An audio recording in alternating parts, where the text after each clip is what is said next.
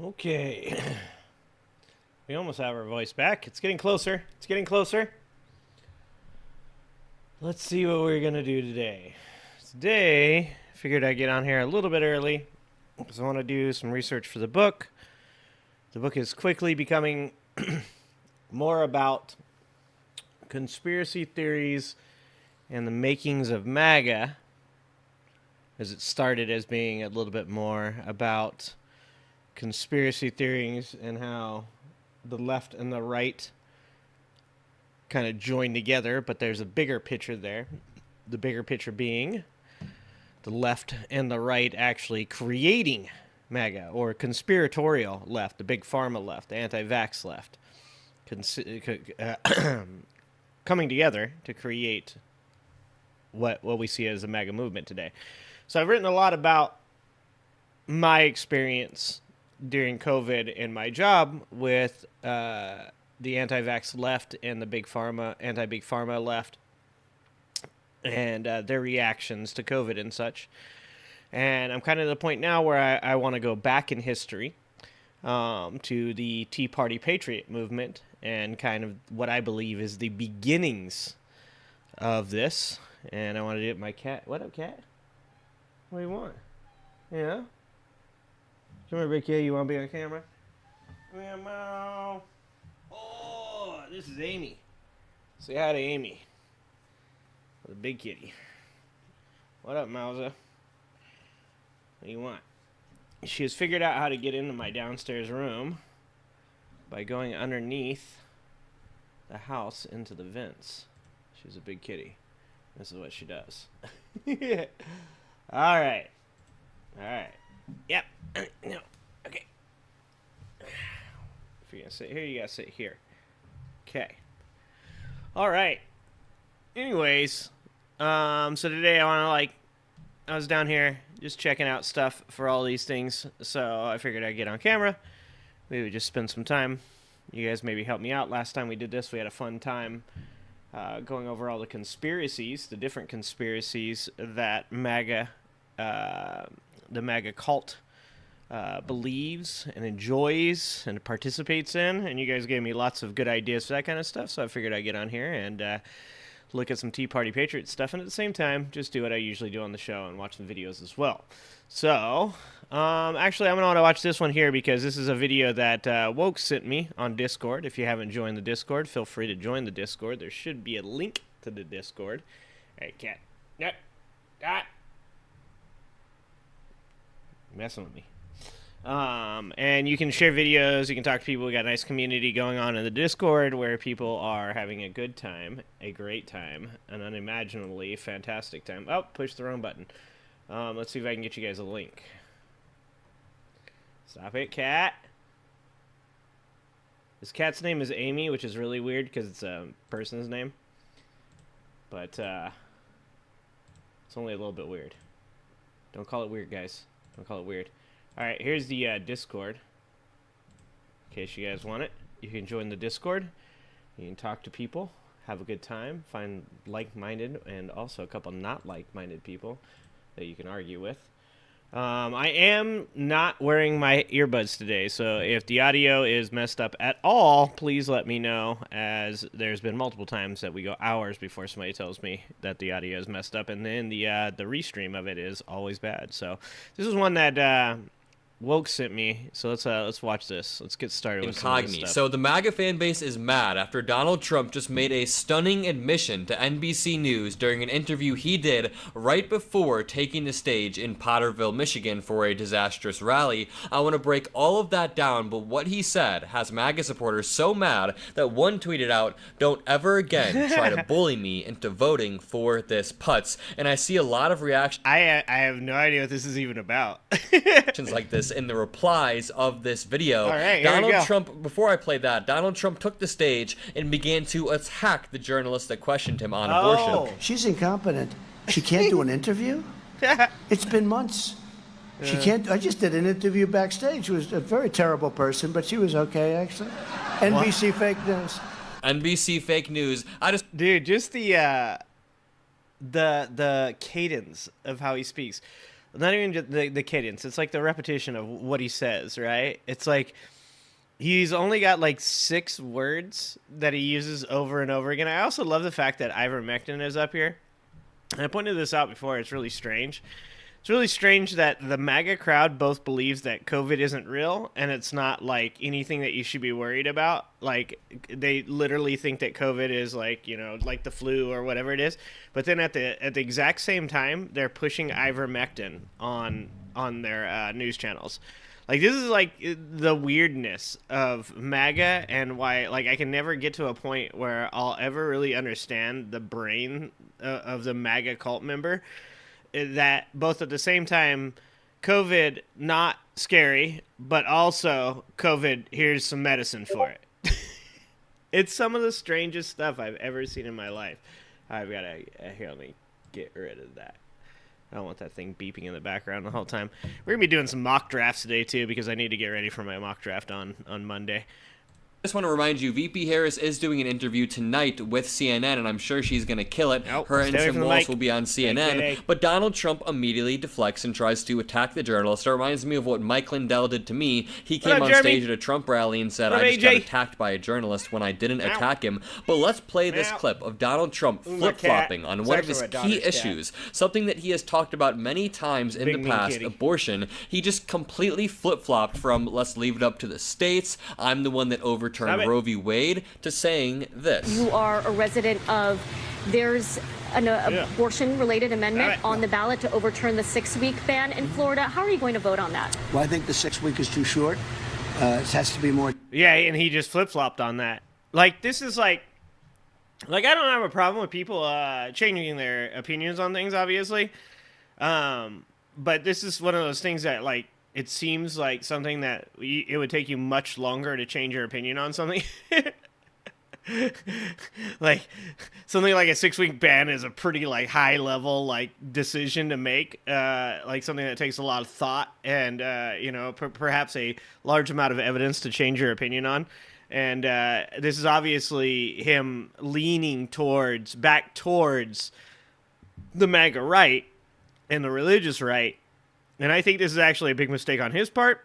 I think that this is doubling down on the dumb shit that they did in 2022. And I applaud that he is now pushing his way back over to the side of the 6-week ban after he made these comments, obviously.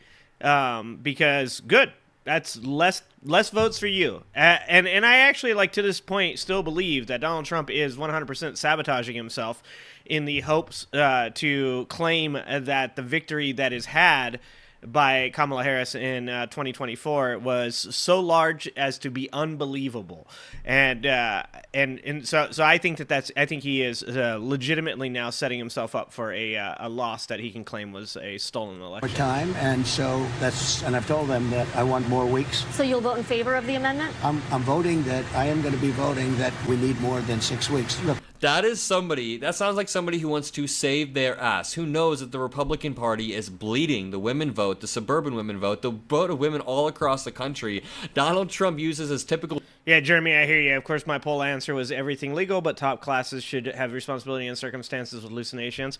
Like, I mean, my thing with with marijuana being legal in California, a lot of people have taken that to mean like you can smoke it in public and stuff like that, and it's not true. Like, I mean, you can smoke it in like certain areas, but it's just like anything. Like, you're not supposed to just like walk down the sidewalk smoking a joint.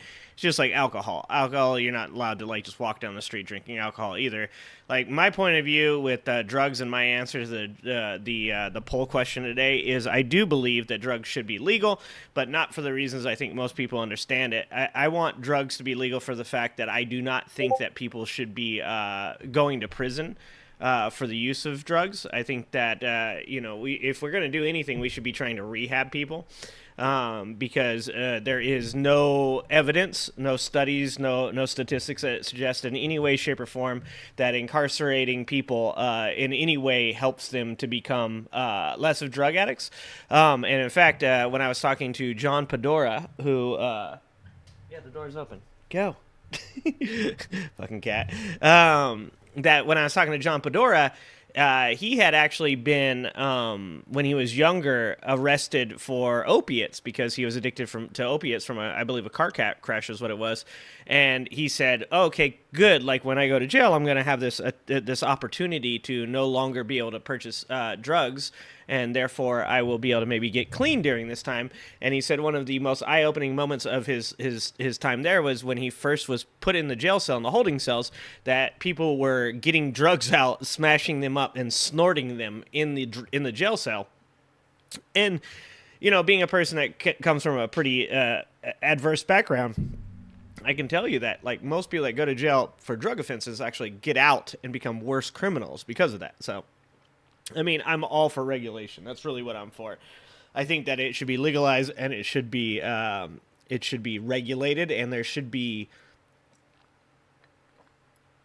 Sorry, my voice isn't quite back to what it needs to be.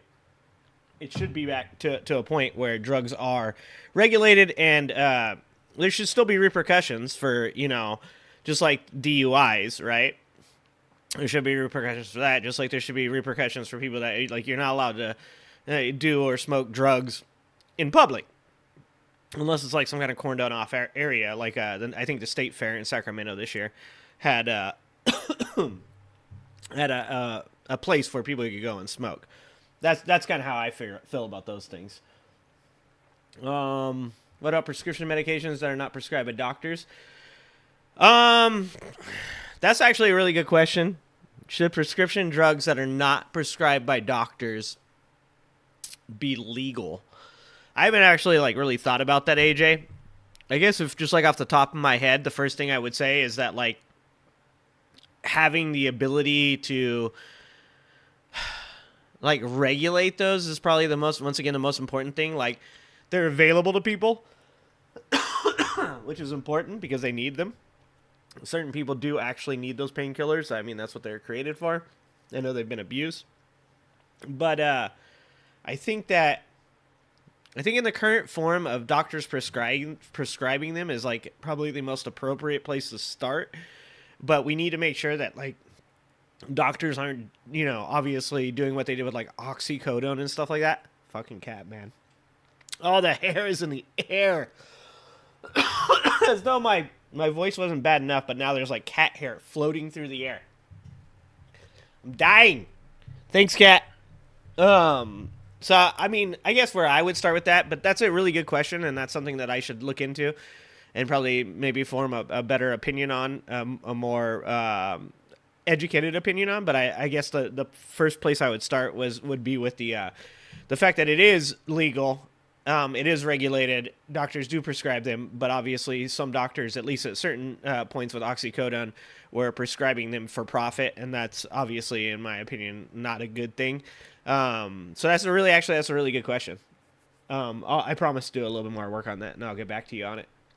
How about MDMA was given at married couples in therapy, which was ahead of it all?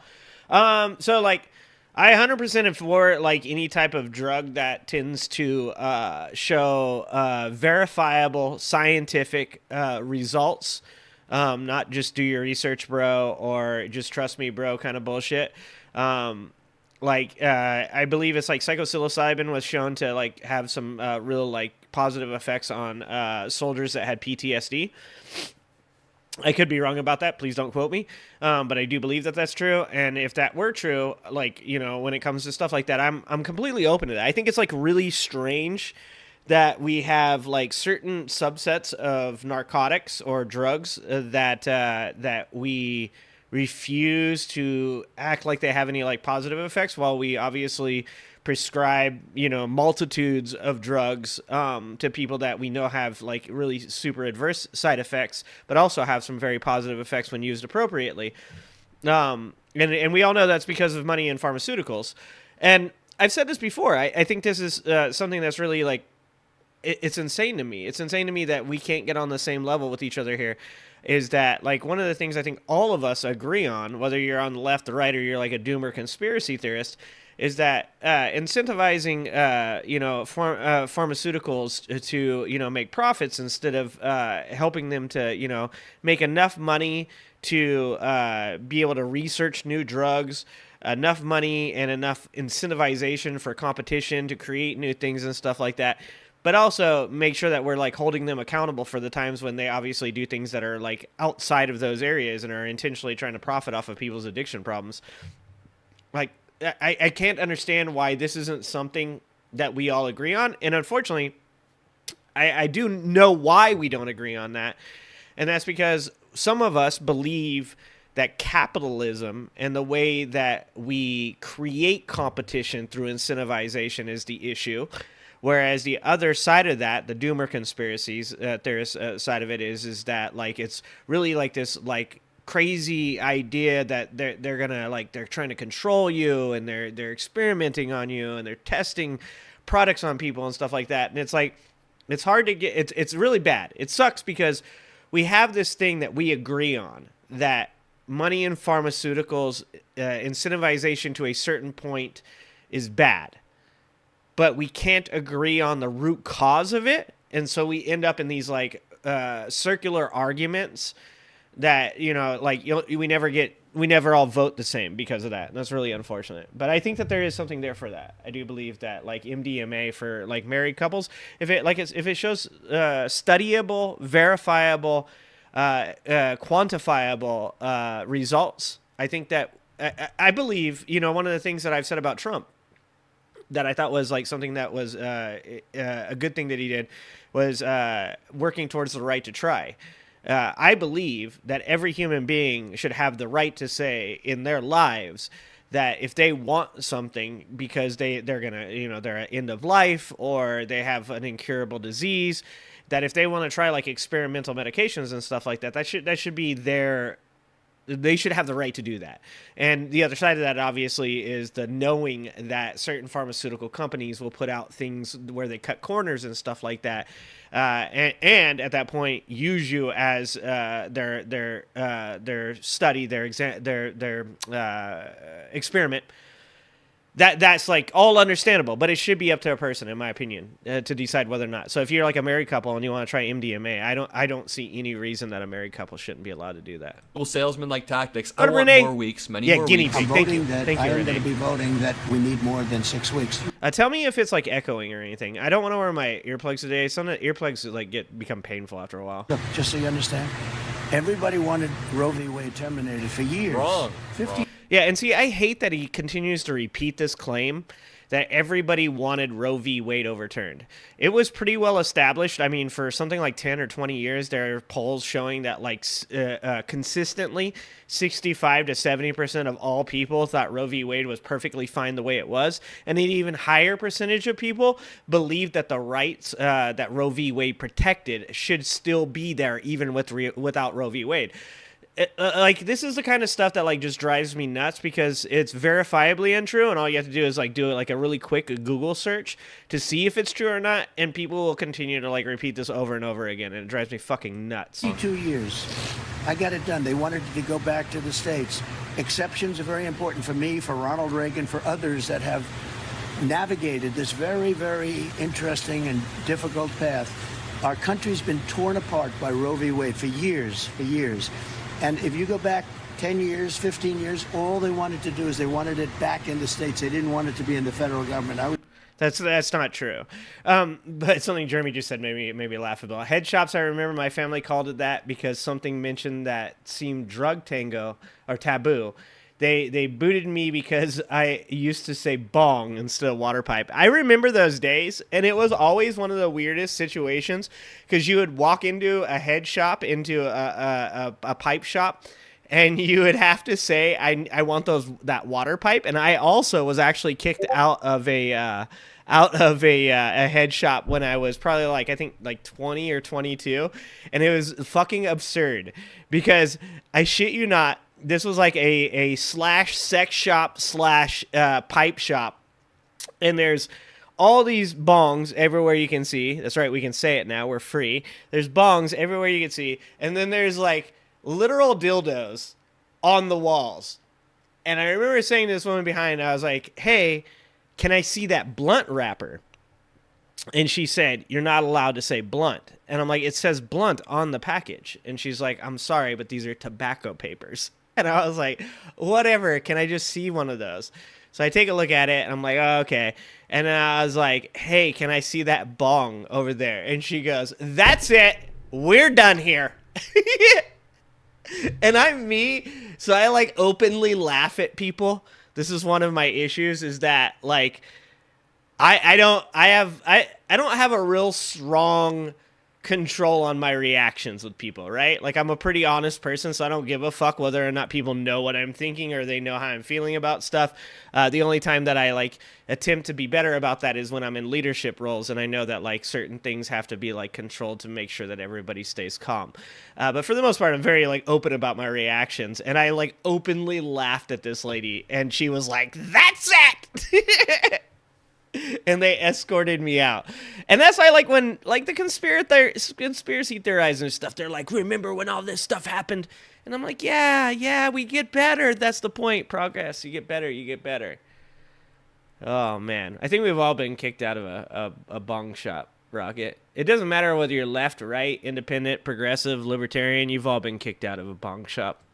Nobody wanted that. Donald Trump is now trying to cover his ass. And can I point out that this Axios article does a pretty good job of calling him out. Like I said, there's places we can all agree. Thursday that an abortion limit banning the procedure after 6 weeks is too short. Trump, who has long boasted that he was the one who, quote, was able to kill Roe v. Wade, but the government has made it flip-flopped free in on his California, abortion Rocket. stance, campaigning with a leave it to the states just approach. takes him longer than now other that he's people. left it up to the states, he is trying to What up, ours wife? backtrack. Although he once indicated he favored a national abortion ban, the 2024 GOP presidential candidate announced in April that he believes the issue should be left up to the states to decide, and now a few months later he's saying that what the decisions the states are making, he doesn't like those decisions. So Donald Trump cannot take an actual stand on abortion, and this is the problem with Trump. I mean, the overall problem with Trump is really that he doesn't have any ideas. He doesn't have any, like, policies.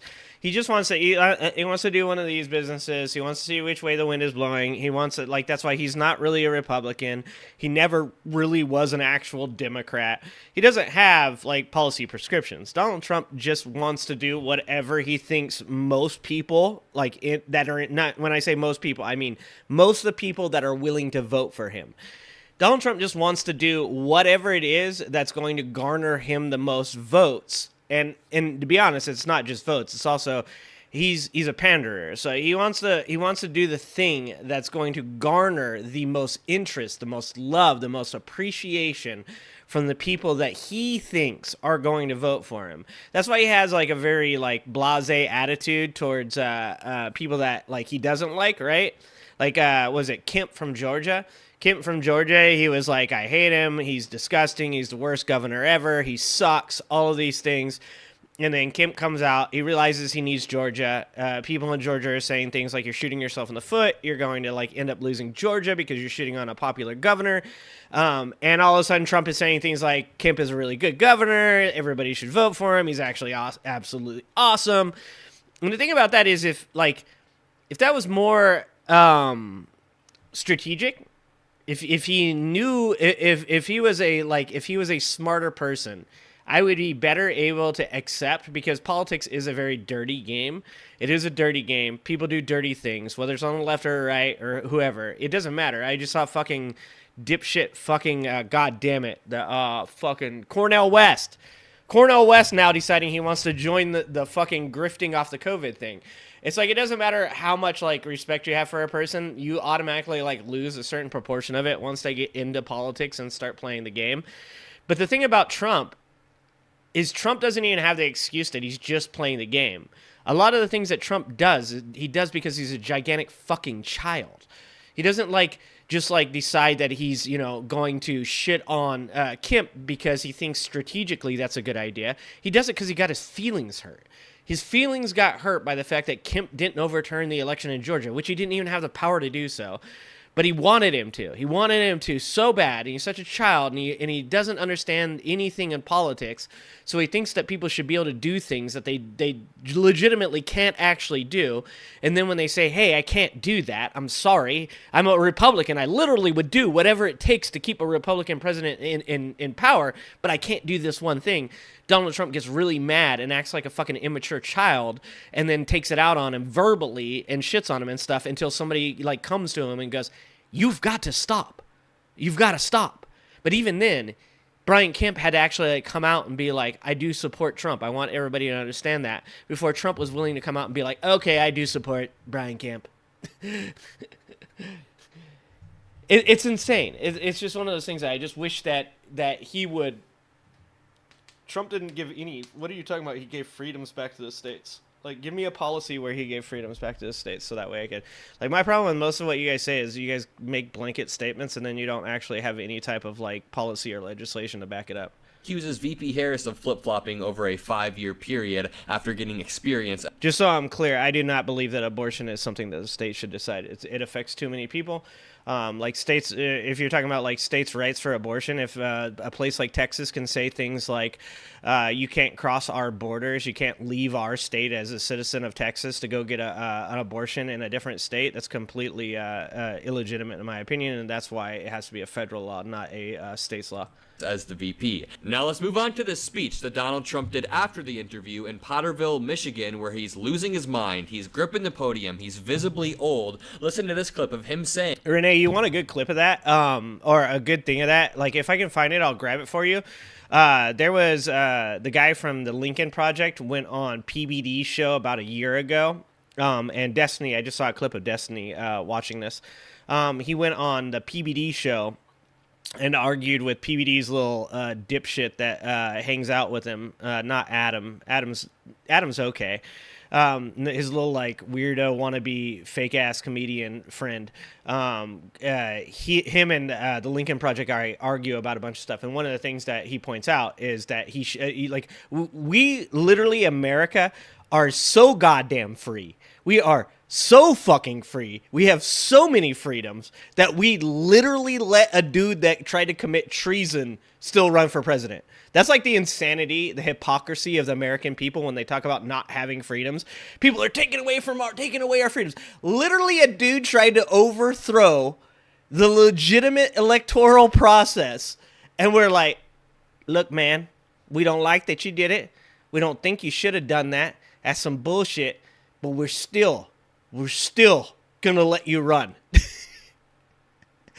That's fucking insanity. That's how far, like, and that, in my opinion, like I said, I think it's a good thing.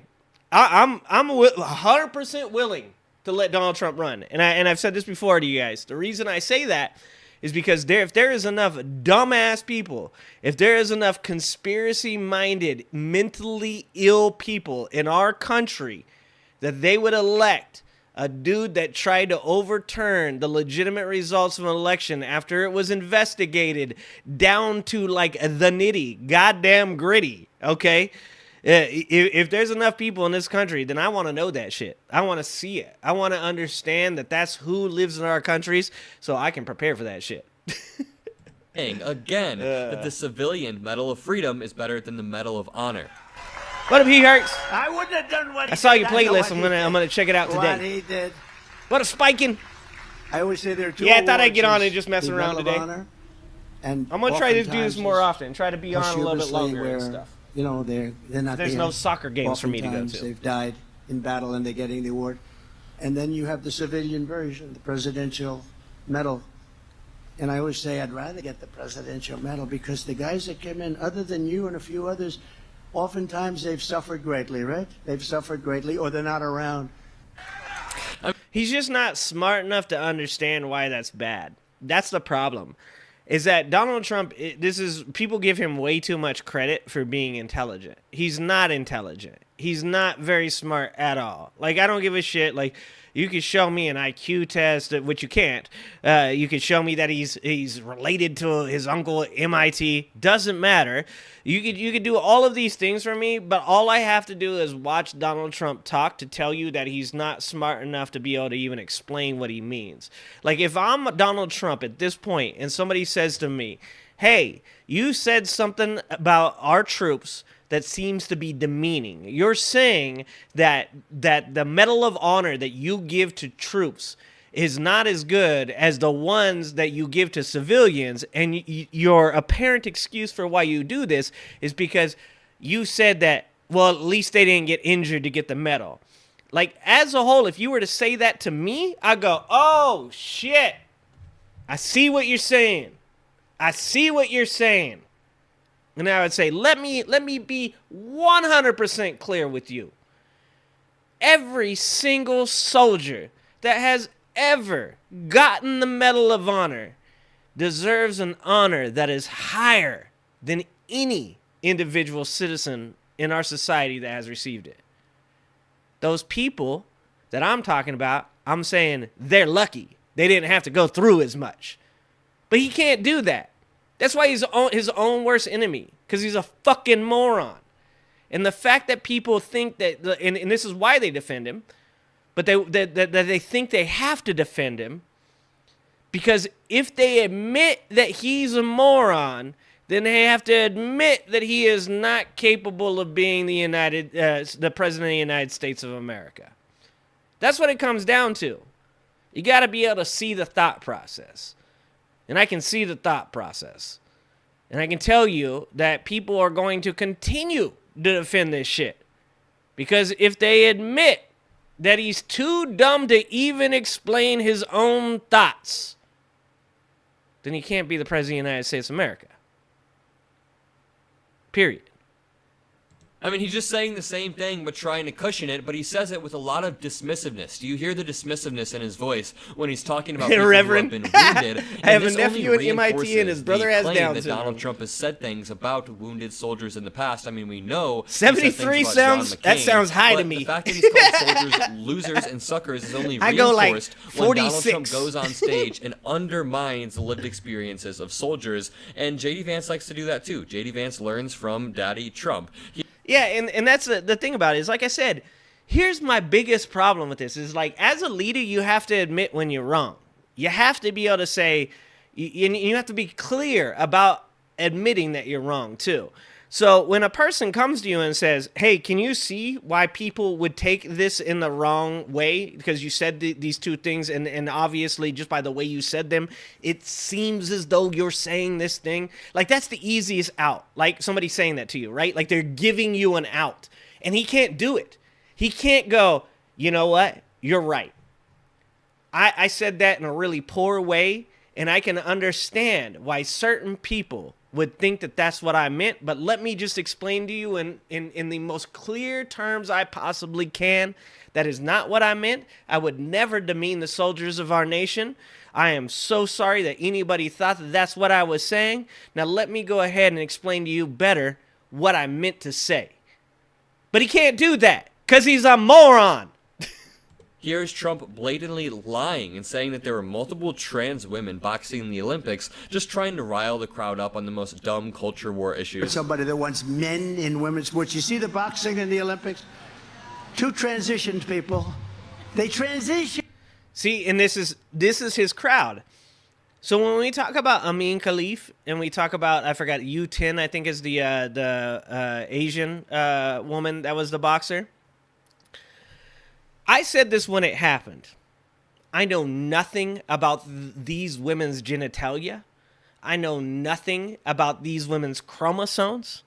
I know nothing except for that they were allowed to box under the rules of the Olympics. And for me to even attempt to either confirm or deny the gender of these two women is absurd. And for some goddamn reason, people have gotten, not just Americans, but people across the world have gotten to a point that they have so much hubris in their own opinion that they're like, I can tell you for sure that's a man. Can you, motherfucker? Can you? That is insane that you have that level of confidence about somebody that you learned something about 3 hours ago. Somebody once asked me, I was on a stream with a person named Ninetales with my friend Angela, and they asked me a question. They said, if you were to say... if someone were to say to you that they could change their gender on a birth certificate, would you be okay with that? And would you be okay with recognizing their gender? And I said, gender to me is a lot like, It's a lot like a pregnant woman. If I see a woman and she's got some weight up front, if she's carrying a bit of a belly, at no point in my life have I ever felt comfortable walking up to a woman like that and saying, "Oh, how far along are you? Are you going to have the baby soon?" Because that's the dumbest fucking thing you can do. You're assuming something with not even the most basic level of information. It's a good way to get slapped. Because there's plenty of women out there, unfortunately, that get comments from not just men, but other women in that area that are highly offensive. That are completely unnecessary. Do you need to make that comment? No, you don't. Can you just shut the fuck up and keep your opinion to yourself? Yes, you can. And that's the way that I look at gender. If I look at a person and I go, that looks like a woman to me, I'm going to assume it's a woman.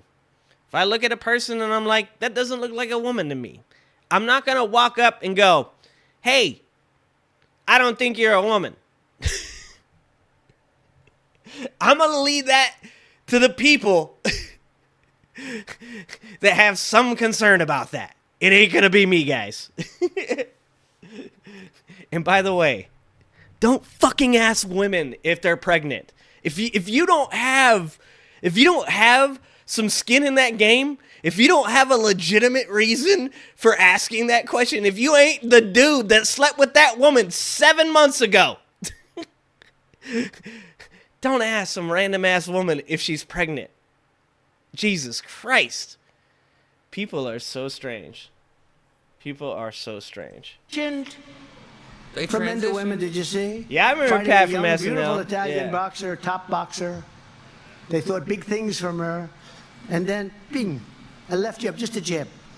She go, whoa, what? I just got it. This dude is Dude, I like the... Hold on. Sorry, Adam. We gotta go back. This story is amazing. The way he tells this story, he's like a fucking 6-year-old. I shit you not. They thought big things from her. And then, bing, I left you up just a jab. She go, whoa, what? Whoa. I just got it. This dude is losing his mind. Everything he's saying is He said, she go, whoa. She go, whoa. false. I That did am not happen. They were dying. not two transitioned boxers or whatever he said. And this is why Trump supporters completely overestimate the amount of trans people that are in America. One of my first ever viral clips of me and a Trump supporter was a Trump supporter saying that 20% of Americans were trans. I really quickly want to show you this because I think it's important to highlight VP Harris's speeches. Don't forget The to like crowd and was going subscribe, crazy. guys. Listen to this. So, Savannah, are you ready to make your voices heard? Nice. Do we believe in freedom? Yep. Do we believe in opportunity? Do we believe in the promise of America? And are we ready to fight for it? VP Harris makes me proud to be an American and actually gives me hope Right? for the future of America. A quick ad read so I can continue going to college and pay my tuition. Now, before we continue with the video, I want to take a second Adam's to ad thank today's play. sponsor, Incogni. They make these videos possible, and they make my fun live streams possible. So lately, I have been overwhelmed I need to by figure out how to spam get an calls ad. and spam emails every second I don't of the make any day. money. And weirdly enough, the more my channel grows, the more calls I get, and the more weird MAGA newsletters I get signed up for. So I am 90% sure that somebody is out there messing with me, but it became clear that unsubscribing from all of these junk emails on my own was impossible. In fact, my information, your information, is out there being traded by hundreds of data brokers, making it a massive, Wait, is complex this all? industry that you can't Damn. navigate Okay, alone. he's gotta and work that is on- where Incogni comes in. Incogni handles all of that for you. A blue heart, leave a like, subscribe, and That's the end of the video. Adam, you gotta work on the length of your ad. The ad has to be shorter than that. We all have TikTok attention spans now. Pat was hilarious. They were making fun of Pat. It was because most people aren't respectful. What a woke Mike. Still at work. I'm here to keep you company. Well, this is my thing, man. Jeremy, and you know this is why I'm never going to be a popular figure, is because I'm the type of person I really do believe that, like, you know, you can make fun of transgender people. You can make fun of marginalized communities. You can make fun of white people. You can make fun of women. You can make fun of men. But it's got to be done in a right way, right? Like, it's got to be funny. It's not got to be, it can't be just to be hurtful. It can't be for applause. It can't be, you know, like, it has to be funny. And I truly believe that. That's why the Father, Son, and Holy Ghost of this channel is George Carlin, Bill Burr, and Jon Stewart. Because I truly believe George Carlin would have never picked a side. George Carlin would have always been willing to criticize whoever needed to be criticized. Now, he criticized conservatives a lot more, and that's because most of the conservatives, at least of his day, and probably the ones of our day, were people that deserve criticism because they talk about wanting freedom and then they try to inhibit the freedom of people that they disagree with.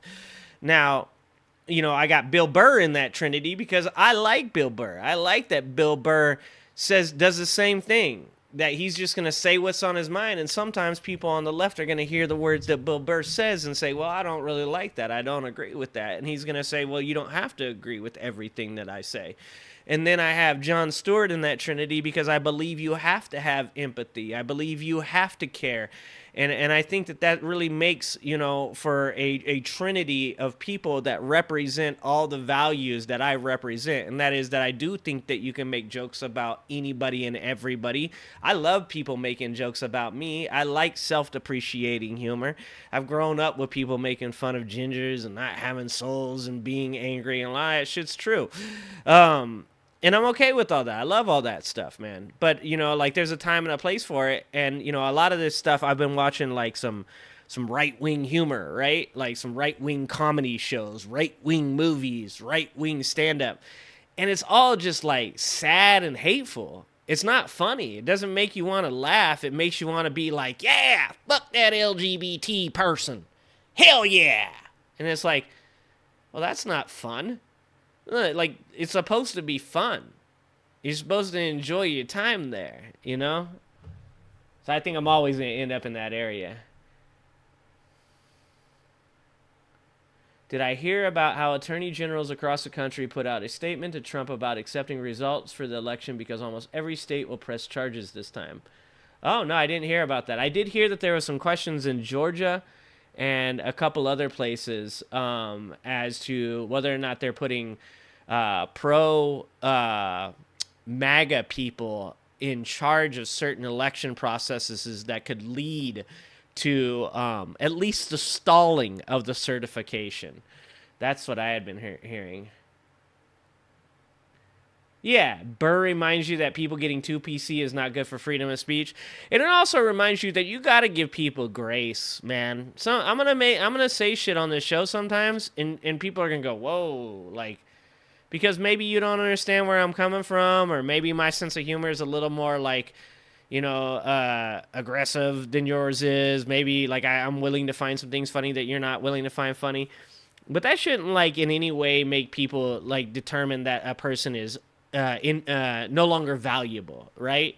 Like people deserve past redemption. Like I was just saying about Trump, is one of the things about Trump that would be better for Trump, like he would be a much more likable individual, is if he admitted to the wrongdoing that he does. If like you don't have to have like, you know, you don't have to be the smartest fucking guy in the world, that if somebody comes to you and says, hey, some people were offended by these things, do you think that maybe like the way you spoke could have been misinterpreted?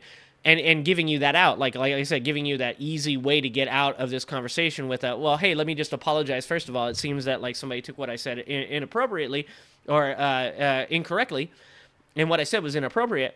Hey, that's not what I meant. You know, I was trying to be funny. I thought it was a joke. It wasn't funny. I completely understand. Hey, whatever. Let's move on. Like that, we have to have both those sides, right? We got to have both those sides.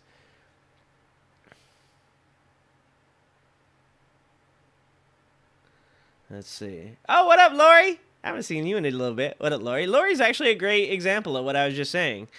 Lori is a great example of somebody that, you know, she knows that at times, you know, she's very passionate about Palestine and stuff, and I appreciate that about her.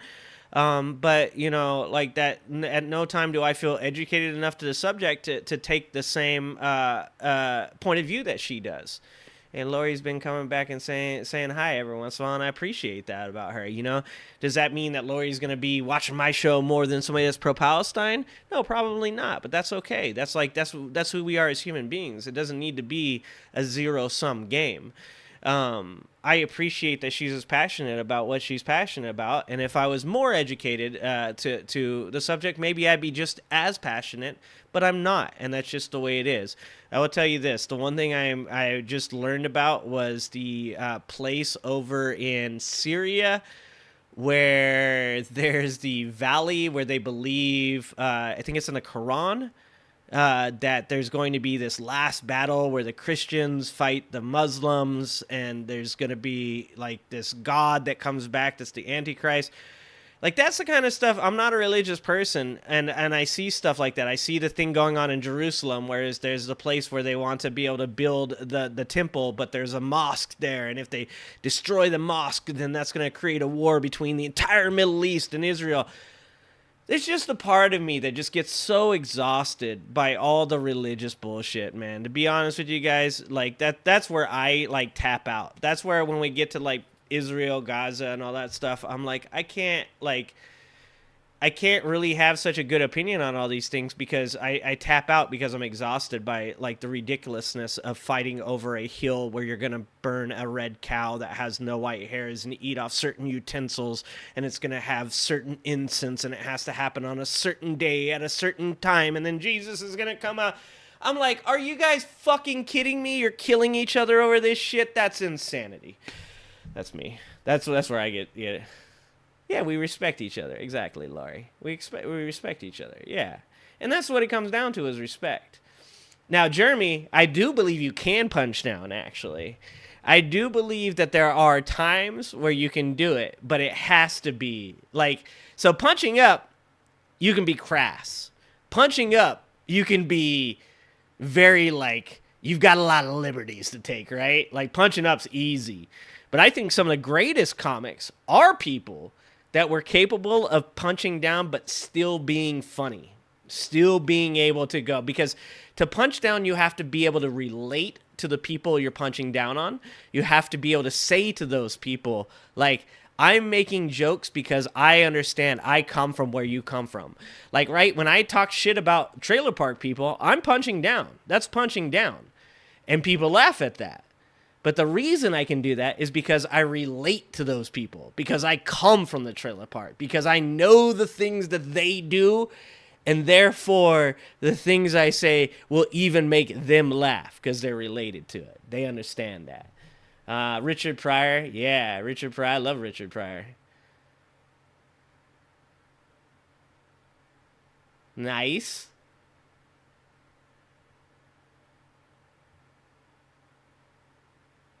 Yeah, like a lot of stuff is context. A lot of stuff is context. Humor is getting away with it. Yeah, he hurts. I don't know if you got that from that dude, but it was like they call him the Dark Satan of comedy. And he was saying something about that where he was like, if you punch down, if you make a joke about people that are like marginalized or something like that, and nobody laughs, that's not a them problem, that's a you problem. Your joke wasn't funny. You don't get to complain that the people didn't laugh at your joke. You have to realize that your job as a comedian is to make jokes that are funny. And if people don't find them funny, but you do, that's a you problem, not a them problem. Humor is getting away with it. Yeah, exactly. Yeah. I love that he said that. That was so cool that he said that.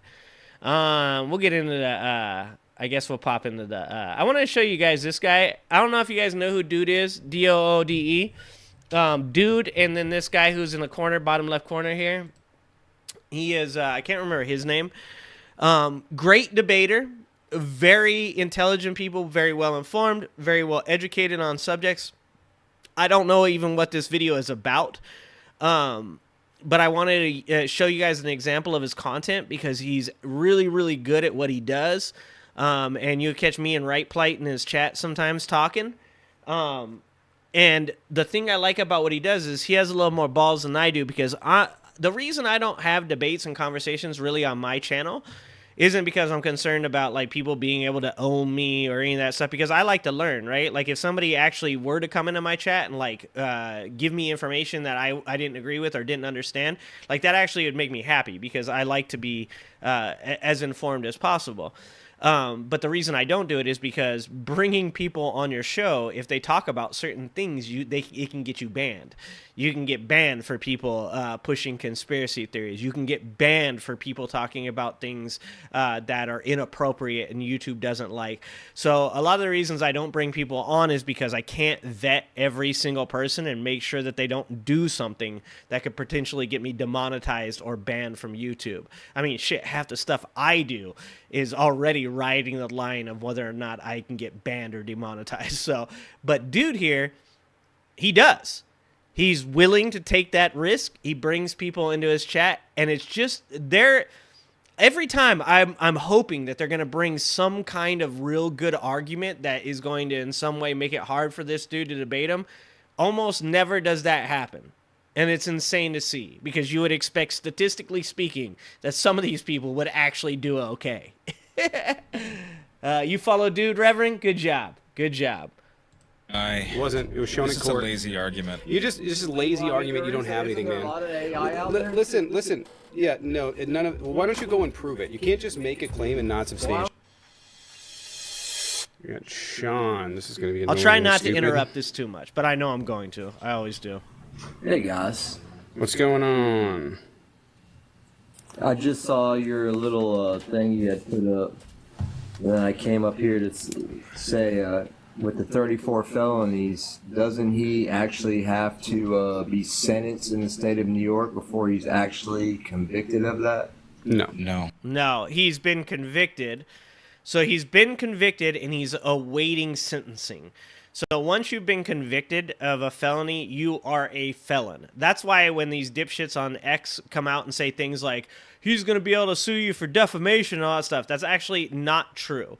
The very context of the situation is that he has been found guilty in a trial by a jury, and he is now a convicted felon that is awaiting sentencing, which is going to happen supposedly September 18th.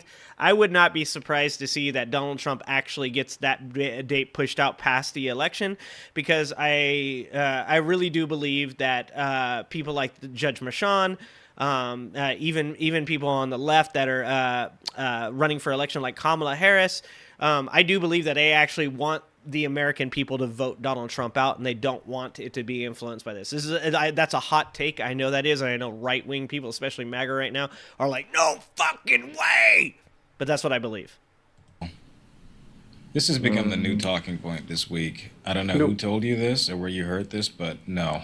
No, you do not have to be sentenced. Once the paperwork's filed, you're a felon. Exactly. No vermouth. So I just realized what your name if it gets appealed and when he wins in his favor, is he still a felony?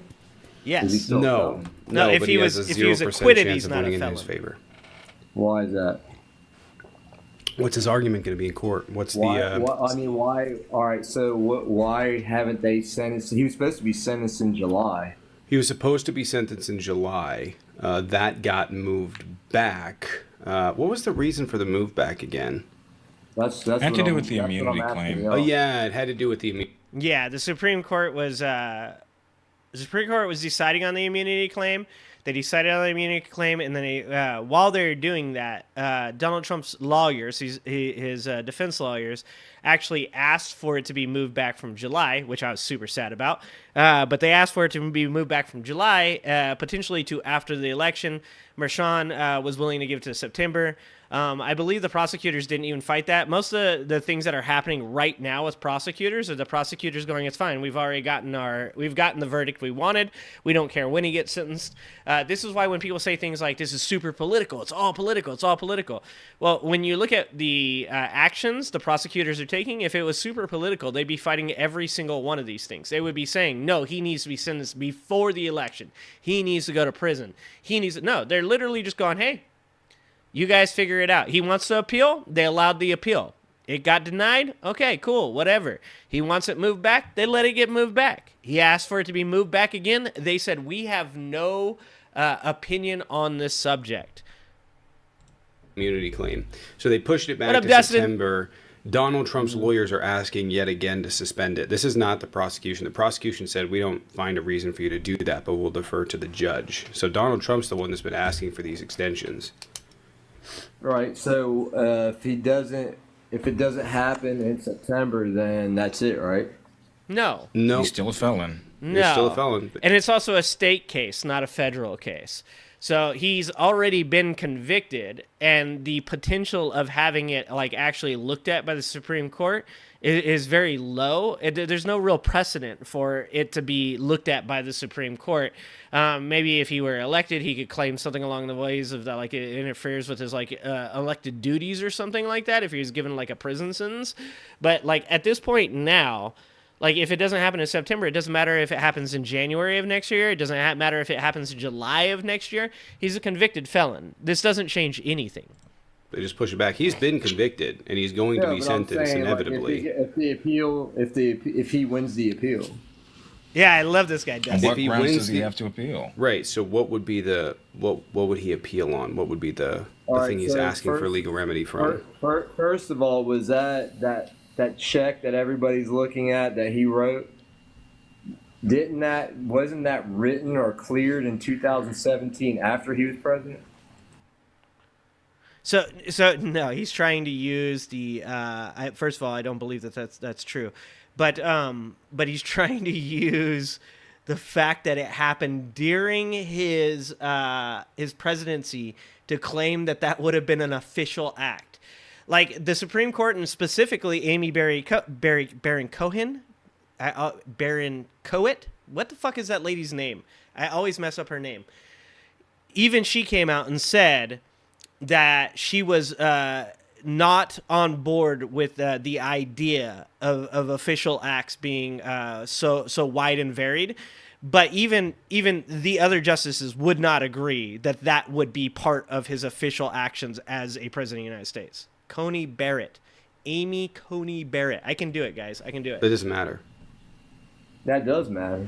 No, Supreme Court denied. Then nope. It's not what they say it is. It's not him. Randy, definitely worth watching. Definitely worth watching.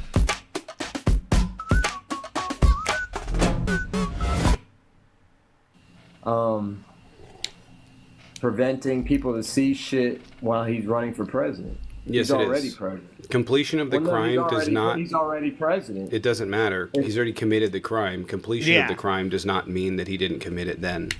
Well, I mean, that's what they're trying to convict him of, though, right? No, they're convicting him of falsification of business records in the first degree. If the dealing wasn't happening till after he was already president. No, the deal started before. It was completed after he was president. But how do they prove? And I'm not even sure that that's true, that it was completed. I'm not sure that check did go through while he was president. It might have actually happened beforehand. I'd have to look that up.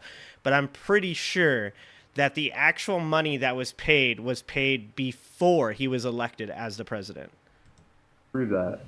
Because they have the communications. What's the check and stuff say? Is it what date and year is on there? That has nothing to do with anything. And no matter those what, are matters of fact. Hold on, let's stop interrupting me. Stop interrupting me, okay? You're gonna learn something. Those are matters of not really, fact. Go ahead. I know, because you don't. It's not. Nothing's gonna stick. It's like, you know. I try my best here. Do you want me to put it in crayon? I can put it in. And just so you guys understand too, one of the reasons that I don't take the people in my chat seriously that come into my chat and say things like, "Bro, you should debate me" and stuff, is because every time that this guy has somebody come in and debate him, they sound like this person. It's exhausting. Like, I legitimately want somebody to come into my chat that like is like, hey, like I know these things. These are actually different than all the talking points that you normally hear from us. I'm going to show you information that you've never seen before. And like this guy says, when they're in chat, it's like they think that they want all the smoke. When they're in chat, they're like, brother, you don't know a single thing about this subject. You're so uneducated. You're so misinformed. If you had a brain, man, you would actually know some shit. And then they come into the goddamn voice channel, and this is what they sound like every single time. Every time. And it doesn't matter. From the most basic fucking YouTube troll to actors, comedians, they all sound the same. There is no difference from the most lowly YouTube troll to the PBDs of the world. They all sound the same. They all think they're super unique and they have this like different way of thinking. But just like what he just said a minute ago was he said, oh, I've heard this a couple times now, so this must be something that's getting repeated in their circles. That's the same thing. I saw people saying nothing burger over and over and over again. And I'm like, I bet you money somewhere out there, some influencer has said the words nothing burger. So now these people who believe that they're not sheep, these are lions. They don't listen to the opinion of sheep. They don't listen to the opinion of sheep. Just repeat the same goddamn thing over and over and over, regardless of how many times people go, that's actually not true, and I can show you that it's factually, verifiably not true. Crayon, you want to listen for a second? I like that. I like cool. that. Can you listen for a second? Yeah, go ahead. Awesome, cool. Completion of the crime doesn't matter. None of that matters because that has to do with matters of fact, not matters of law. Hey guys, if you are enjoying the show, make sure you hit the like, subscribe, and leave a comment down below. And if you want to support the channel, you guys can become a YouTube member on this channel, or preferably join the Patreon in the link tree in the bio. Also in the link tree is my TikTok, Instagram, Twitch, and the OK Hi YouTube, and you should which I post news to on a regular basis. Enjoy the rest of the show. A legal question would be, was this appropriately done by the judge? Was this appropriately instructions given to the jury?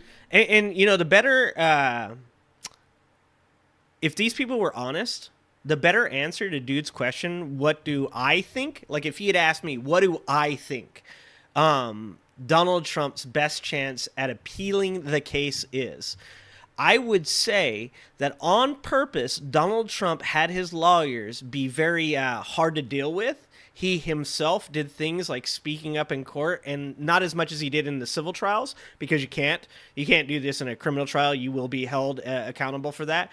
But I would say that if Donald Trump was attempting to get an appeal, most likely he's going to try to make some connections that there were improprieties by the judge. Like you see that with what they're trying to do with Judge Merchan's daughter.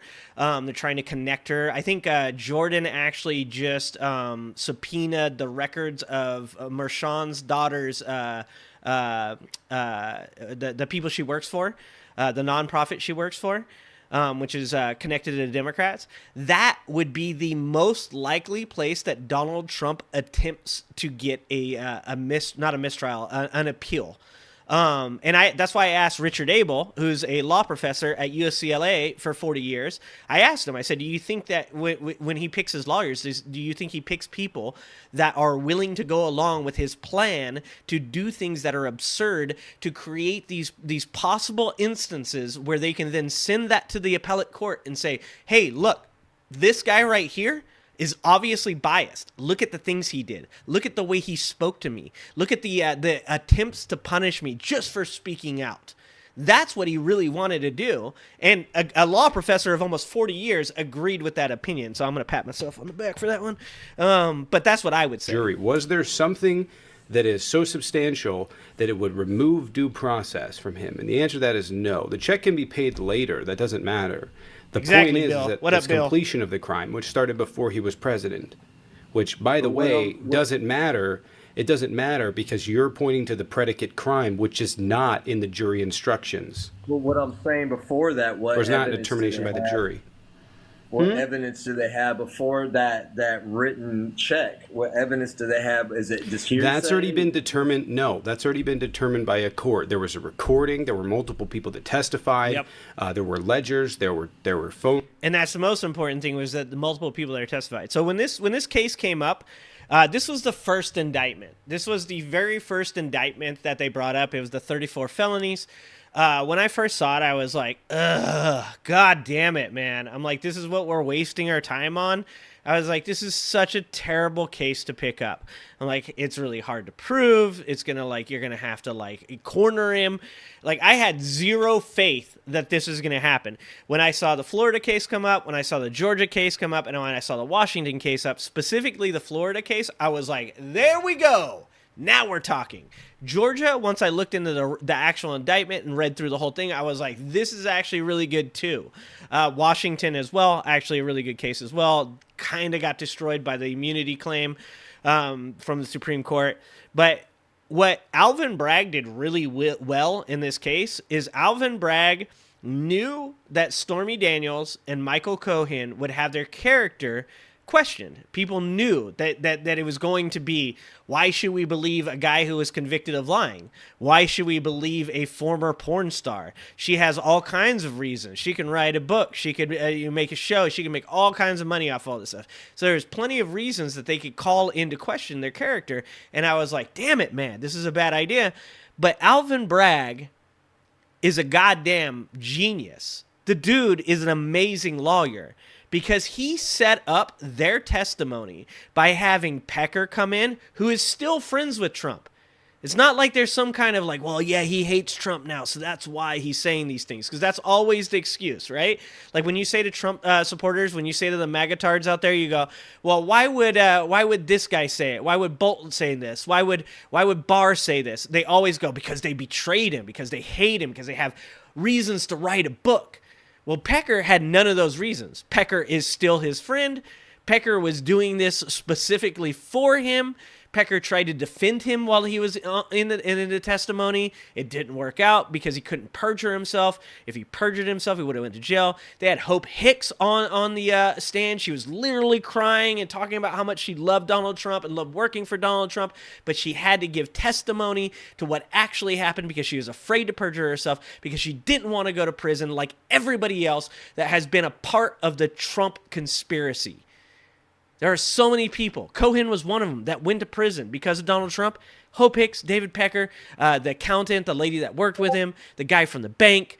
There are so many people that they set up Cohen and Stormy Daniels' testimony before with, that there was absolutely no way that you could just toss out the testimony of those two people, because it had already been verified by people that liked Trump still, people that agreed that they thought he was a good person and loved him, and they still testified against him. Oh, I got to turn off Discord. Jesus. No Discord.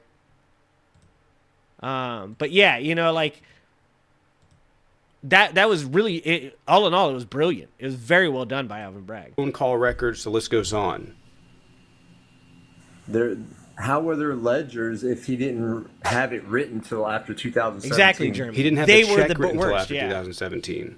So what ledgers? No vermouth. I agree with that. There's business ledgers that they were entered in on, specifically towards this campaign, and those were entered in. Those were entered in before as a payment from or to Stormy Daniels. The actual check was in 2017. This does not undermine, has nothing to do. There is no legal really trying precedent. to clear him on a technical. Okay, so that actually explains what I was trying to say there. Okay, so he actually just like explained what I was trying to say. So Stormy Daniels was paid off before the election. And the reason I know she was paid off before the election is because Trump actually said, do we have to pay her? He said, can't we just stall her? Can't we just keep her from wanting, allegedly, keep her from saying anything about this until after the certification of the election results in December? He said, if we can do that, he goes, I don't give a shit. If I lose the election, I don't care if people find out that I slept with Stormy Daniels. He goes, and if I win the election, well, it doesn't matter because I'll be president of the United States at that point. If it comes out, it's just going to be a controversy. Who the fuck cares? No one's going to believe her anyways. So Stormy Daniels was paid off beforehand because Cohen and Pecker convinced him that it was better to just pay her off and just have it get out of his hair so he doesn't have to deal with it. And so that way it didn't affect the election. So the actual reimbursement of that payment to Cohen, which is the check that he signed, would would then be what they're talking about now. So that payment was made beforehand. And as far as what you're saying, No Vermouth, with the Florida trial, you know the best part about that? Eileen Cannon, I don't believe, is a very good judge. I don't think that Eileen Cannon really understands how to manipulate what she wants to try to manipulate. And Merrick Garland has something like 20 years as a federal judge, I believe, and he's the one who made the decision to appoint Jack Smith as special counsel. He used the Nixon case as his precedent, so he has precedent set for making Jack Smith the special counsel.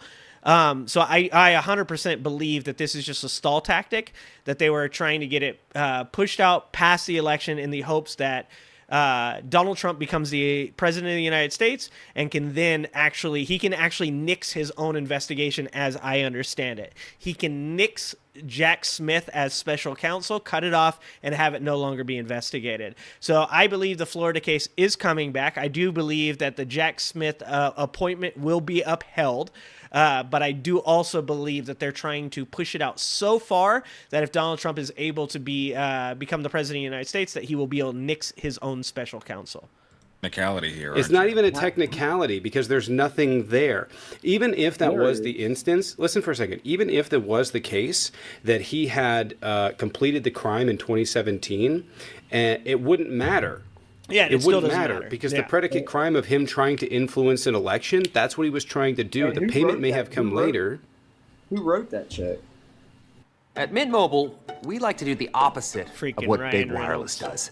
They charge you a lot. I gotta get premium so we don't have to watch commercials. He did. His name signed on it. Yeah, and nobody signs Trump's checks like Trump. Like, if you want like a signature that is very, very unique, not only is it unique in the way it's written, it's always written in Sharpie. Like, he's the worst criminal that has ever existed. And the reason he's the worst criminal that's ever existed is because he's never been held accountable for his actions. So he never has to put any effort into not being a criminal. He gets to just be a criminal and then never be held accountable for any of the things that he does. Like, I mean, the man said in emails, he like literally was emailing back and forth about the fake elector scheme and even called them, he didn't, but one of his own people called them fake electors. And the Willichenk, I think is his name, Jack Willichenk, I can't remember his name, is the one that said, we need to stop calling them fake electors. Let's start calling them alternative electors. That's where the term fake electors even comes from. He's an idiot. He's not a good criminal. Well, I mean, but who his lawyer is the one that was taking care of that, right? No. For his request. His lawyer, yeah. No, it's Trump's personal.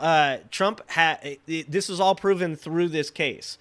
Not by people that dislike Trump, but by people like Hope Hicks and people that still speak very well, very positively of Trump, said these checks that come from that account are only signed by Donald Trump. They can only be issued at the behest of Donald Trump. There is no other person that is allowed to issue checks from that account. And then we found out that he only signs things in Sharpie. That both of those things came from him. His lawyer is the one that went ahead and took care His of that. His name is on the check. Yeah, just the same as his alternative lawyer facts. took care of the payment. Right. So there you go. And That doesn't matter. That doesn't matter. That doesn't matter. That doesn't clear you. Stop talking. That doesn't matter. That doesn't clear you. Oh man. If you're a mob boss and you instruct someone to do something and commit conspiracy, oh my God, interrupt me again, man. This is like the fucking 10th time. If you are a mob boss and you instruct someone to do something, that is conspiracy. Okay? That is criminal implication. Bill. You're not absolved because you just told someone to do something. Well, I told them to do it and they did it. You're the mob boss. Yes, you're going to prison. Jeremy. Exactly. So a liar and a thief is what they're believing? Dude, Stan. What? So they're believing Donald Trump's own... Listen, I don't think you understand. I do understand. The testimony you don't understand of a liar and a thief.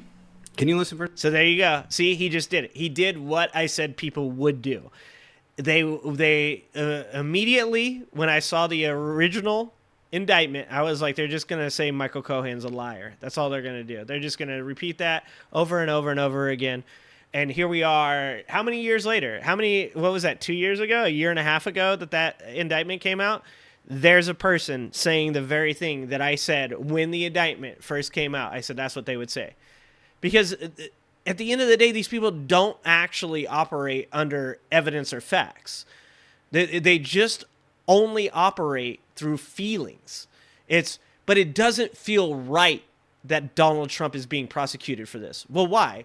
Well, no one had been prosecuted under this law before. So if a law is on the books and it exists and you break that law, but you're the first person to break that law, you shouldn't be punished for it?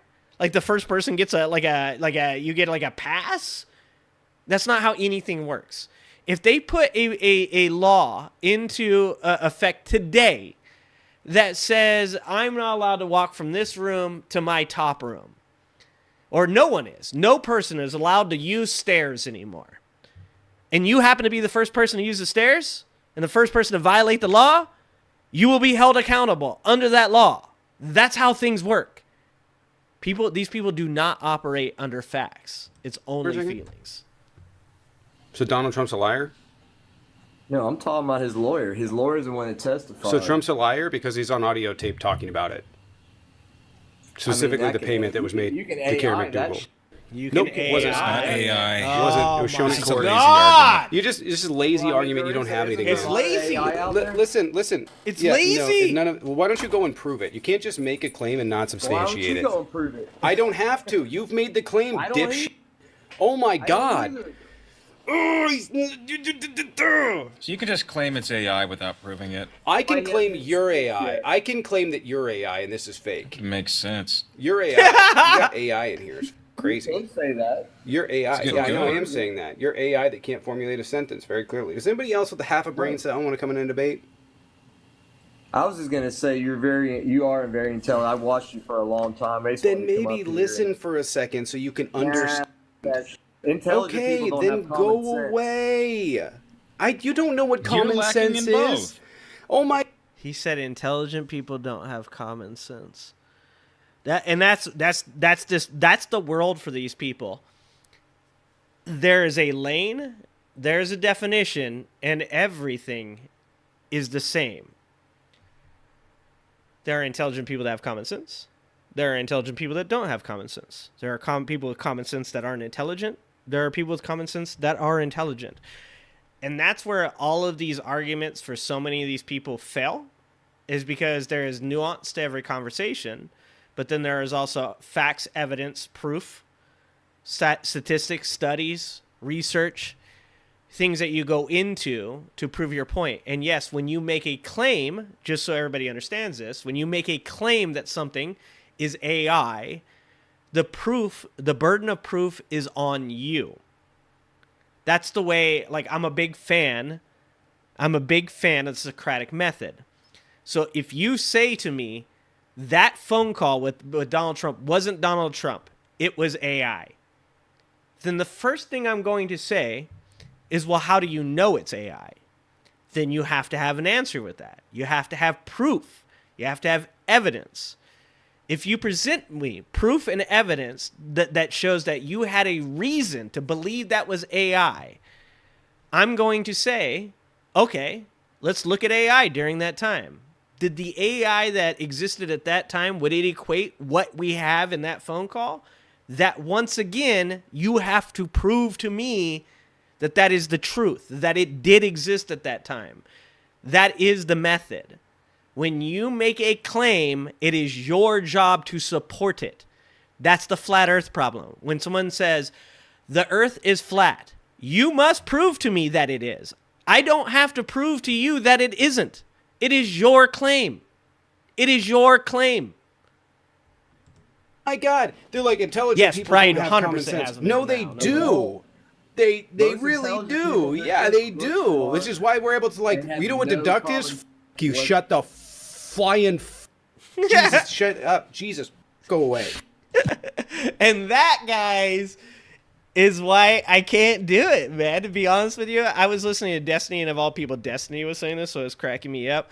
But during the talk between the guy from the Lincoln Project and the guy from the PBD show, he was saying, like, you know, you gotta like really stay calm. You gotta be able to like, you know, bring up facts to dispute the things that they're saying. You have to give or ask really like pertinent questions to prove the fallacies and the things that they think.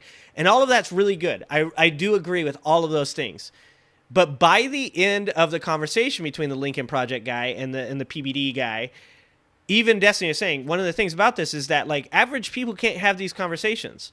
They can't have these conversations with these conspiracy theorists because the conspiracy theorists go off on so many different routes, so many different paths, that it's exhausting to attempt to show the evidence and proof to the contrary of what they think.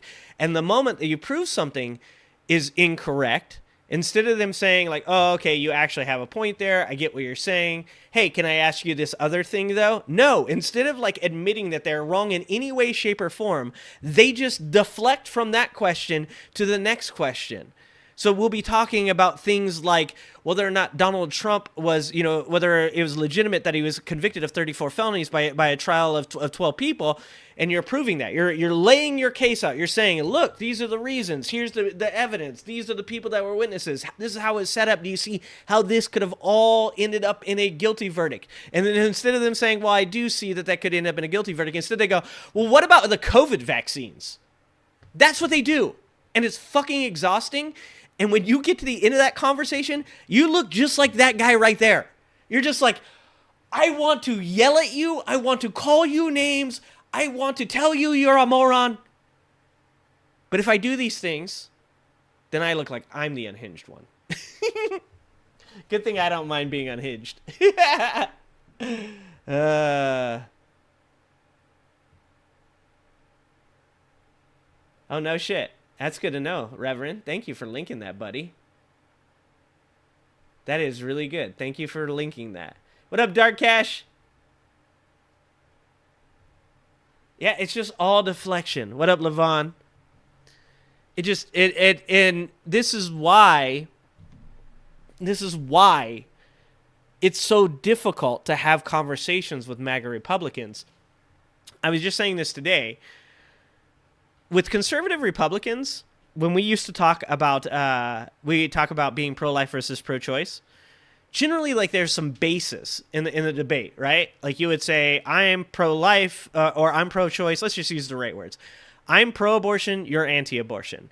I would say I'm pro-abortion because I don't believe that there's facts or evidence that prove that a fetus before like 24 weeks is actually like a person.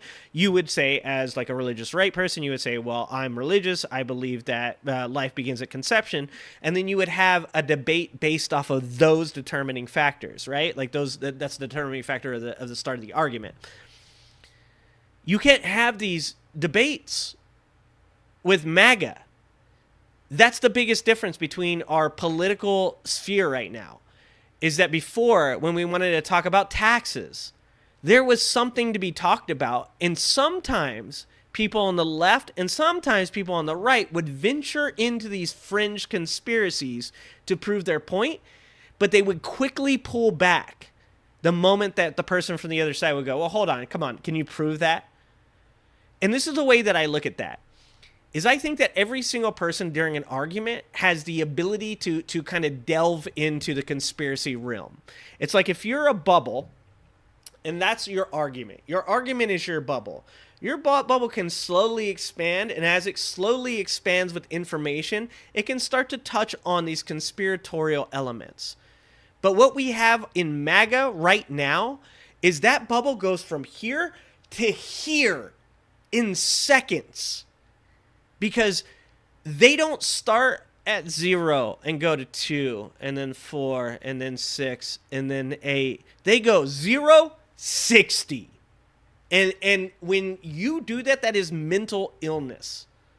And there is no conversation that can be had with a person that expands that quickly into this like deep, dark, conspiratorial hole, because they have literally determined that the outcome is going to be bad unless you agree with them. 100%, if you don't agree with every single thing they believe, it's going to be bad and the world is ending. These people live on the slippery slope.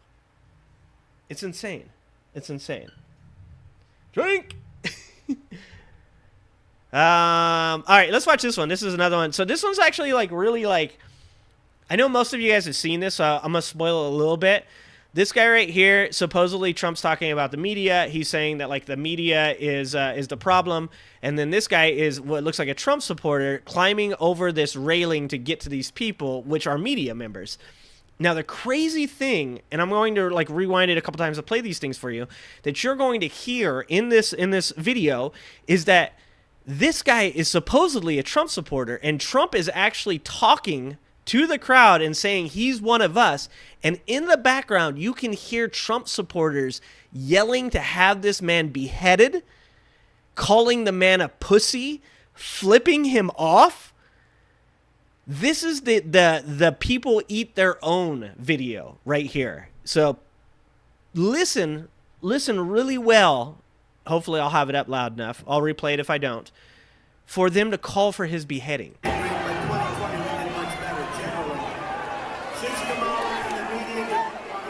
Here, let's turn it up a little bit. It's hard to hear over the people.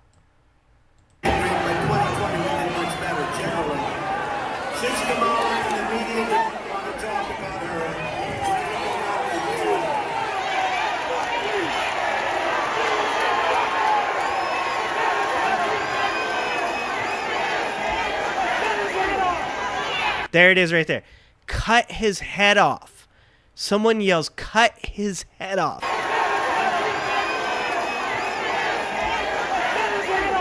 Cut his head. I wonder if I can CC that.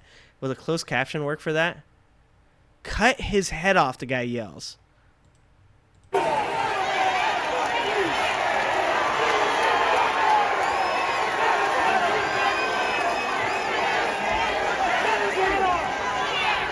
No, the CC doesn't pick it up.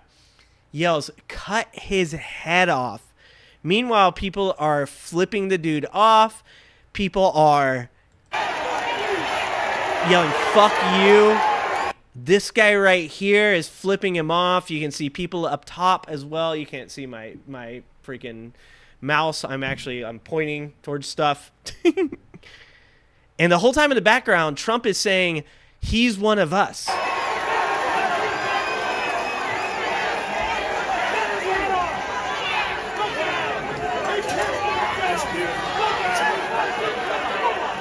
Fucking pussy.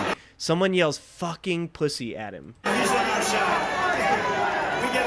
You think that's Matt Walsh? Dude, Jeremy. It does look like Matt Walsh with his shit on it too. Dude, that's not Robbie. I love Robbie. Robbie looks a little bit grittier than him, no vermouth.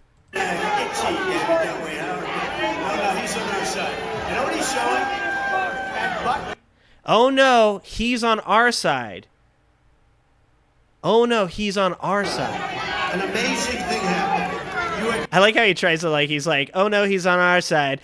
Anyways, what I was saying about being shot at. Two American flags, very far apart, held up, I think, by different cranes. They were very big flags, beautiful flags, and they were waving. Dude, reading Donald Trump's CC is great. They were very big flags, beautiful flags, and they were waving. This is why aliens won't talk to us, dude. Oh my god. There were very big flags, beautiful flags, and they were waving. It's like a children's book. Oh my god. And as that horrible event was taking place, the wind blew the flags together and they formed what a perfect angel.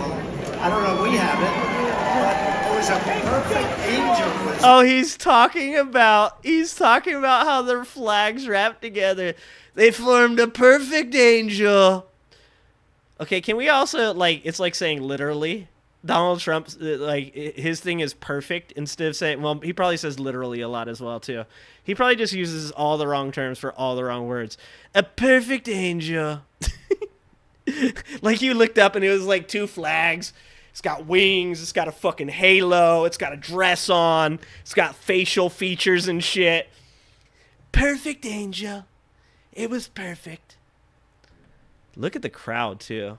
Every time I look at one of these crowds, I'm just like, this is what happens. This was what would happen if Walmart was a person. I'll tell you, a lot of things happen if we haven't put it up.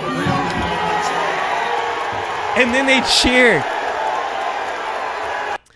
They cheer the dude. Look at the people. Look at the people by the stairs. They're fucking screaming at him. Like they don't know. This is why I said, in a civil war, do these dipshits understand?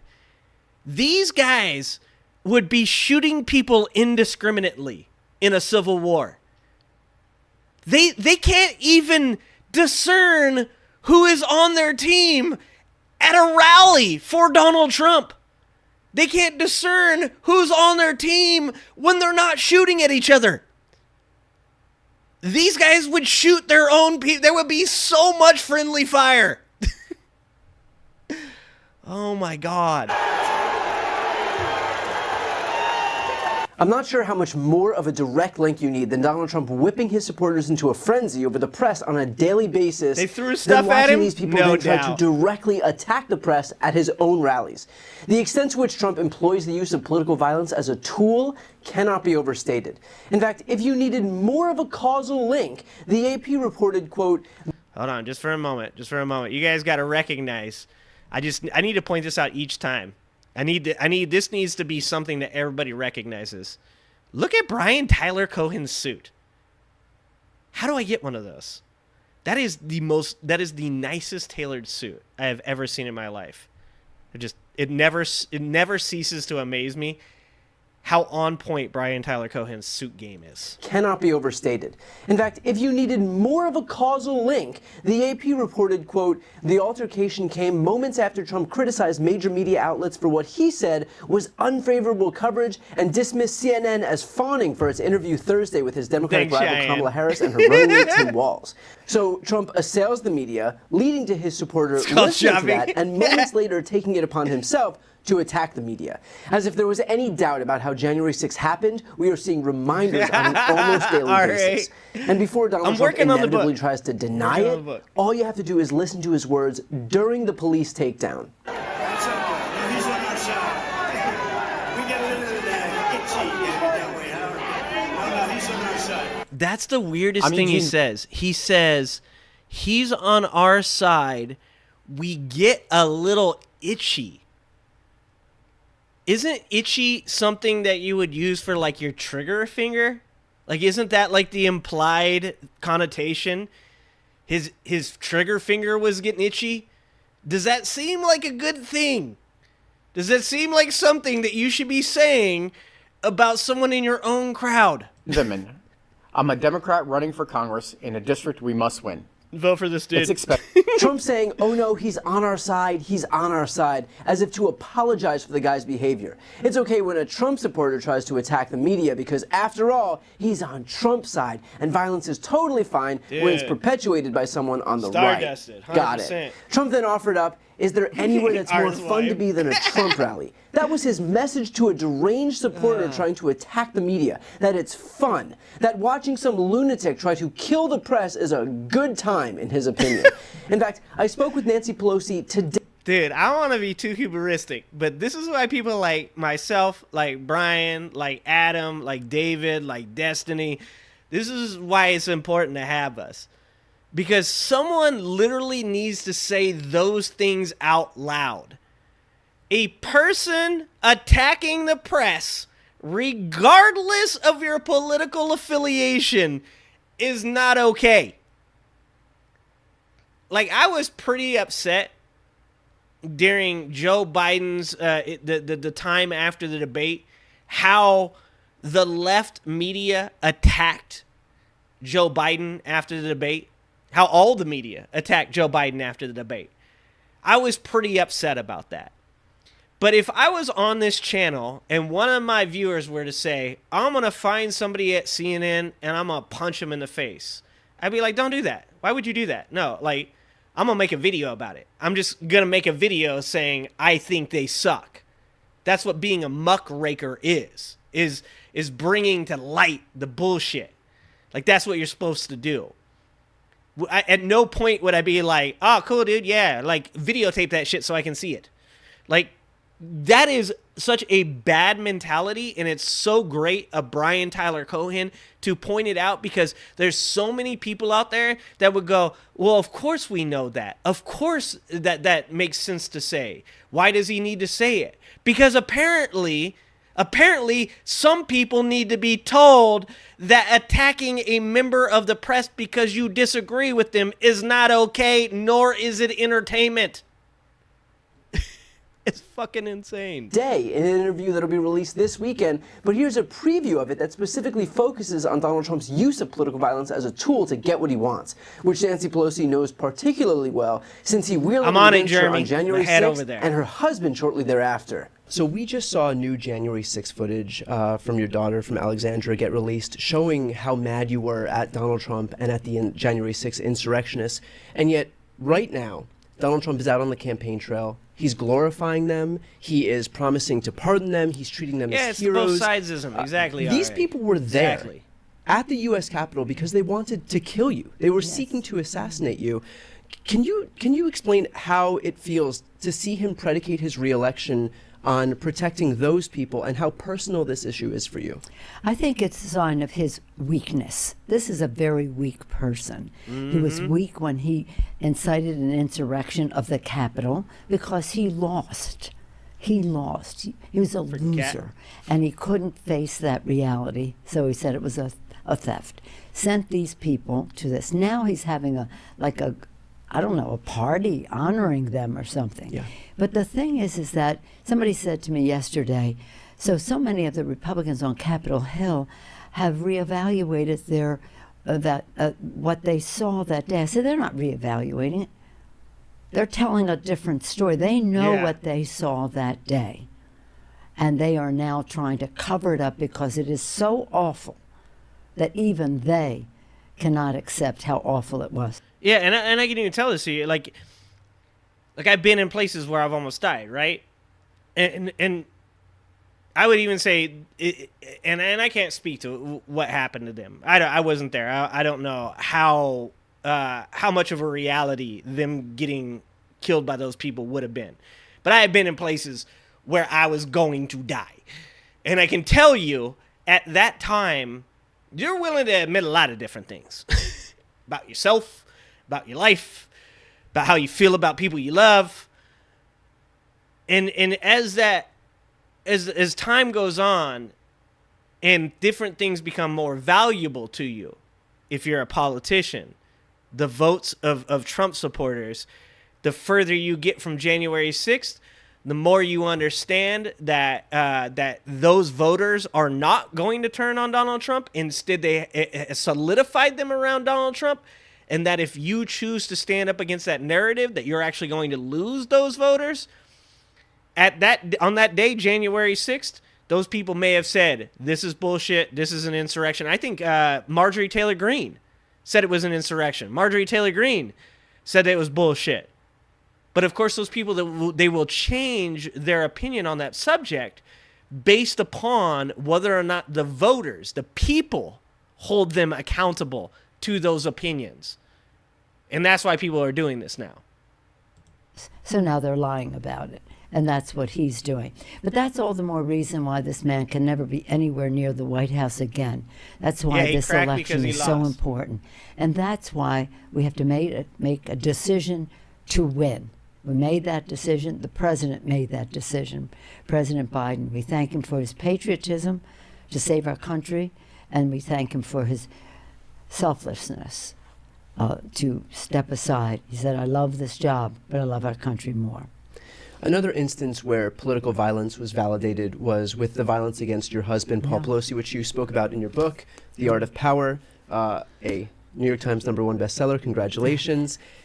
So I want to get into that in just a moment. Yeah, and look, I'm not exactly a Nancy Pelosi fan over here. You know, I think of Nancy Pelosi as one of those people that is like a necessary person to have within your party, because you need somebody that's little bit of an ass, a little bit of somebody that gets shit done, a little bit of like nefarious mentality. Sure, but that's not something that I approve of or whatever. But her husband being attacked with a hammer once again should be so far out of the realm of acceptability that it shouldn't take anybody more than a second to say, that's bad. Doesn't matter who you are. No one should be attacking anybody's husband with a hammer. I'm not a Nancy Pelosi fan. I don't think that people should be attacking her husband with a hammer, because I disagree with the potential of her doing some type of inside trading to enrich herself. And if this was somebody else, if this was Ivanka or Melania being attacked with a hammer, it would be out of this world. I actually 100% believe there would be political violence if Melania were attacked, if Ivanka were attacked. And I would even understand why people were upset that somebody physically assaulted Trump's wife or Trump's daughter. And it's insane to me that people can sit here and be like it's just funny. They deserved it. Like, that's crazy. But first off, how is he doing, and how is your family doing? Thank you. He's doing fine physically, getting there. He has a little ways to go. The trauma is something that will be long-lasting for our family, for my children and our grandchildren, of their father being assaulted and grandfather being assaulted in our home. Yeah, that's pretty crazy. And that's one in your thing. house. That's a horrible thing. But to have the former president of the United States and his family, Republican governors, others making a joke of it, right?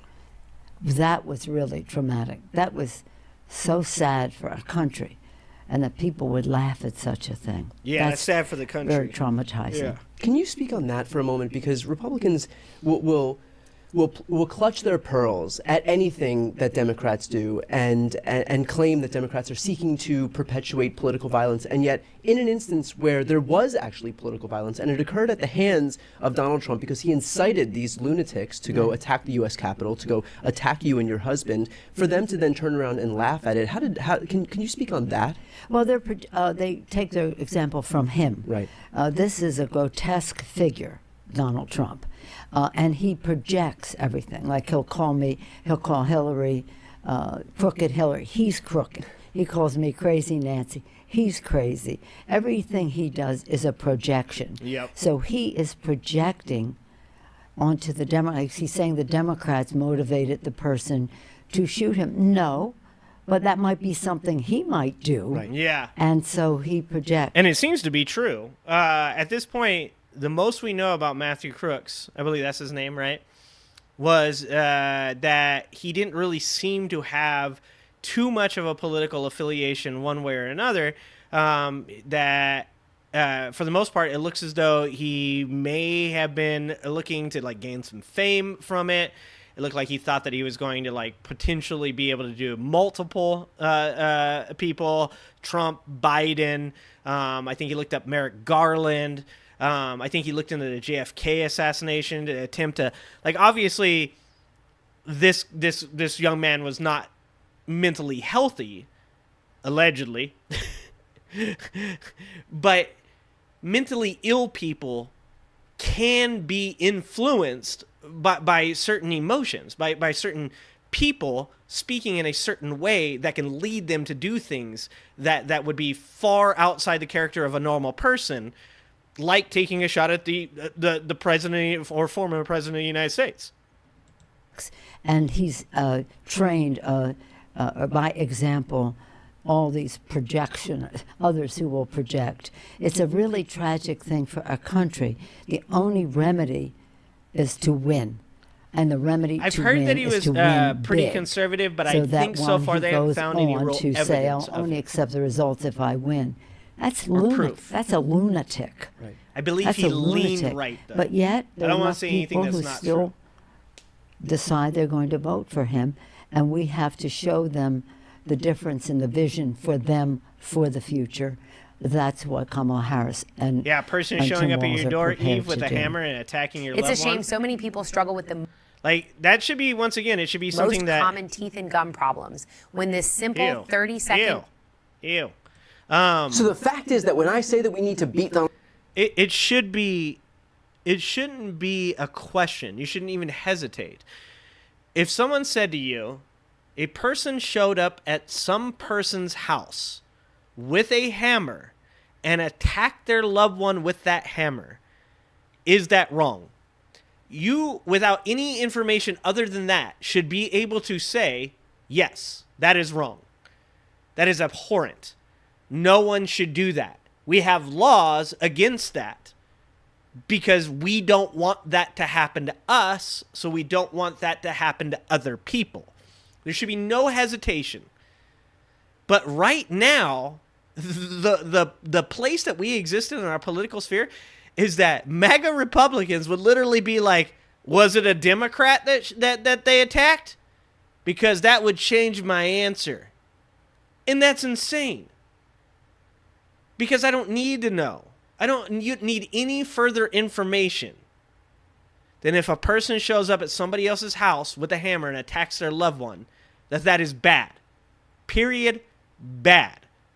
And if you can give me information afterwards that proves to me that it wasn't, then we'll talk about that after.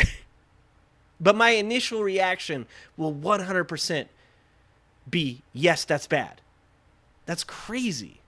Donald Trump so badly at the ballot box to not only ensure that he doesn't win, but to wholly and completely repudiate Trumpism and send it to the ash heap of history. This is why. He hurts. It's not just about his draconian be agenda, there to do although some- it's important to repudiate his carpentry. draconian agenda. It's also about the methods that he uses to perpetuate it. The only way to... Dude, Levon. So I used to do furniture installs at this company, and we'd always get this like mix of people that would come from these like temporary companies, and they'd do all the actual moving of the furniture. And there was this one guy. We were on this Air Force base. A lot of it was military stuff. This one guy, and he's like kind of a short, like pudgy, kind of like Danny DeVito-esque figure with this like really long, greasy hair, bald top of the head, long, greasy hair on the sides. And he was being kind of weird. And one of the other foremans was like, yo, dude, I need you to do some work. Like, why are you being a weirdo? And he's like, sorry, I just got out of prison. And a lot of times a lot of guys just got out of prison. We had plenty of workers, handicapped people, mentally ill people. We had people that just got out of prison, people that should be in prison, people that were homeless. We had all these like different people depending on what area we worked in. So that wasn't like the crazy answer, like saying I just got out of prison. We're like, all right, dude. Well, like, you know, like we all understand. So you got to keep your shit together. Like, don't. And he's like, and somebody asked him, they say, what'd you go to prison for? And he goes, I hit a man in the head with a ball-peen hammer. And just the idea of a ball-peen hammer, like, I don't know why that just seems so much worse to me. Like, a regular hammer seems less scary than a ball-peen hammer does to me. I don't know why. But I was like, brother. That guy is going on your crew. Keep that motherfucker over there. I don't want to get hit with a hammer. To end the use of violence as a political tool is to show that far from it being effective, it's actually the opposite. It is why he's losing. What we saw tonight at this rally should be a warning about what's to come as we move toward November, and the exact reason why we all need to ensure that he doesn't get anywhere near the Oval Office. Levon? And by the way, we also have an obligation to point it out every single time, which is why I'm making this video right now. I was on Piers Morgan's show a few weeks back, for example, and Piers decided to try and both sides the issue of political violence in the immediate aftermath of Donald Trump's assassination attempt. That didn't sit too well with me. One trick that Kamala Harris missed. And I'm going to let Brian talk in a second here, but I want to say why I think both sidesing has become such an issue. Like, when we had John Kerry versus George Bush, there was a lot of like relatable both sides kind of things that you could have talked about. Like, I still 100% believe that legislation proves like otherwise, but I could understand why people would say things like, well, how is Kerry really all that different than Bush? How is Clinton really all that different from Bush? You know, like a lot of the politics back then were pretty skewed because the left would reach across the aisle to the right so often. And that's why you saw so many, in my opinion, so much legislation from the left that also seemed kind of right-leaning because they're constantly working across the aisle. So there was a time and a place where you could say both sides, and I would actually agree with a lot of what you would say. But we have entered a time and place in our politics where there is such a huge divide between what is the left now and what is MAGA, because conservative Republicans, like if the left is here, conservative Republicans are about here. MAGA is way over there, way across the screen. There is no both sidesing what MAGA Republicans are doing and what the left is doing. You can almost not both sides conservatives and MAGA Republicans. And I think that's why you have so many conservatives nowadays that get their feelings hurt when you say Republicans do X, because they're like, hey, I don't do that. Well, it turns out that your party is MAGA now. MAGA Republicans, they might not make up the majority of your party, but that their values do. Because if a MAGA Republican says something, conservative Republicans that are in the Senate or the Congress now agree with them and say that. And they speak out in support of their ideas because they're afraid that MAGA Republicans won't vote for them and they won't get reelected. Therefore, they seem like they are the majority of the Republican Party. Thus, the reason you can't both sides it anymore.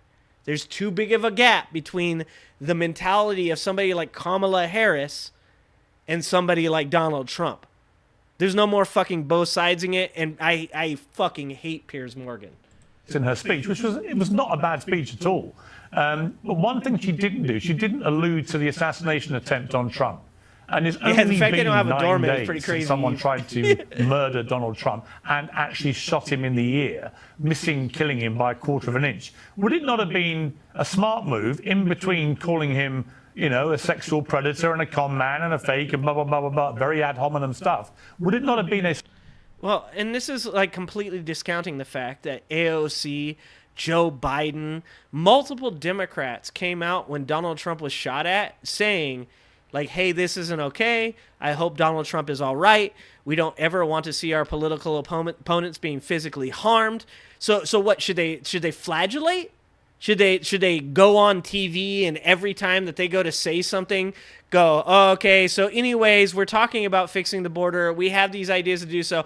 Also, just so you guys know, Donald Trump was shot at, and we're really sorry for that. Also, we believe in women's rights, which Donald Trump took away from women by getting Supreme Court justices put into the Supreme Court with the intention of getting Roe v. Wade overturned. Oh, also, just so you guys know, Donald Trump was shot at. We're really sorry that happened to him. Like, that's the bullshit that Piers Morgan here says that makes me want to commit political violence. Just kidding. But I do want to, like, choke him a little bit. I'm like, just for a second. Just to get it out of my system.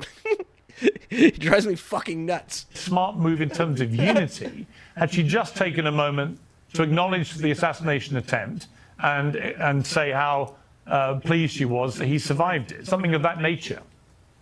Piers, I find it so bizarre that the onus is always on the Democrats, it's always on the adults in the room to create unity. Where was everybody for the last 6 years calling for unity when Donald Trump was president? And, as far as the violence is concerned, I feel like any effort to try to pin, again, the onus on Democrats in terms of lowering the temperature in this country is just a testament to the fact that the Republicans are graded on the curve. Remember, it was not the Democrats, while we're talking about political violence, it wasn't the Democrats who laughed at Paul Pelosi being bludgeoned with a hammer. That was Donald Trump. It wasn't Democrats who called for military tribunals for Liz Cheney. That was Donald Trump. It wasn't Democrats who laughed at a kidnapping plot against Gretchen Whitmer. That was Donald Trump. It wasn't Democrats who called for General Mark Milley to be executed. That was Donald Trump. It wasn't Democrats who posted a baseball bat photo with Alvin Bragg and threatened... And this is the part where Piers Morgan is like, you just made a lot of really good points, and I don't want to have to respond to any of those, so I'm going to now deflect. death and destruction if he was charged. So in all of these examples, Piers, it is not the Democrats who've done this. It's not the Democrats who validated the use of political violence as a tool in this country. And it shouldn't be on the Democrats all of a sudden to be the... You guys are supposed to tell me if it's echoey. Is it echoey? I'll move the mic further away even. Adults in the room. So let us not delude ourselves into thinking that this is a both sides issue when only one side is engaging in and perpetuating political violence. And it's gone on long enough in this country. We have the opportunity between now and November to end it once and for all in America. But that's on us to decide. We can turn the page on this horrific chapter of our country, but it means we all take an active role in this election and don't just hope for an end to Trumpism, but actually go out and vote for it. A little better. Okay. Before you go, just a quick note, if you'd like to see more of my content, which is always...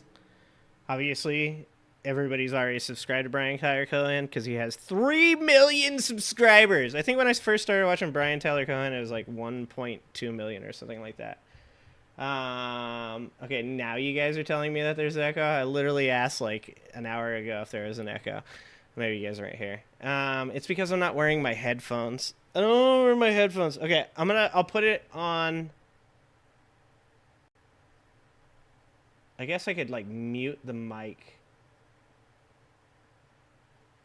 I guess I could keep this open and unmute the mic when I want to talk. Fine. All right. Let's watch Titus. We'll watch Titus, and you guys tell me. So I'm gonna mute the mic right now. Tell me if it stays, if it echoes or not.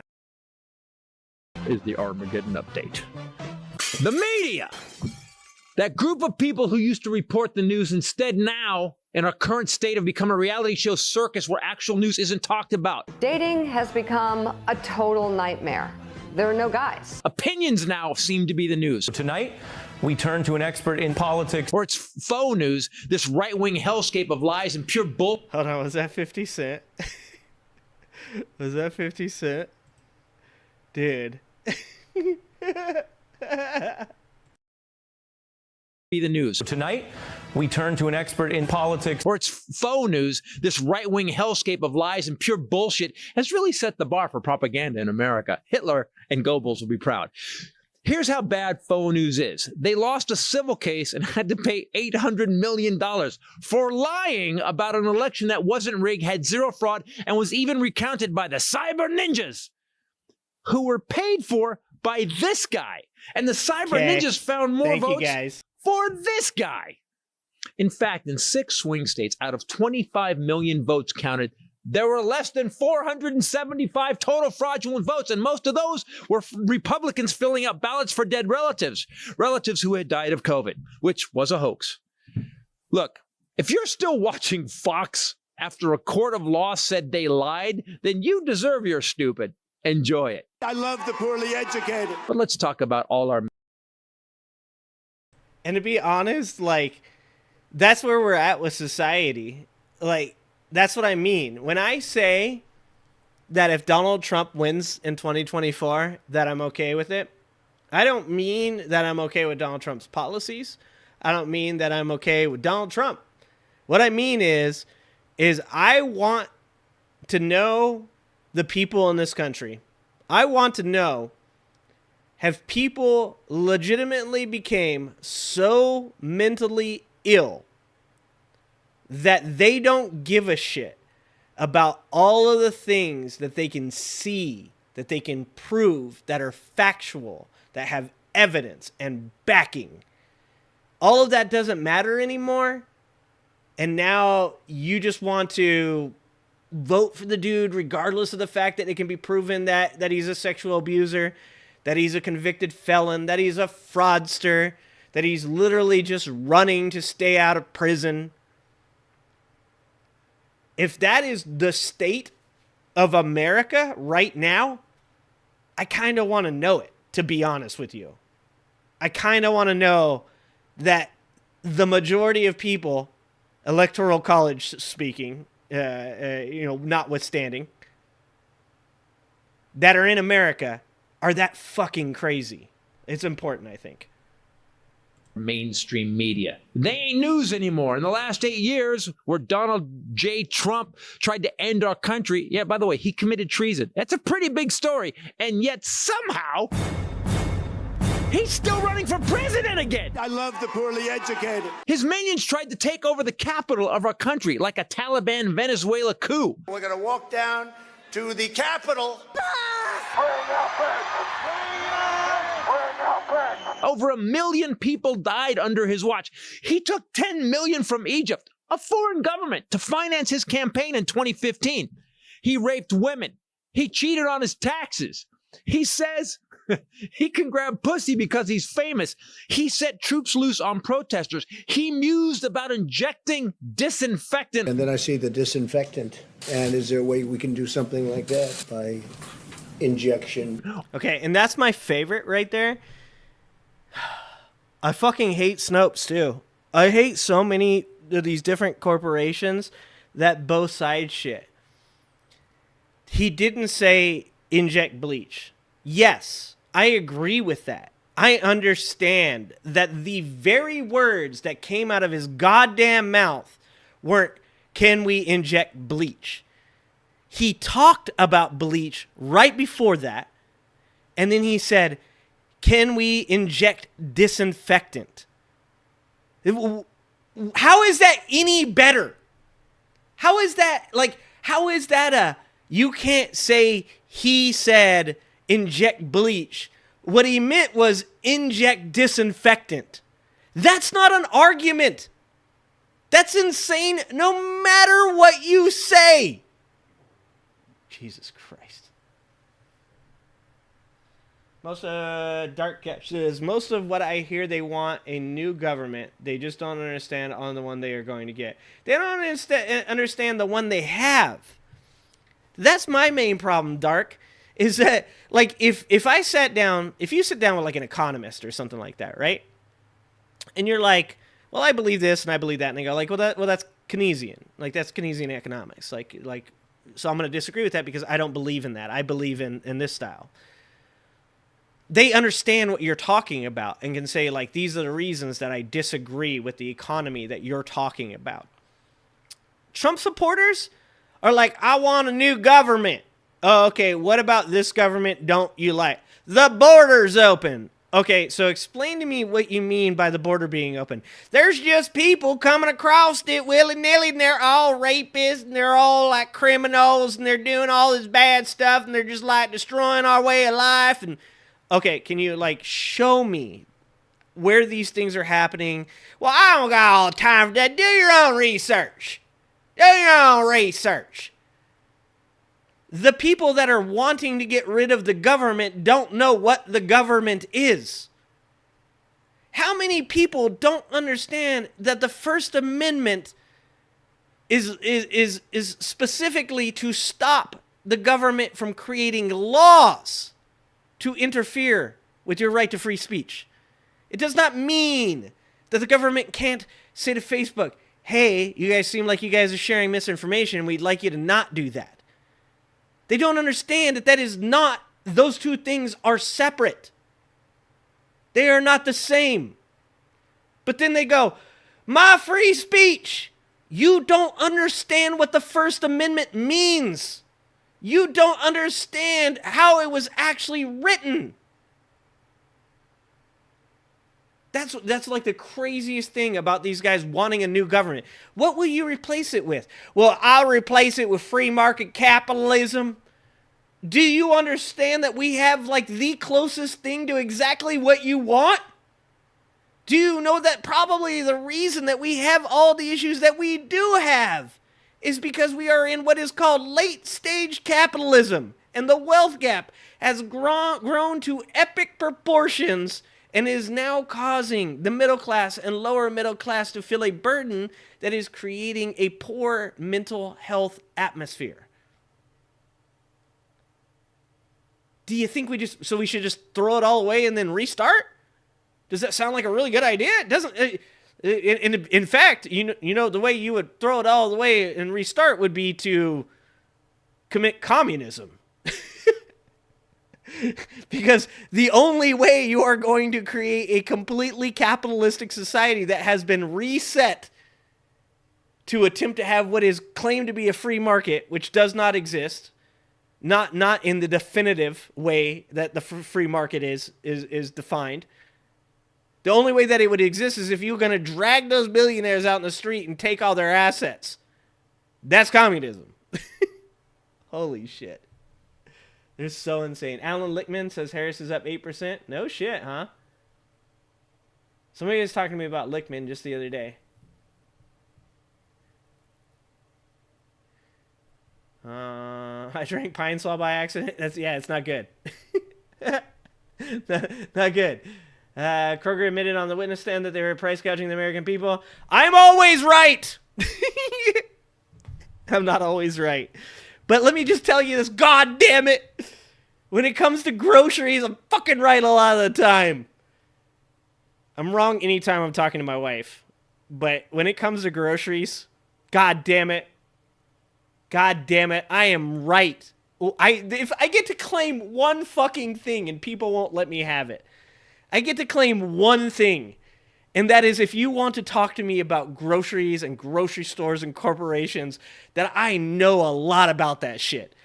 And people are like, hell no. And like, I finally got that feeling, you know, that like all the memes, it's like you go to college for 12 years to get your master's. You do all the work to get your PhD. You work for 20 years on a subject studying it. You produce your white paper. And then somebody comes out that watched 3 YouTube videos and they're like, but you're wrong because... Like, I got that feeling, finally. I felt that feeling, because I'm not an expert on anything. I'm not an expert on any of those subjects. But the one thing I know a fucking lot about, I know a shit ton about, is grocery. And I have had multiple people go, you don't know what you're talking about. Oh, have you worked in the industry for 20, 25 years? Have you worked in the industry? No, but I watched this guy talk about it, and he said, you're full of shit. God damn it, this is what it feels like. It hurts. It hurts a lot. What up, mama? God damn it, man. Ozzy, the funny thing, here's the thing, Ozzy. If Donald Trump, so there's proof that Donald Trump has been tougher on guns than Biden and Harris have, right? As far as like restrictions go. Mind you, Joe Biden did pass the first like significant legislation for gun violence in the Bipartisan Gun Act in the last 30 years. But most of that is to do with like increasing like mental health facilities on schools, properties, and stuff like that. If you're talking about straight up restrictions, Donald Trump banned bump stocks, and Donald Trump also, I think he banned high capacity magazines. You say that all they care about is the Second Amendment rights, but my honest opinion about that is that is only because that is currently what he says. Like, I believe that if Donald Trump came out tomorrow and was elected president of the United States and started asking for voluntary gun buybacks, like, they would be for it. Well, actually, if you think about it, all right, like, there's a reason. There's a reason. Donald Trump knows. He knows us well. He knows, you know what, there is too many guns in America. We don't need this many. They do it. I swear to God, they would. I'm doing good, Mama. How are you doing? I'm doing good. You taught me to teach my anger. I know, and it's healing. It does feel healing. Hold on. He didn't ban high capacity. Okay, I don't think he did it. I think he supported the legislation. Trump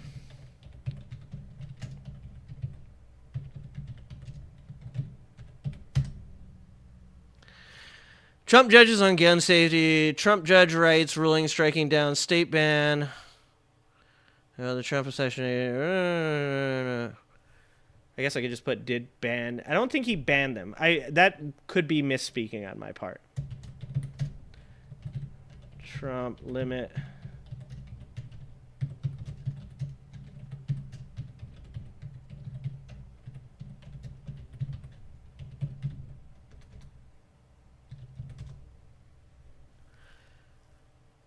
Gun control reform 2019. Trump quietly uses regulations to expand gun access. Trump has...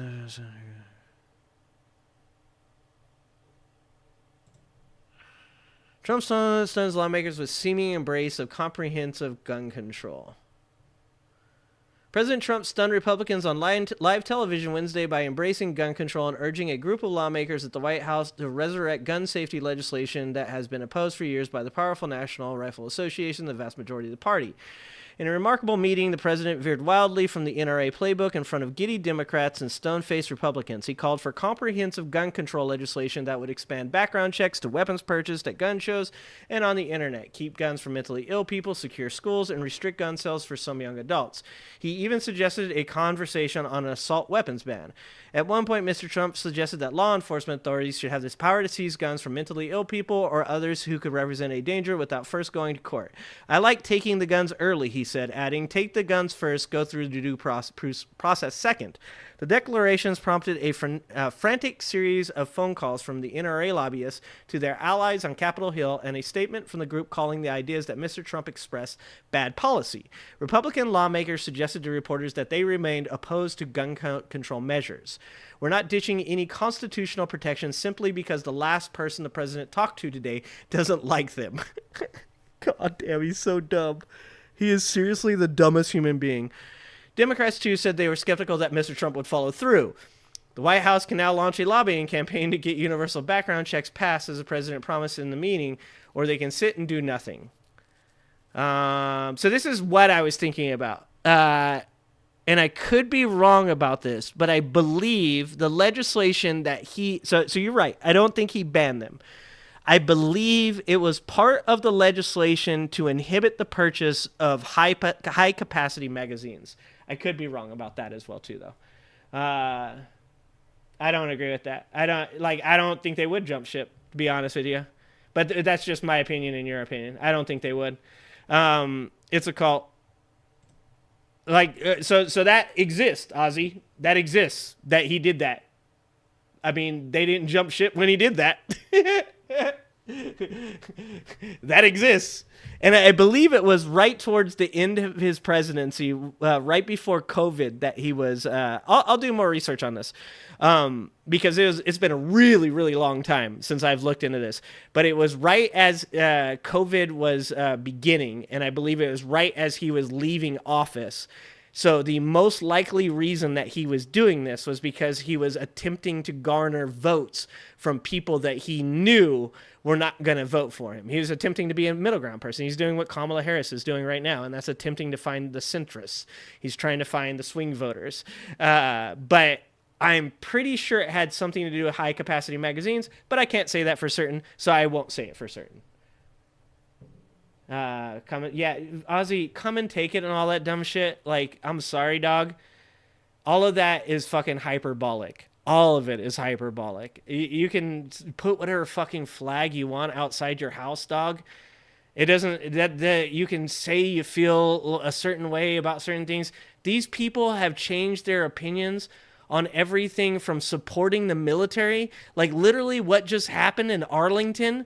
If that was a Democrat that did what Donald Trump did in Arlington and fucking desecrated the fucking Arlington cemetery by bringing in photographers and taking pictures in a place where they're not allowed, Republicans from fucking like earlier this year would have lost their goddamn minds about that. What are you talking about? They will follow him or they will jump shit if he changes his opinions on these things. They literally have followed him as he has changed his opinions on multiple goddamn things. After he was found guilty in New York, there were people wearing thin blue line fucking hats yelling at the police that they were pieces of shit. No, I don't think so. We're going to disagree, Ozzy. Sorry, buddy. Sorry. We're going to disagree on this one. There's no way. I don't think that they will leave the cult. The cult is all... Now, hold on. Just to be completely clear, Ozzy, to be completely clear, conservatives that are willing to vote for Trump, I believe would jump ship. conservatives that are willing to vote for Trump. But I'm almost always talking about MAGA cult members. Like, if you've ever watched any of the QAnon shit, when I'm watching it, if you've ever seen me reacting to QAnon stuff, like, the QAnon people literally say they do not care about any of his policies. They do not care what he pushes through for legislation. They are voting for Trump because they love Trump, and they even said when Donald Trump is no longer available as a candidate, they will no longer vote for a candidate. They are only voting for Donald Trump. So those are the people I'm talking about. Maybe we're just talking about like maybe a different portion of his voter basis. I'm talking about straight up MAGA Republicans. Or sticking a light inside the body. Supposing we hit the body with a tremendous, whether it's ultraviolet or just very powerful light. And the mainstream media is still treating him like he's a viable candidate. A new set of polls finds the presidential race essentially tied across the Sun Belt swing states. They've played his whole rally and on the same day didn't cover Kamala's because obviously the clown show is more exciting. What the fuck? He's not a viable candidate. Sometimes people will open the door for you and leave it open. Sometimes they won't. And then you need to kick that fucking door down. But these humps keep talking. Okay, I'm going to go get my headphones here in a second because I can't do this mute shit. That's a perfect a point of hypocrisy right there, is all the Republicans that were like, oh my God, she cursed. That's so terrible. But Donald Trump can literally do all of the things that he does that are completely immoral, and they don't leave it. This is what I'm saying is, when it comes to Donald Trump, there is a very strange thing. I admit it. I don't think it makes sense either. I admit it. I don't know how to explain it. I don't know what to say about it. They do not hold Donald Trump to the same standards that they hold other people to. He is untouchable. It's insane.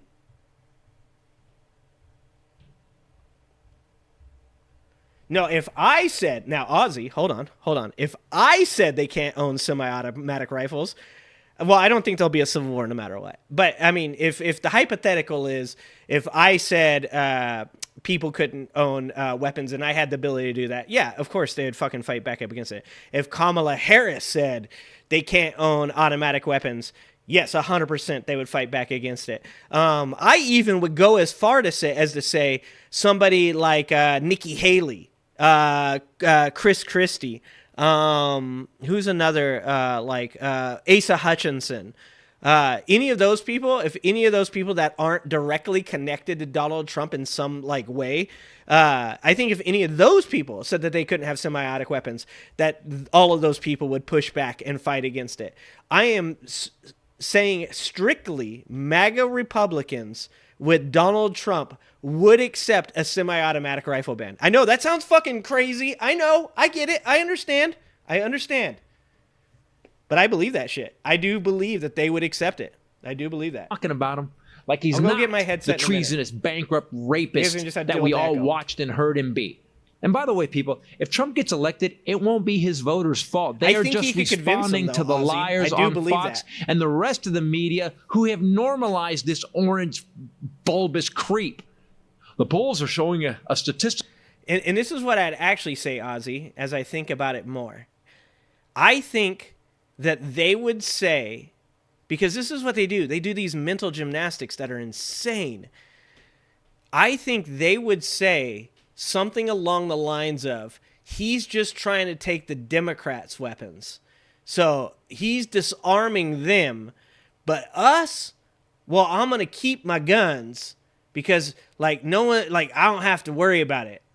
I'm just going to keep my guns and no one will know about it and all that stuff. I think they would just straight up lie to themselves and make themselves think that when Trump says that people can't have semi-automatic weapons, he's not talking about them. They're talking about other people. Tie. How? How is that possible? Oh, thank you. The media. That's why they need the narrative, so they have a story. They also need to keep their jobs because all these media companies are owned mostly by conservatives. And Reagan killed the fairness doctrine for this guy, Roger Ailes, the guy that invented Fox News. They also need to justify their paychecks. Yeah. It was the most horrific, stupidest, longest I'm gonna have to rewind it in a minute. I got into this conversation with Ozzy, and now I'm fucking like super curious about it because I'm like, oh, do I believe that? Ozzy, I know, but this is where I'm at with my headspace with the MAGA people. Is they both do the things I expect them to do, but the things that I think they'll do because I expect them to do it are always insane things.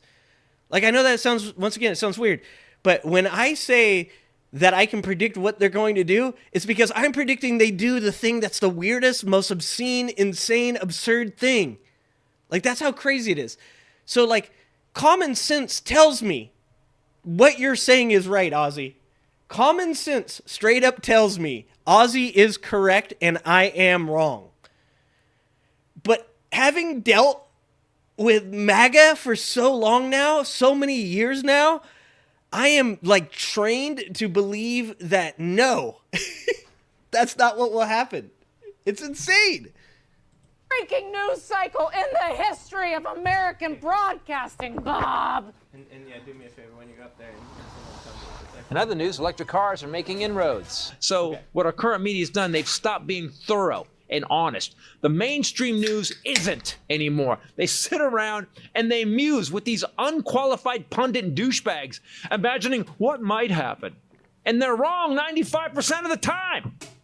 That ain't news, people. That's a podcast like this one.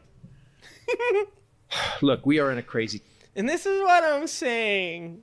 This is what I'm trying to say. Like, it's in my best interest. It's in Titus's best interest to just tell you guys, like, no, this is the news. Like, you should get everything for us. We tell the truth, the only truth. This is where you get all the good stuff, the honest stuff.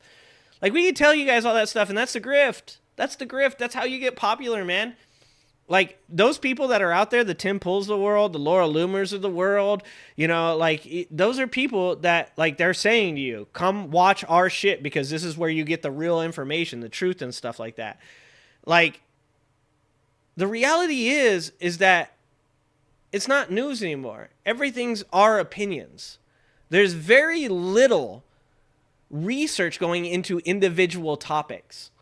There's very little that is going on right now that is actually like people like doing like a month worth of work looking into things. You know, like this is like my information is a culmination of almost 2 years of like looking into things. So I have some basis to like stand on like the foundation of like the prior research and stuff I've done. But for the most part, when we talk about a lot of these things, when it's opinion. And I think that that's like breaking people's brains because they want to believe this is the truth. This is where I get the honest, the good stuff. And if I wanted to be a bullshitter, if I wanted to lie to people, I wanted to say like, this is the honest, this is where you get it. Yeah, I'm sure I'd be much bigger than I am now. I'm sure that even Titus, who is a pretty good, or has a pretty good amount of subscribers, would be way bigger if he would just be more extravagant with his opinions, be crazier with the things that he said, you know, and then tell people also this is the truth. I like a lot of what he said there. That's all makes sense. 5% of the time. That ain't news, people. That's a podcast like this one. Look, we are in a crazy time. It's not just an election on the Ozzy, ballot. you're probably the right. End I'm probably of wrong. America I'll just admit it. is on the ballot. Okay. Democracy or You're dictator? probably right, and I'm probably wrong. A dictator who is a dick. And he's hung like a tater tot, according to Stormy. There are only 5 people that seem to tell the truth about this sedition, planning, racist, lying, cheating, dollar-coveting, con man scumbag. You know? Katie Fang, Lawrence O'Donnell, Ali Velshi, Nicole Wallace, and Joy Reid. And the rest of them, they just won't call him out because that would be biased. Bullshit. You guys are scared of him. He's going to call you nasty, or he's going to sick his more. And I'm actually going to disagree with Titus here. I don't think he's afraid, or they're afraid of Trump. I think they're afraid of their viewers. And I say this because of personal experience. And no vermouth, yeah, 100%. My whole thing here is I want to be factual. I want to believe, like I said, when I'm talking to Ozzy there, I don't know that I'm right. So, like, I want to make sure that he knows and everybody knows that I don't have any evidence or proof to back up, you know, what I'm saying. But when I am reporting on things, when I am like talking about the indictments, I am talking facts. When I am talking about his guilty verdict in his trial, I am reporting facts. Like, I like to make sure that when I'm talking about things that people know, I like to be as clear as possible. When I'm talking about MAGA Republicans, I want people to know I'm talking about MAGA Republicans. When I'm talking about traditional conservatives, I want them to know that. But it's a lot of fucking work, right? And so, I think what's going on here with Titus, what he's saying about the news media being afraid of Trump, I actually don't think that's true.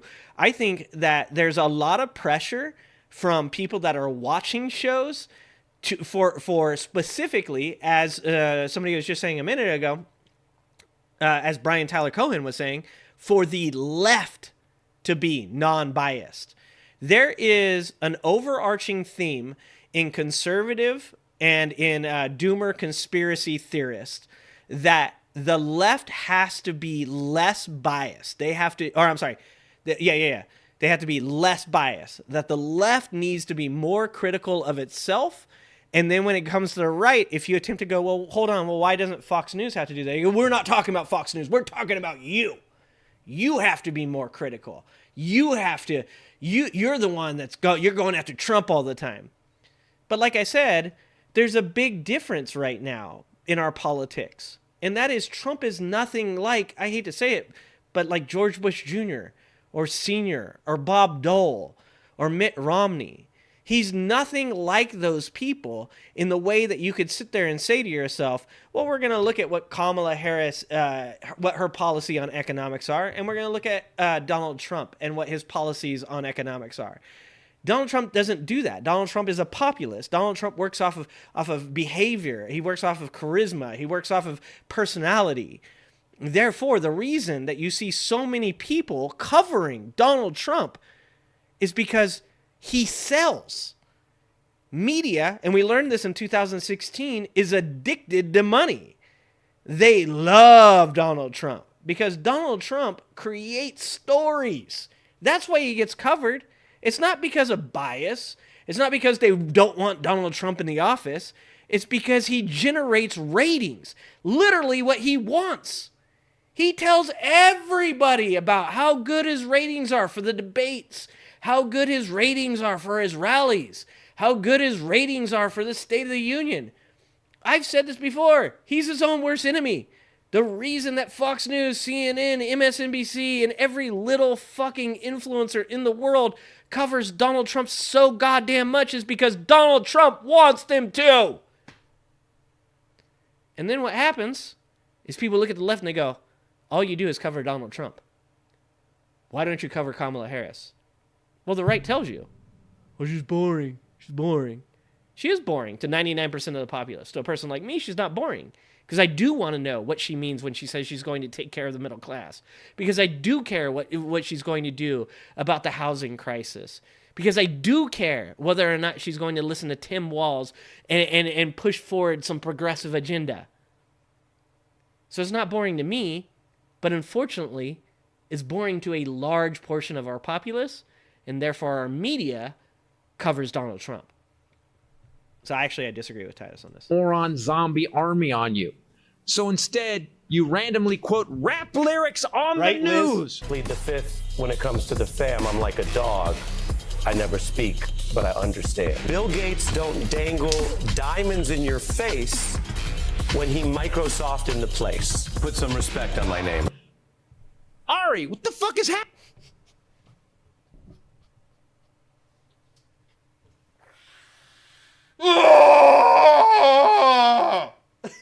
No. God.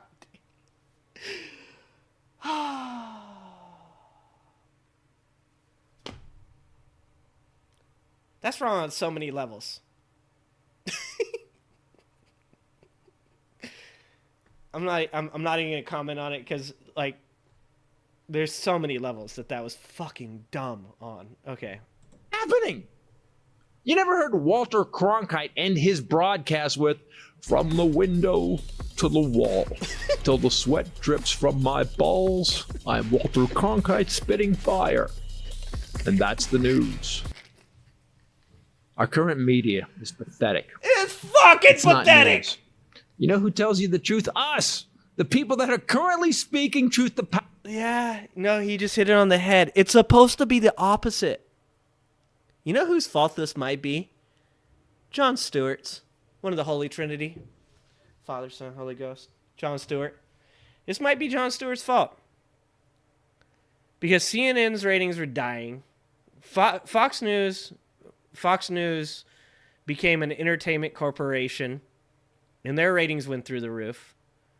Meanwhile, Jon Stewart was just like garnering some of the most like admiration and love that we've ever seen, right? I mean, Jon Stewart almost crosses bipartisanship. He almost makes his way into the Republican area as far as like love and admiration goes.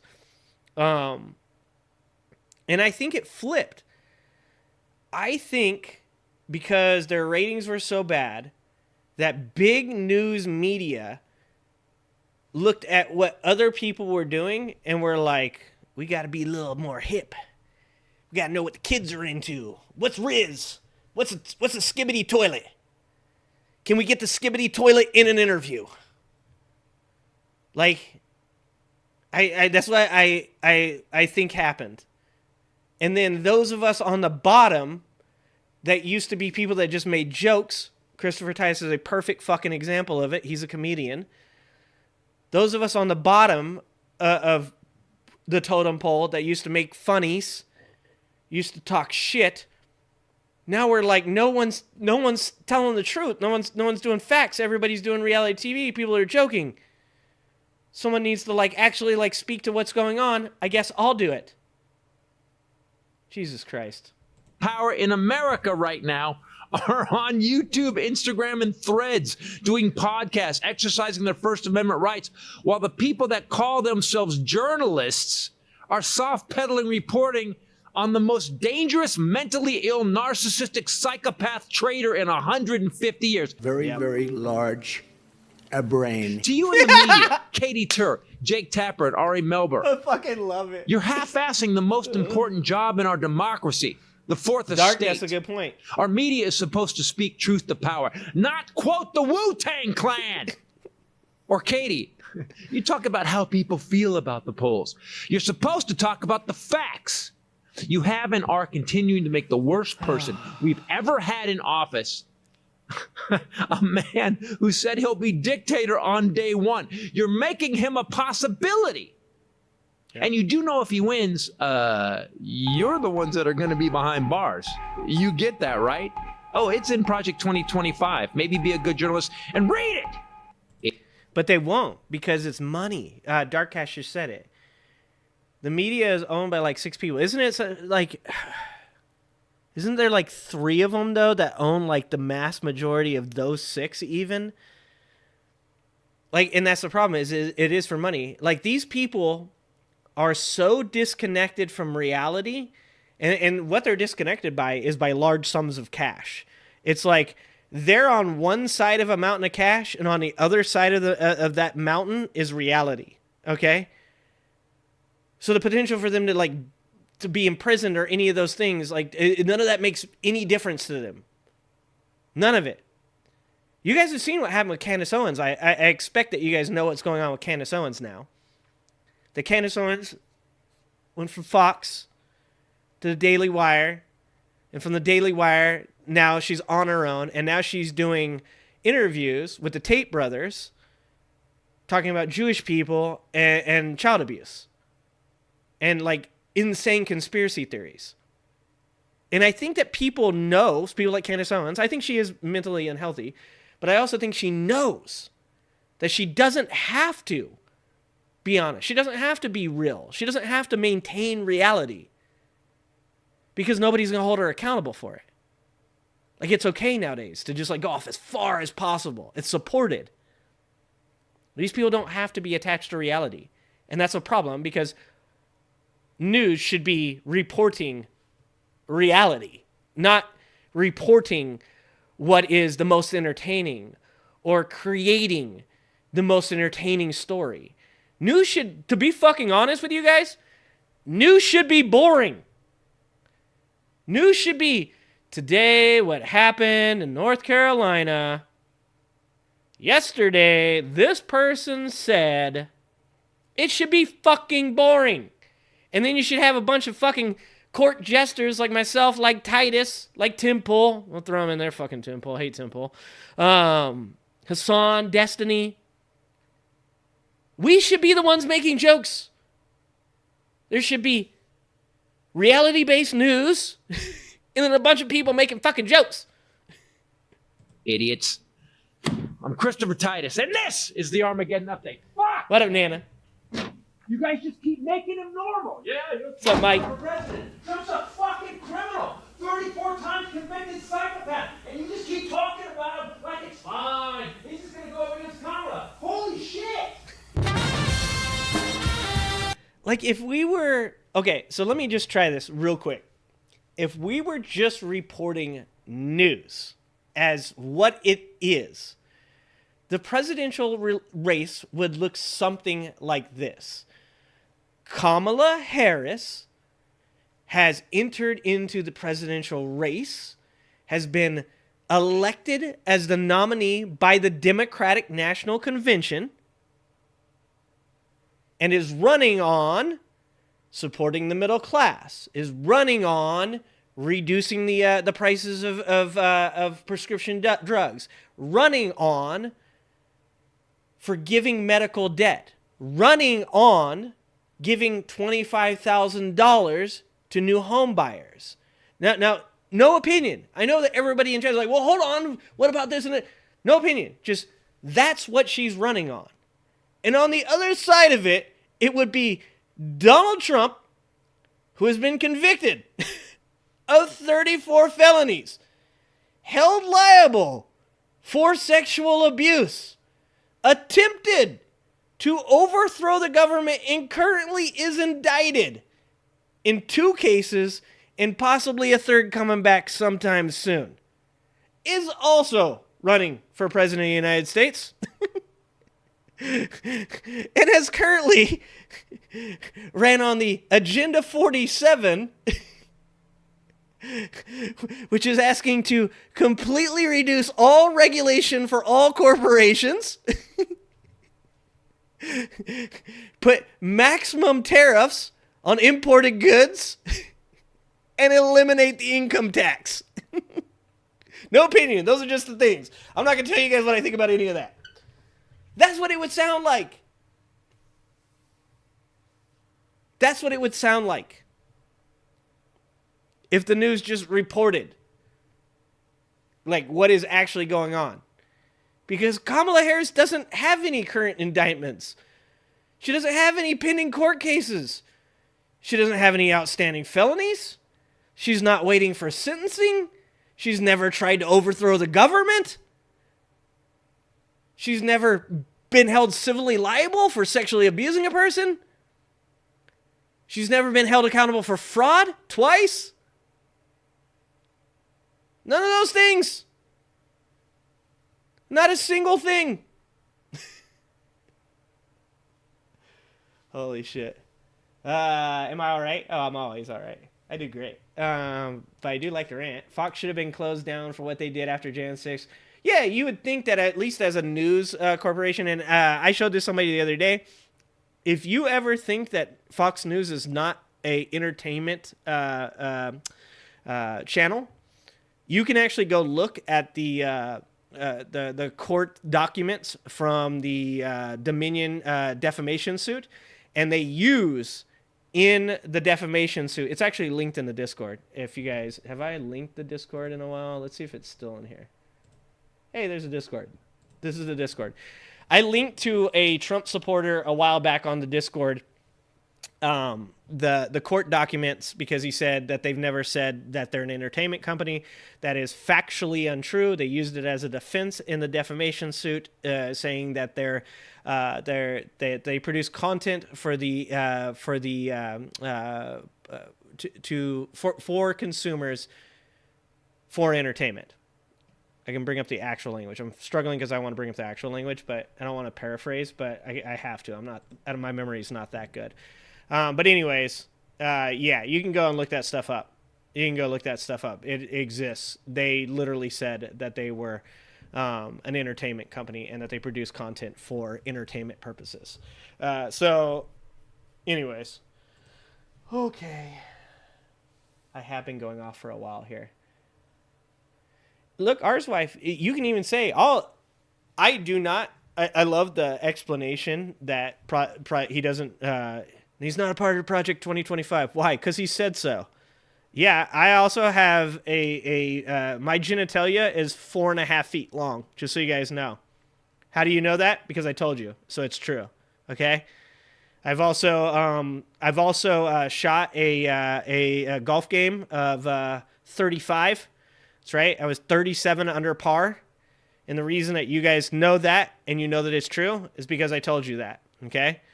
I also have never, ever done anything that has ever broken any law ever in my life. And the reason that you guys know that and know that it's true is because I just said it was true, okay? The fuck just, like, when did we get to a point in America where we got to a point where literally somebody says, well, hold on. Here's this thing with all this evidence that shows that he does know about it. What is your evidence to the contrary? And we began accepting. He said, "Nuh-uh." He said, "Nah." Wasn't me. When did we get to that fucking point, man? It's mind-boggling. It is mind-boggling. And even so, with all that being said, my point being, with all that being said, if you go and look at Agenda 47, which is that's what he claims is his agenda, there is word for word fucking connections between Agenda 47 and Project 2025. I mean, you can draw straight lines from things on Agenda 47 to Project 2025. I don't even give a shit. He can disconnect himself from Project 2025 as much as he fucking wants. At the end of the day, I will point to Agenda 47 and still show that his policies are absolute, complete garbage. He said way. He said no way. I said way. The fact that this shit exists. I dare you. Okay. If you're a Trump supporter or anybody else, anybody can play this game. I dare you. Double dog dare you. Triple dog dare you. Triple dog dare you to go find another quote on tape, on audio, where a president or former president of the United States says something like, Putin said he was going to do it. He said, way. I said, no way. I dare you. Triple dog dare you to go find something that is as unbelievably fucking insane as another former president or president saying something like that. Fucking get out there and do it. I dare you. I'll fucking eat my flip-flop. Hold on. I'll eat this flip-flop.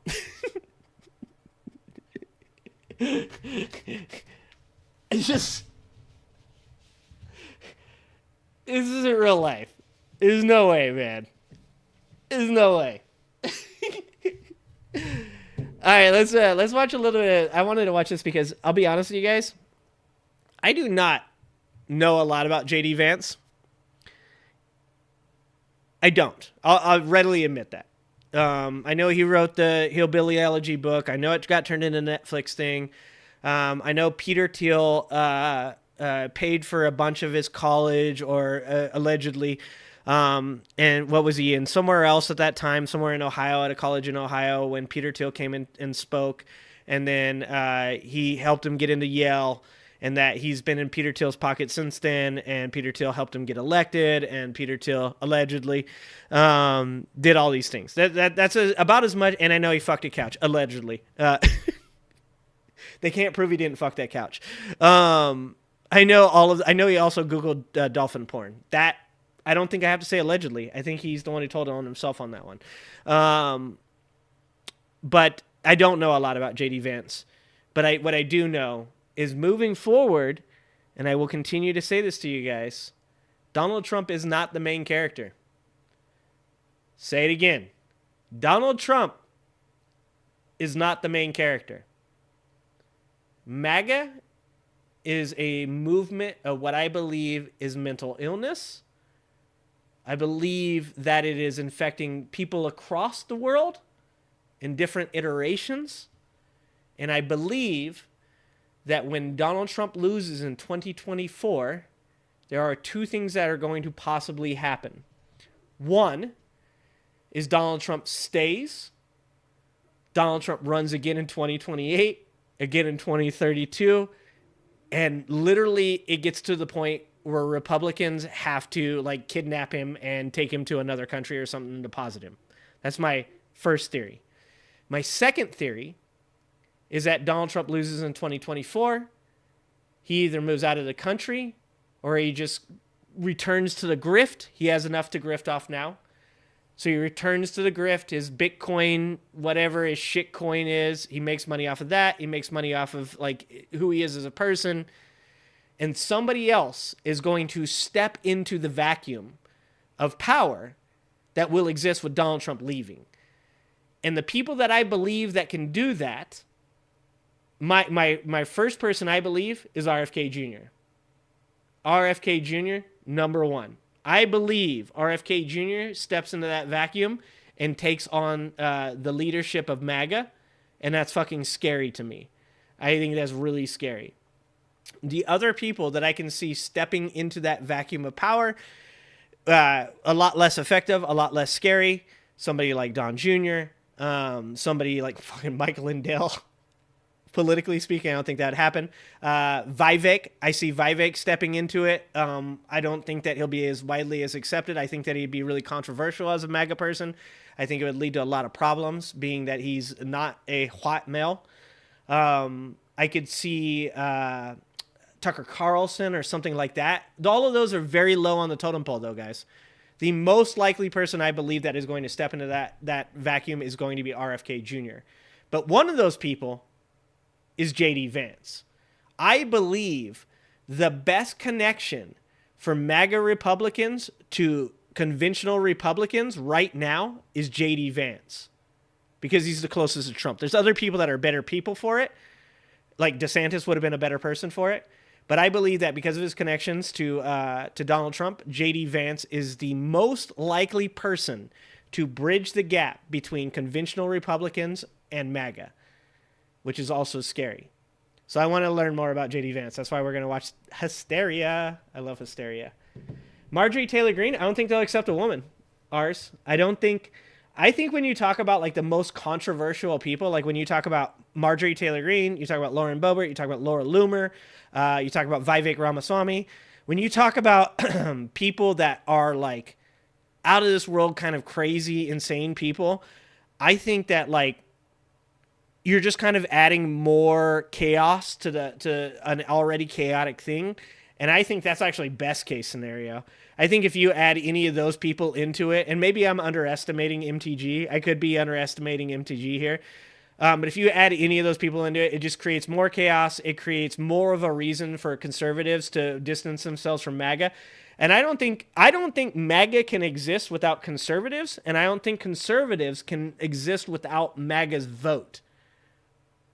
So I think that she too much discordance. That's my personal opinion. But she could be one of those people. Could be one of them.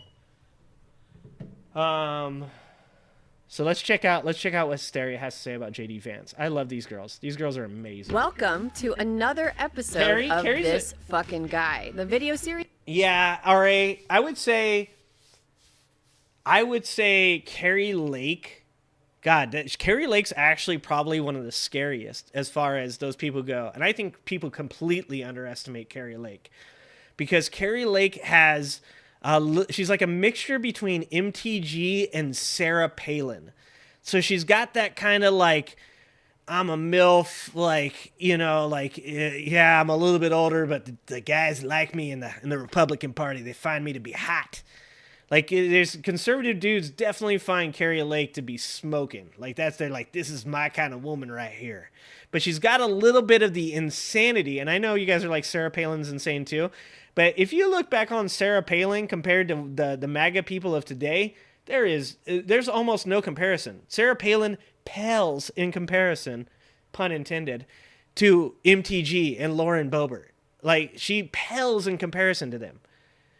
I think Carrie Lake is kind of like a bit of a connection between the Sarah Palin, hot mom, I shoot guns person and MTG's fucking crazy conspiracy theory, Trump sycophant. I think that there's a real connection between those two people. One of the reasons I say that about Sarah Palin is because if you guys know about what happened in Alaska, when Sarah Palin lost in the, I think it was, it might have been the primary, but it might also been the actual election.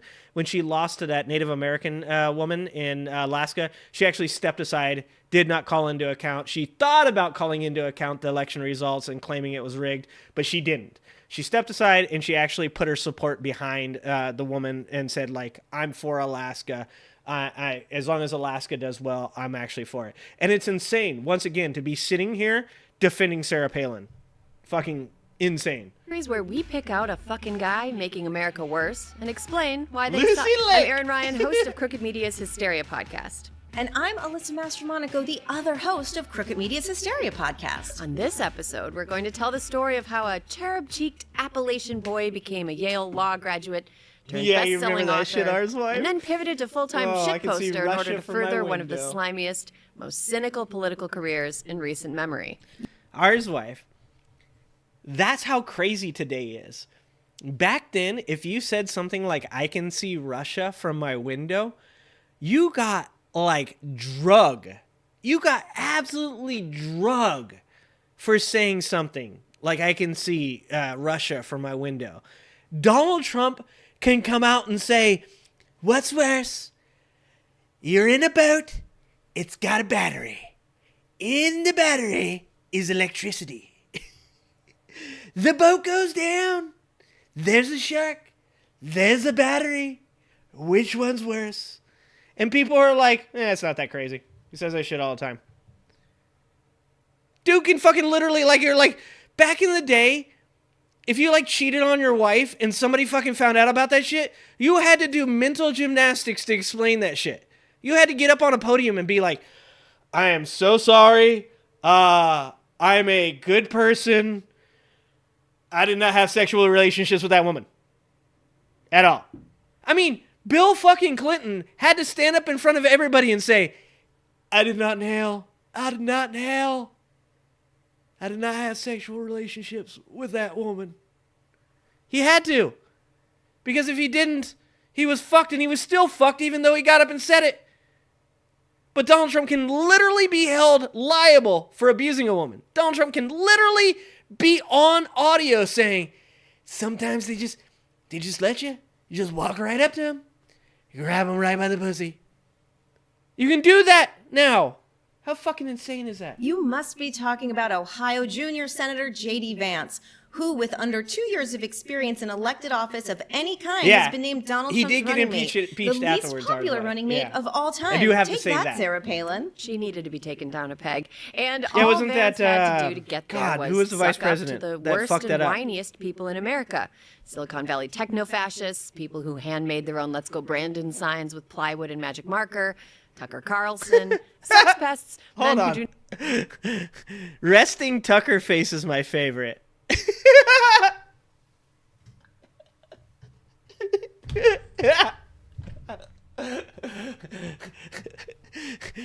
I can't watch Tucker Carlson's content because resting Tucker face is one of the funniest faces you will ever see in your life. If you needed like a picture for like if you just needed something that you could look at and immediately think the thought, it would be Tucker Carlson's face. Oh my God. Resting Tucker face. Sex pests, men who do not wash their ass cracks, and fox-pilled boomers whose kids no longer speak to them. That's who it was. Aaron, that's called coalition building. And he did all this while suffering from a debilitating condition known clinically as negative Riz. It's what happens when somebody has so little charm and charisma that they actually make the people around them seem less charming and charismatic. Sadly, there's no cure for negative riz. I heard about I didn't watch the donut thing, but I heard that it's really bad. I'm gonna guys plug your ears, put your earmuffs on. I'm gonna give JD Vance one prop. In a world, and he exists in this world, in a world where a military person at Arlington Cemetery attempting to do their job gets accosted by Trump and his cronies, and those cronies then go on social media and call that soldier or that employee of the Arlington Cemetery mentally ill, emotional, all kinds of insults. The one thing I had to say about JD Vance's visit to the donut shop, which apparently was extremely awkward, was he did say, I actually felt really bad for that woman that was there because a person walking in with 15 Secret Service agents was probably very uncomfortable for her, and we apologize for that. And I was like, I had to read it twice. I was like, what am I missing here? But like I said, that goes to my point, guys. That's that bridge between conservatives and MAGA voters.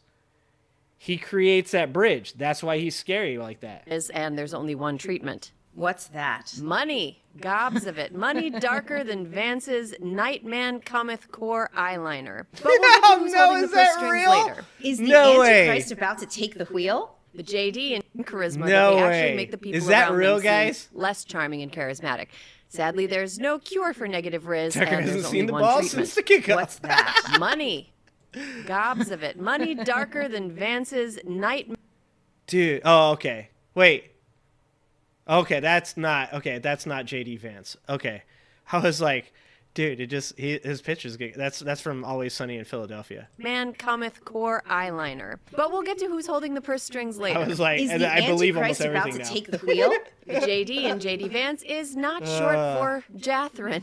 That's the ours dumbest joke life. I've ever made. It's So short. It's a good joke. I just read the It's transcript short for of it. James Donald, as in It was James probably Donald more Bowman. Bowman was born awkward. on August 2nd, 1984, which means he's a Leo, boo, because I am too, which also means he just turned 40, which means he's a millennial. Wow, impressive. What? Why? Aaron, he's doing racism at a much higher grade level. Okay, that's fair. And not to be catty, but that man is aging like a tuna fish sandwich on a hot dashboard. There is no magic tonic for the lines that evil etches into your face. So unlike a lot of fucking guys we've discussed on this series, JD Vance's early life is well documented, as one of the main reasons any of us have ever heard of JD Vance is that he wrote a best-selling memoir called Hillbilly Elegy in 2016, 100%. which we'll It's talk so more about later. disrespectful. If you didn't read it, that's fine. It's not a good book, despite how many guilty white liberals bought it and loved it when it came out. In defense of guilty white liberals, JD Vance was much less of a shit.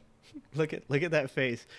That's the face of that's a fresh out of. He's like, I'm still trying to be young. And to be honest with you, that's a face that liberals could fall for right there. It's before the evil came out. Heel back then. Okay, fair enough. So let's make this biographical section quick because there's so much weird shit to get to in Vance's adult life. Vance's given middle name, Donald, was after his father, who wasn't really in the picture. When his mother remarried, she changed his name to James David Hamill because she hated her ex-husband that much. Wait. JD Vance changed his name? I thought JD Vance wanted people to be forced to go by the name listed on their birth certificate. As Alanis Morissette would say, and isn't it ironic? All right, tell me if the echo's gone now. Well, then, when his mother began having problems with drug addiction, little JD was sent to live with his grandparents, who raised him. This brings us to an important part of JD Vance's biography, whether or not he had sex with a couch. Okay, I was very late to what was actually happening with the couch. Arguably one of the best memes of all time, though. Yeah, it's great. So on July 15th, 2024, just 2 days after a shooting at an outdoor Trump rally dominated headlines, a Twitter user named Rick Rude's Calves posted a tweet that read, "Can't say for sure, but he might be the first VP pick to have admitted in a New York Times bestseller to fuck an inside-out latex glove shoved between two couch cushions. Rick Rude's Calves..." Okay, and just by the way, I fell for that. I will openly admit until the day I die, I will never not say that I fell for that, okay? I thought it was hilarious that I fell for it. I was like, no shit. Dude, that's a lot of work. Just jerk off, dude. Like, that's a weird way to go about things. But even once I found out, and it didn't take long, obviously. It was only like a day or two until everybody kind of figured out that it was a troll. I didn't give a shit. I was like, dude, the name of one of my fantasy football teams is Fuck Yo Couch. Okay? That is literally one of my fantasy football teams. The other is This League is Rigged. I made multiple memes. Multiple memes off that shit. And I will never stop sharing them because you cannot prove that JD Vance didn't fuck that couch. Allegedly. Included a photo of a page of text that described couch fucking, alleging that the passage was from Hillbilly Elegy. It wasn't. It was a joke. I first learned about the couch sex when I saw the Associated Press published an article with the headline, "No, J.D. Vance did not have sex with the couch," and then retracted it because there was no way for them to prove for sure that he had not had sex with a couch. And from there, it really took off. It was such a pervasive meme that according to Google Analytics, during the last week of July, the phrase J.D. Vance couch surpassed Trump shooting in popularity. Not long after, Minnesota... Dude, if you were a Trump supporter and you wanted like a good conspiracy, if you wanted a good conspiracy and you were a Trump supporter, you could be like, they manufactured that guy on Twitter.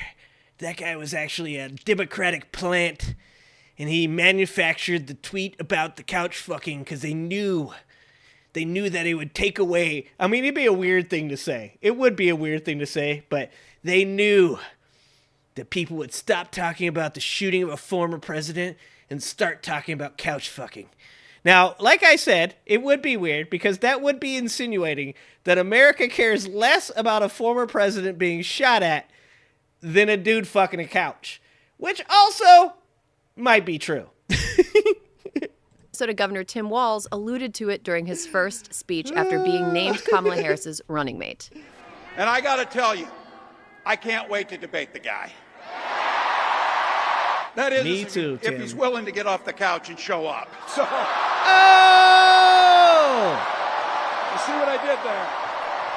It's really hard to oversell how funny this is.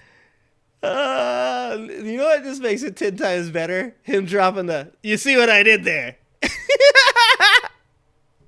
Because you know how many politicians, even Obama, when Obama did the thing, he didn't like reiterate it to make sure that everybody knew what he was talking about. I mean, he made some more jokes off of it and stuff like that, for sure.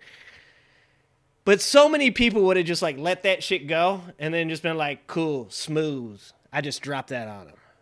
No, he straight up was like, just in case anybody doesn't know, I'm talking about that dude fucked the couch. I think it's because many people found it completely believable that J.D. Vance would have sex with a couch. The most effective disinformation must at least sound feasible. Yeah, and to hat tip Governor Walz again, it's because Vance is weird. But he's not weird enough to write about having sex with a couch in his memoir. He didn't write about it. He may have done it. Only J.D. Vance knows the truth. So Vance attended Ohio State for undergrad and then joined the Marines. As a Marine, his job was reporter, which means that he was to the Marines what a scorekeeper is to the basketball team. An important role for sure, and he still gets to ride on the team bus, but he's not out there shooting. That's why I find it so odd that Vance would go after Governor Tim Walz's military record. Vance served 4 years and then left to go to Yale. Walz was in the National Guard for 24 years. Vance bringing up Walz only draws attention to Vance's record. You'd think a real patriot would just believe service and sacrifice were service and sacrifice. Exactly. Well, Vance is What are they about to say? Is these women snark? I love their snark. The Hysteria show's snark is beyond any snark that I've seen in so long. What are they about to say? Because it is true. Like, it doesn't make any sense for them to attack Walz's record. I mean, I get that it was swift boating. That's what they did to John Kerry, right? Was swift boating. I understand that, and I know it's like part of the playbook. And the guy from Trump's campaign was one of the dudes that originally swift boated Kerry. I get that. But, like, it almost feels like everything that they do at this point has been just grasping at straws. It really feels like Kamala Harris and Tim Walz, I don't, knock on wood, but they seem almost untouchable as far as like any type of like controversy goes. Like almost everything that they talk about with Walz or Harris has either been debunked or can be debunked pretty easily. So I wonder what they're about to say. All right, here we go. Bona fide prodigy at Streisand affecting himself. Earlier this month, he made a comment about Jeffrey Epstein, and after those quotes went wide, an old picture of Epstein and Trump hanging out together resurfaced. Oh, yeah. Good one, JD. Trump must be draws attention to Vance's record. You'd think a real patriot would just believe service and sacrifice were service and sacrifice. Exactly. Well, Vance is a bona fide prodigy at Streisand affecting himself. Oh, they were Earlier just being this month, snarky. he made a They weren't comment gonna about say Jeffrey anything. They were Epstein, just and being after those snarky. quotes went wide, an old picture of Epstein and Trump hanging out together resurfaced. So this is like the perfect thing, too. This is where, like when we were watching that debate with Doode earlier today, Doode, in case you guys weren't here for it, check out Doode. He's fucking amazing. Where it's like you can literally show people things. So you have these people on the right currently, specifically in MAGA, that are like 100% like, we need to see the Epstein list. We need to see the Epstein list. And I'm with that. I one of the few things me and a MAGA Republican will agree on. I think that it's insane that Jeffrey Epstein was put in prison for trafficking children or underage people. Because I don't think they were like, well, I don't know. Maybe they were really young children. But whatever. I think it's insane that we haven't seen a bunch of other people prosecuted for that. So I want to know. I don't care if they're on the left, the right, whoever they are. They all should be prosecuted. We all stand on that. And we can all agree on that. But then I go, so here's this dude right here with Jeffrey Epstein. He knows Ghislaine Maxwell. They were friends. He shows up in the report like 200 times. Literally was him and Epstein were both involved in a case with like a 14-year-old girl that we have testimony from in Florida saying that they participated in her assault. And MAGA will still, this is what I was saying about the guns thing. I think I can maybe make my point here. This is what I'm saying about the guns thing. You cannot convince them that he did things that he did. So I think what I would say about the guns thing is, if Donald Trump agreed to have semi-automatic weapons taken from his constituency, he would just find a way to say it wasn't him. He didn't do it. It's not his fault. Because this is fucking insane. If today, and this is a challenge to anybody. If today you can produce for me pictures of Kamala Harris with Jeffrey Epstein and Ghislaine Maxwell, not just like they're on the same street, not they showed up to the same function, but that they were friends, like Trump was with Epstein and Maxwell.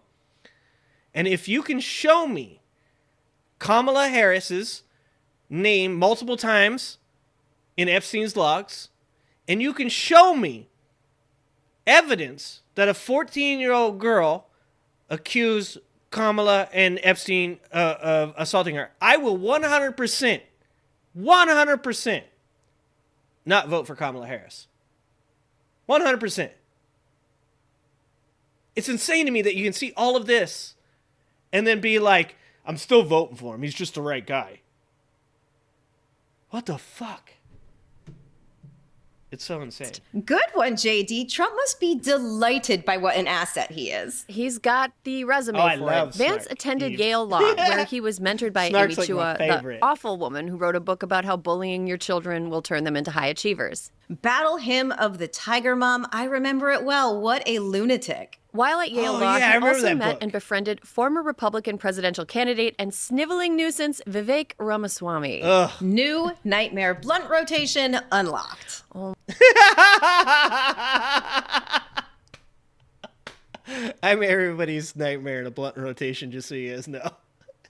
One of the scary things about Vivek right now, and for those of you that aren't on X that don't know it, Vivek is attempting to be the voice of sanity.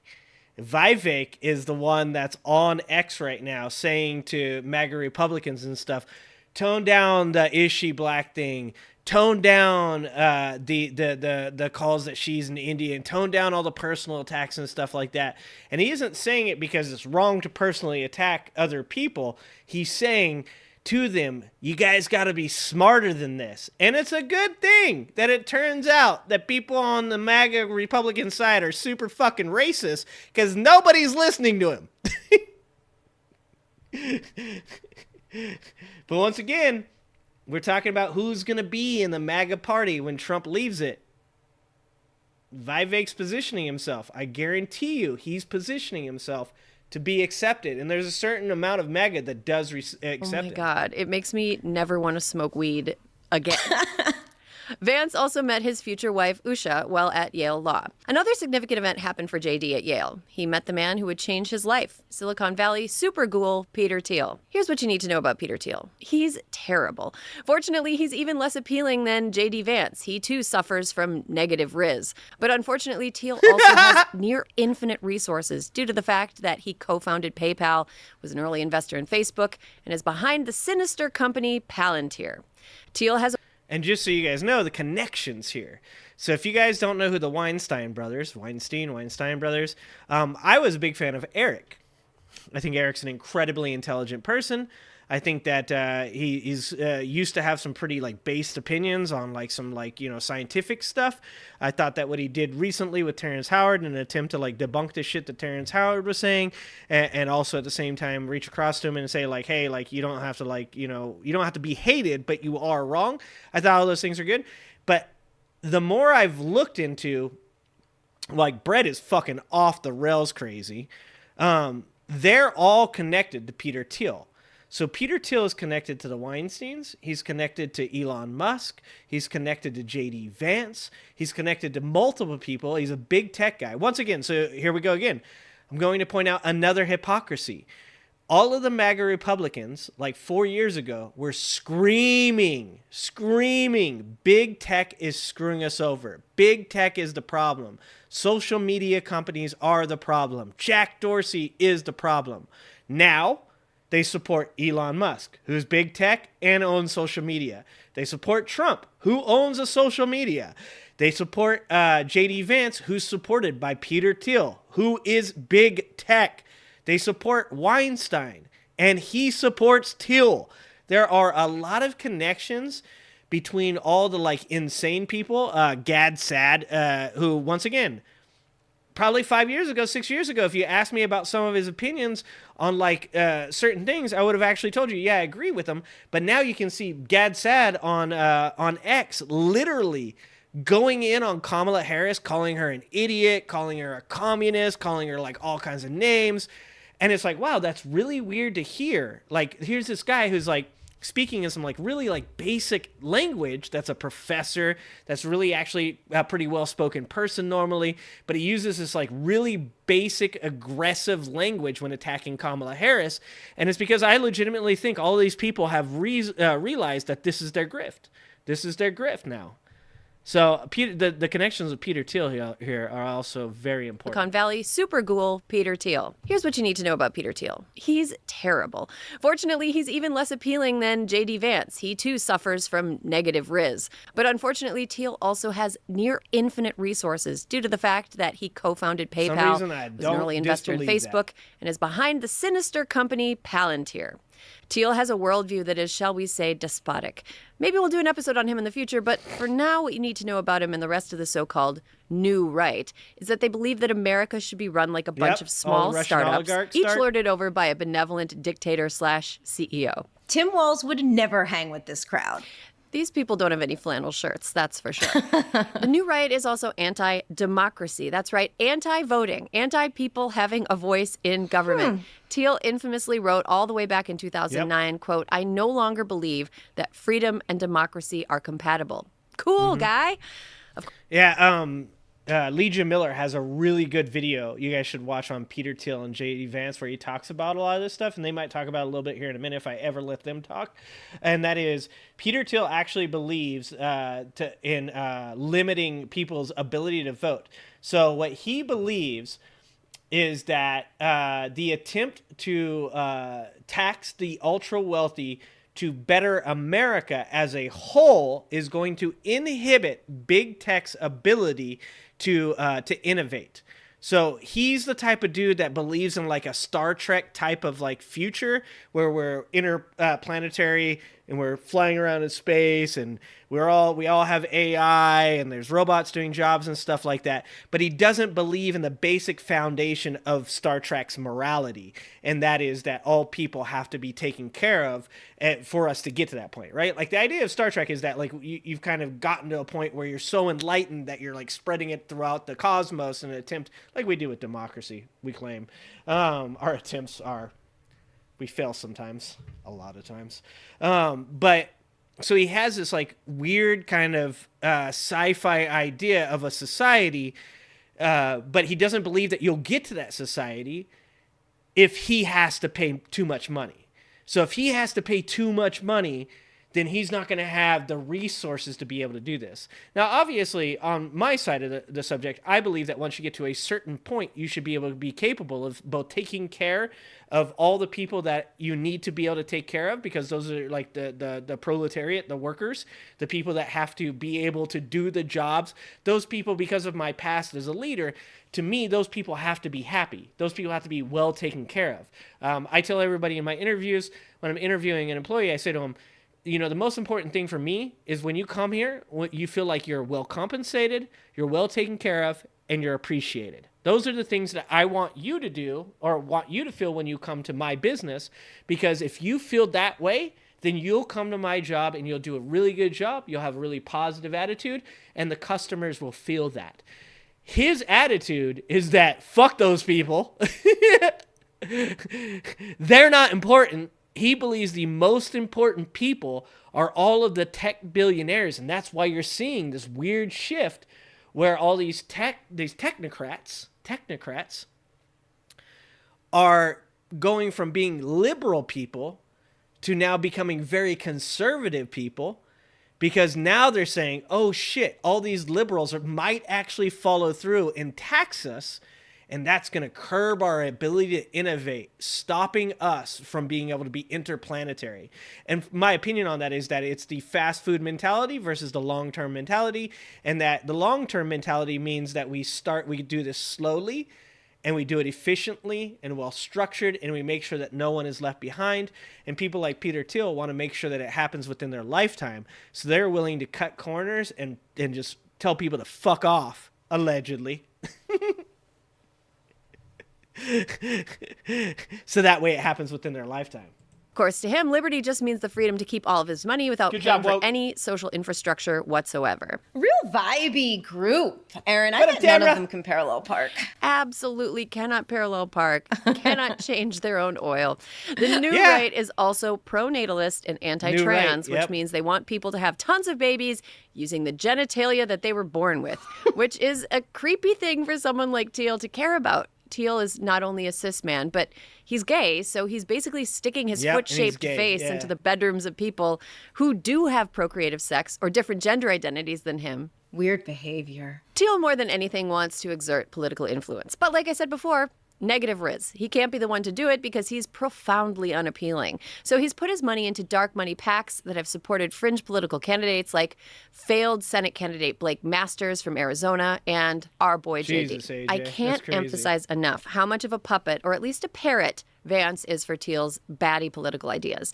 Thiel has been sort of a financial daddy to Vance, hooking him up with professional opportunities and providing seed money to his post-law school venture capital firm. Thiel gave $15 million to Vance's Senate campaign in 2022. So got it. Vance meets Thiel. His eyes turn into dollar signs like a wolf in a Tex Avery cartoon. And from there, he slowly evolves into Thiel's ventriloquist dummy. Actually, Alyssa, little known fact, the beard hides the ventriloquist grooves. hooves on the side of his mouth. So let's get to Vance's claim to fame before his political career began. The New York Times best-selling memoir, Hillbilly Elegy. Now, bestseller almost feels like an understatement. It sold 1.6 million copies, and I'm still mad about the film adaptation that killed Amy Adams' career. Aren't we all? Come back, Amy. You are missed. But Hillbilly Elegy is worth revisiting because very rarely do we have a memoir that engages a politician's philosophy in this way that was published before they ran for office. And despite having been released less than a decade ago, there are some sharp contrasts to the J.D. Vance we see today. But he was never like a liberal or anything. Oh, no, he self-identified as a conservative Republican from the beginning. But he was, as we alluded to earlier, weirdly a liberal darling. The New York Times review of Hillbilly Elegy reads like a love letter, and he was thereafter hired as a contributor to the paper of public record. He was also hired as a commentator on CNN. The center-left mainstream media was absolutely jizzing their pants over this guy they considered to be the working-class white people whisperer. He was their guide on the hillbilly safari that was every piece of reporting for Middle America done by a coastal journalist. Right, because in the aftermath of Trump's election in 2016, people thought Hillbilly Elegy was basically the Rosetta Stone of understanding white working-class Trump voters. Vance points out at the very beginning of the book that working-class white Americans are more pessimistic than basically any other racial demographic who are financially worse off than them. At times, it's a searing critique of the white working class, who he describes as consumerist, isolated, angry, and distrustful. So it's kind of a mixed bag of classic conservative bootstraps, why doesn't anyone want to work anymore rhetoric, mixed with a populist distrust of elites.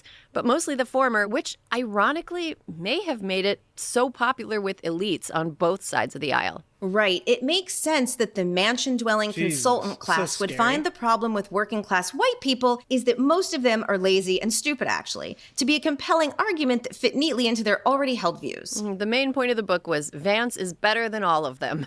But it is a book with a lot of contradictions. Vance peppered his prose with anti-elite hillbilly wisdom passed down from Mama and Papa. We must tell Bernie.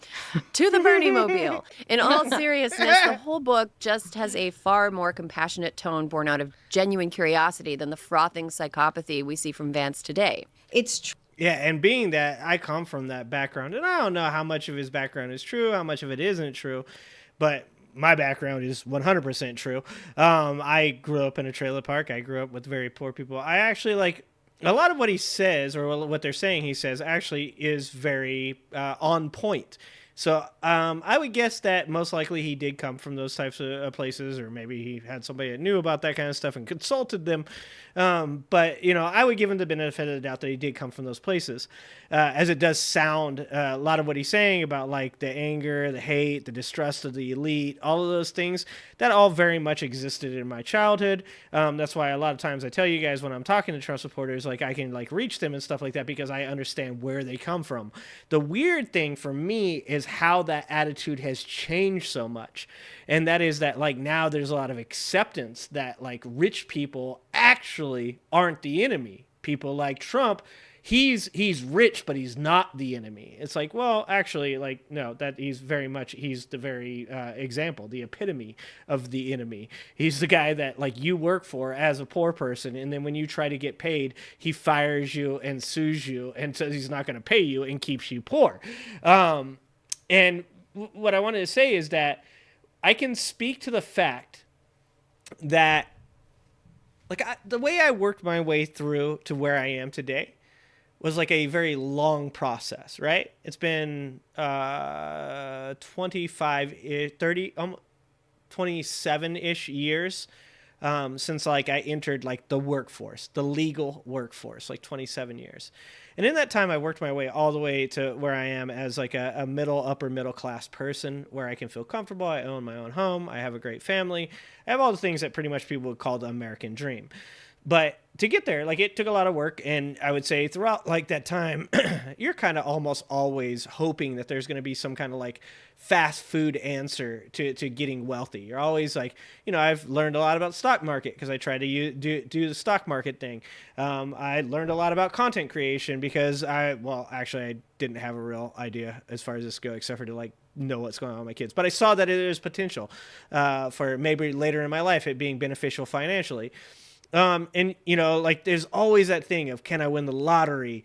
Maybe I could write a book, maybe, you know. And so what I realized as I've gotten older and older and older is like the real like path for me to be able to be like financially healthy and feel good about not like worrying about something bankrupting me, like a small thing or a big thing bankrupting me, is to create like all these different lanes of revenue. Like I don't get paid very much off of YouTube, but hopefully 10 years from now I will. I haven't finished writing my book, but hopefully one day I'll have finished writing my book.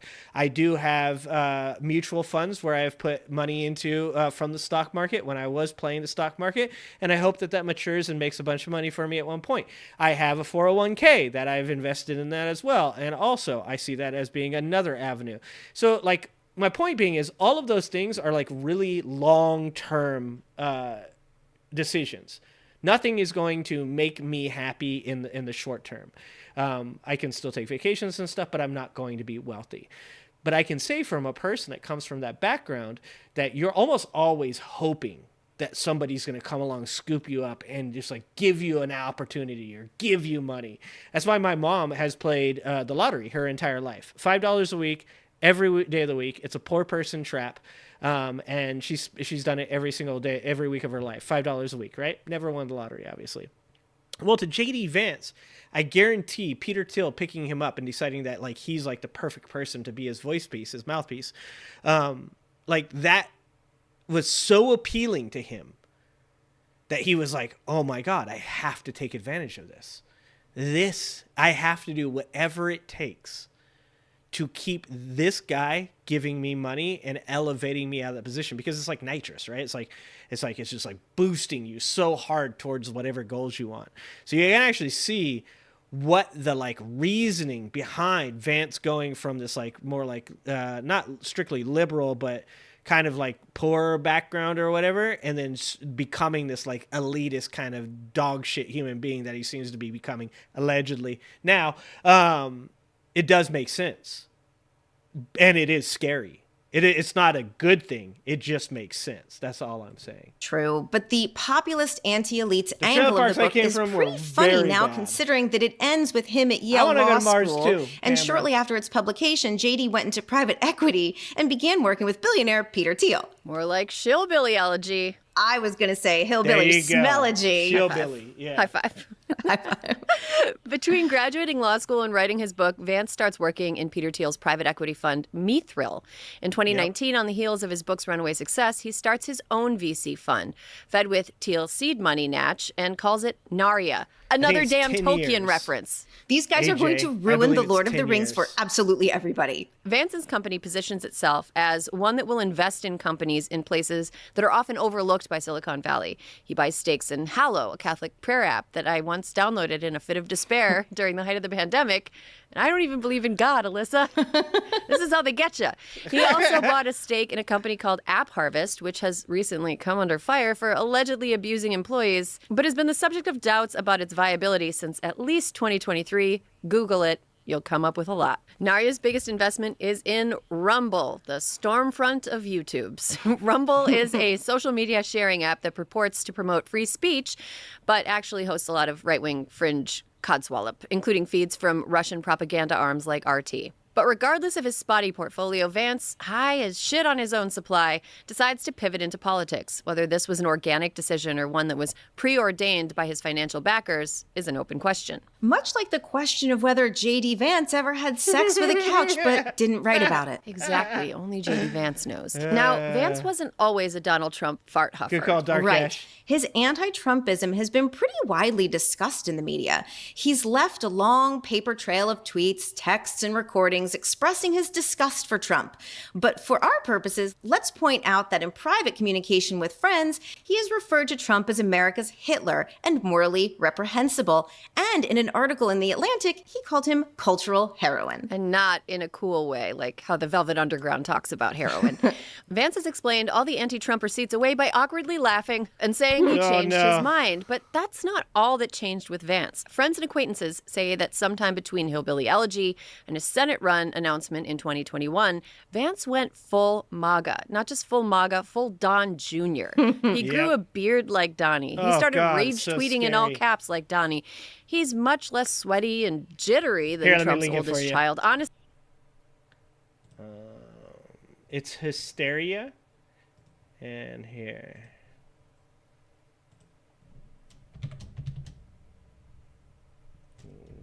Why can't... Oh, there we go. I pulled you up. And this is for everybody else, too. This is Hysteria's channel.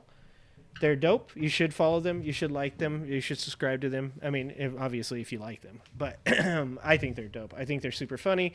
I think they're fucking super information focused. And they have great jokes. I love them. Honestly, if I were the fail son of Donald Trump and somebody with the daddy issues of J.D. Vance started to show signs of single white femaling me. Dude, look at that picture. First of all, dude, Lara is, wow. Oh my God. That's a scary lady right there. She looked like Lara Trump. Like if Lara Trump is giving me that look, I'm getting the gun. Like that's the way, like you go back to like the slavery days, that's the way like a plantation owner's wife looks at like a young black dude at the market right there. Like she's like, that one's mine, that one's gonna be mine. Like holy shit, she is so evil. That is beyond scary. Anyways, distracted by the fucking evil potential alleged reincarnation of a plantation owner's wife. Look at Eric, Donald, and J.D. Vance. They are like the same. They could be different iterations of the same Pokemon. A really shitty Pokemon. They could definitely be different iterations of the same Pokemon. They are so weird looking. Good God.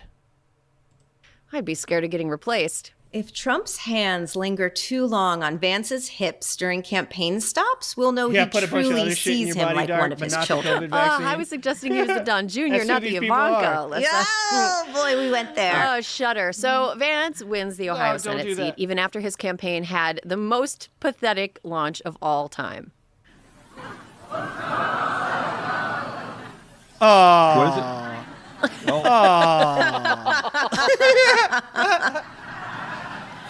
I mean, thank you, sir. Yeah, golf foiled his wife. Oh.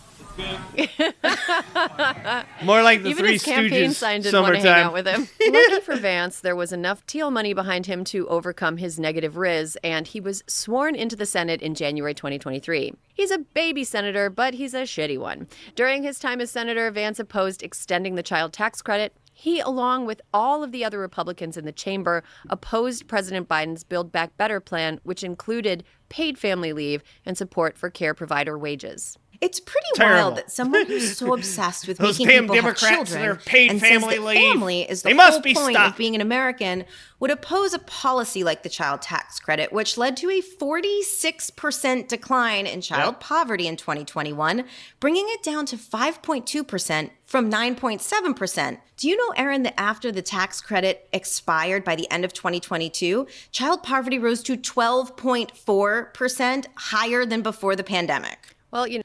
Yeah, because things were more, things cost more at that point, and thus taking away the credit was doubly impactful. So, and here's the insane thing about the child tax credit and the fact that it was able to do that. That's how little money it would take to help people to take care of their children. Like, we spend billions of dollars on our military, and I support the military. I think that that's important. But we spend billions of dollars that we don't need to on our military. We spend billions of dollars in tax cuts for the ultra wealthy.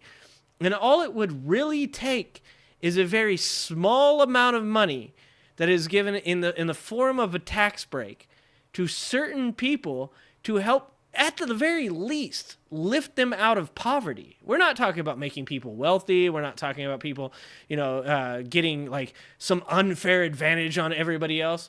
We're literally at this point just talking about giving people enough to help them to have a foundation to rise out of poverty, which is better for the economy as a whole and America as a whole. Like, we have proof. We have proof that it works. We have proof. Oh, thank you, Gray Pill. 99 cents is just enough to get me out of poverty. Thanks, Gray Pill. You know, look, as fellow Appalachian Joe Manchin said, the child tax credit will discourage these kids to get jobs. I'm paraphrasing. That's how it goes. This show is sponsored by BetterHelp. Do I tend to compare myself to others? Absolutely. Have I deleted Instagram from my phone? Absolutely not. It makes me feel kind of bad every time I open it up because it always feels like I'm watching everyone else's highlight reel. And it's going to be a long commercial, so I'm just going to do the commercial for them. Okay, so BetterHelp is really good. BetterHelp.com is something that can definitely help you out. Men should seek out therapy. It's good for you. All of these things. You guys should 100% support something like BetterHelp.com. It's good for you. Never, ever think that you can't seek help.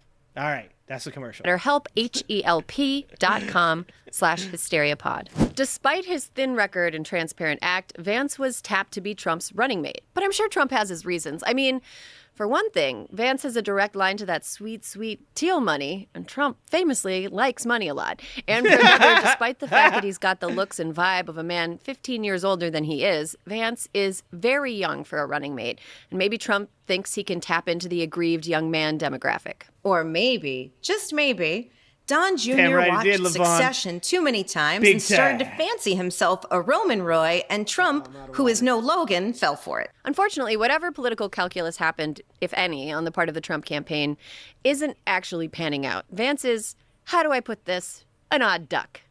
A real piece of work. And this is a perfect segue into a segment about more of JD's weird ideas about what people should be doing with their bodies, especially women, because Vance has a lot to say about the female body and all of it is gross. We're calling it Vance in Your Pants. Erin, why? Alyssa, since when have you been against punning? I'm not. I'm just sad we weren't doing it this whole time. Lord of the Vance. We can Vance if we want to. Sisterhood of the Traveling Vance.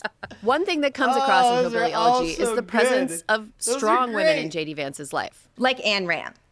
Yes, definitely her, but also chief among them is his grandmother who raised him, his older sister Lindsay, his wife Usha, and as we mentioned earlier, the professor at Yale Law who took him under his wing, Amy Chua. It's important for everyone to know that Amy Chua is not just the Tiger Mom lady. She also defended Brett Kavanaugh as a supporter of women after he was accused of sexual assault.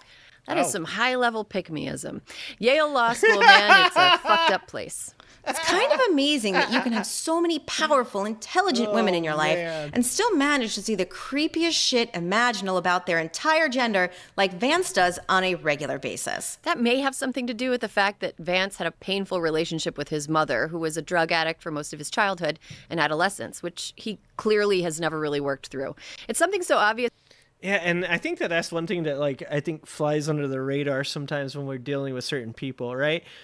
Like, when you get into, like, the actual character or the source of Donald Trump's character, there are things that you can directly draw back to in, like, his childhood, who his father was as a person, how he was taught to be, as to who he is, right? And so I think sometimes people, like, their mentality is a little too basic with how they deal with certain people, especially when you have so much information at your fingertips, right? I think you look at somebody like JD Vance and you can recognize like exactly what makes him tick. It isn't like it's some kind of like insane puzzle. Like I said, when you talk about somebody, if he did really come from that like poor background, being offered these like, you know, large opportunities and large amounts of money, you start to recognize like, oh, this guy like literally would do probably anything for power or money, and morals to him probably don't exist in the same way that they do to others, because a person like that comes from a place where you say to yourself, this whole time I haven't been given anything, and here's my opportunity to have something. Why shouldn't I take it? Why shouldn't I get these things? And that's also why it makes like religious people really scary in these areas. And when I speak of religious people, I don't mean like you're down home, go to church, be a good person kind of religious person. I mean like your big televangelicals like Kenneth Copeland and stuff like that. Joel Osteen.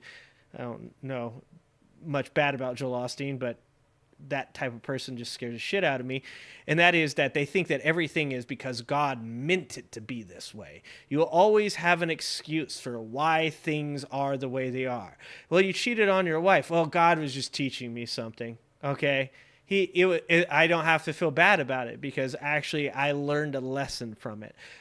You have all this money while there's a bunch of homeless people around. And it's like, well, God wanted me to have all this money. Like that's when you start to get to like these scary places where people are willing to like forgo morals and stuff like that just for opportunities. It's in the book that even Megyn Kelly clocked it in 2017. Take a listen. When I finished the book, I felt a little worried about you.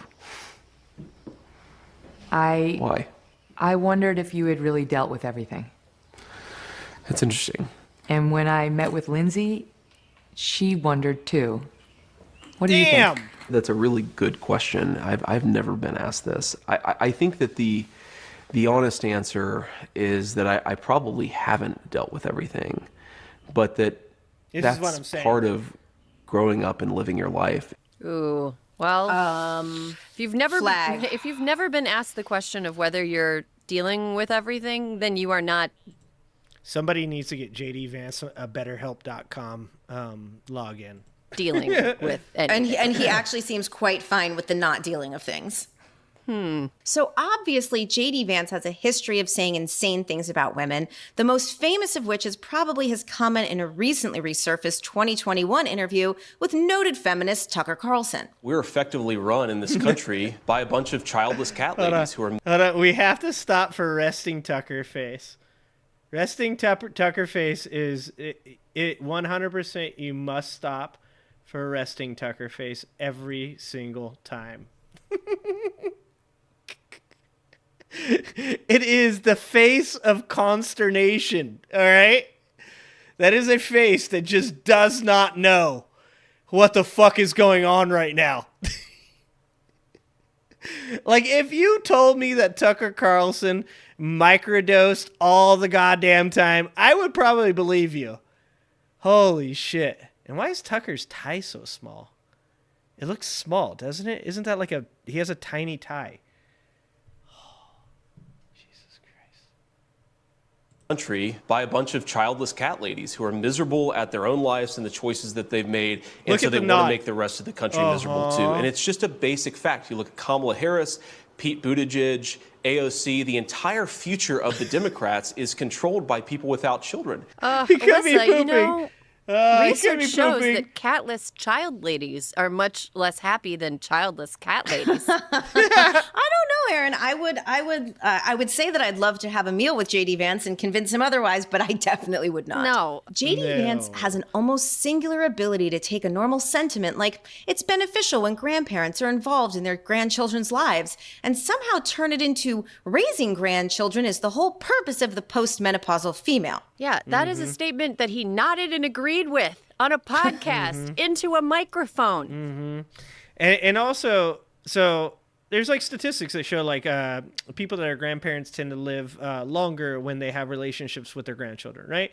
Like there's something to be said about whether or not like certain things are good for humanity and certain things are not good for humanity. But it comes down to individual choice, and that's where that's none of your fucking business, right? Is like at the end of the day, if somebody doesn't want to be a parent, that's their choice. If they're happy and not being a parent, that's good for them. If they're unhappy and they're not a parent and being a parent would make them happy, then great. That's up for them to decide.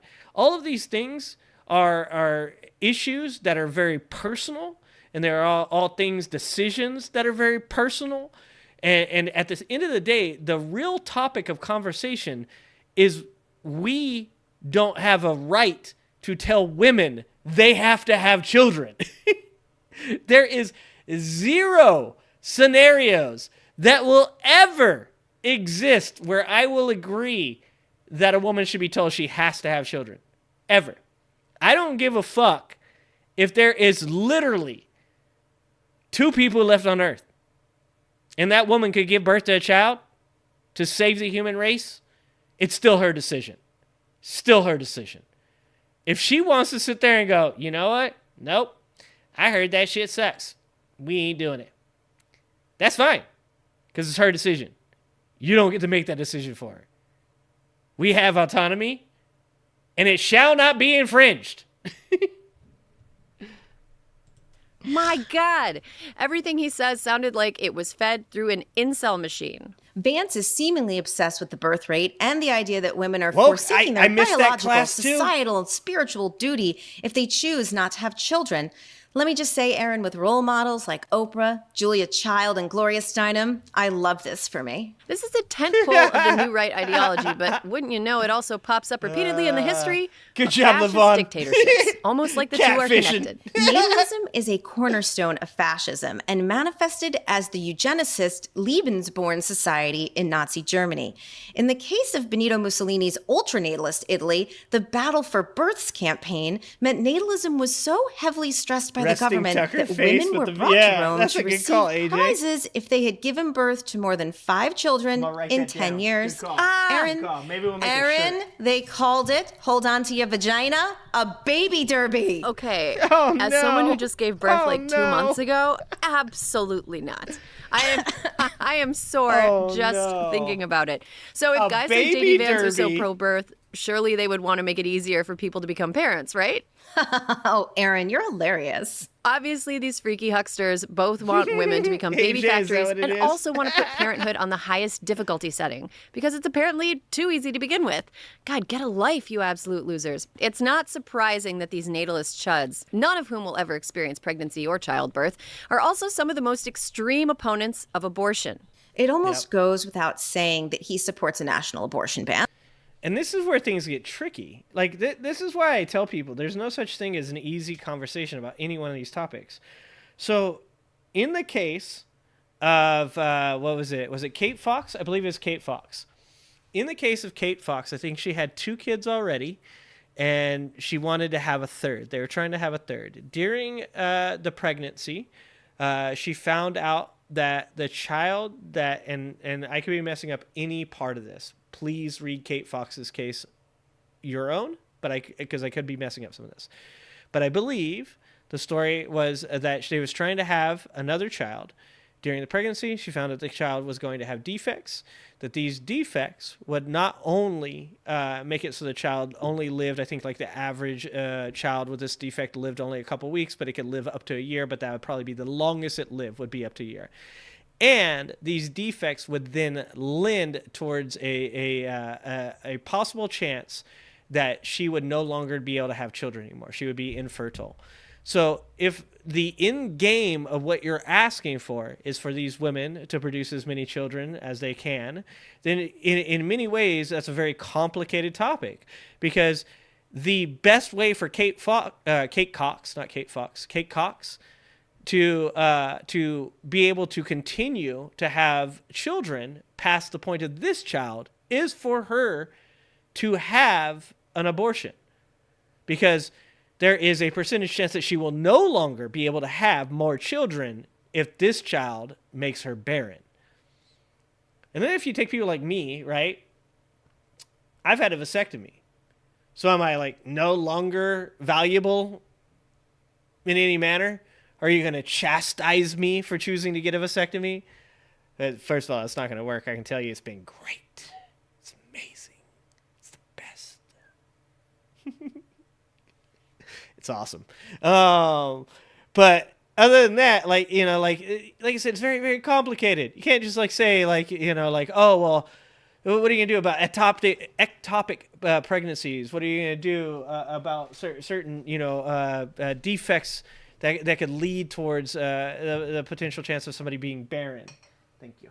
Appreciate it. It's a much more complicated subject than that. Including in cases of rape and incest. And despite the fact that Vance fiercely denied it when Kentucky Governor Andy Beshear called him out for this, Vance is on record referring to rape and incest as an inconvenience in the abortion conversation. Should a woman be forced to carry a child to term after she has been the victim of incest or rape? Look, my view on this has been very clear, and I think the question betrays a certain presumption that's wrong.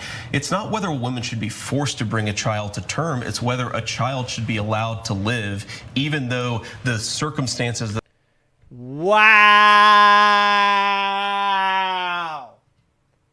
What a fucking answer.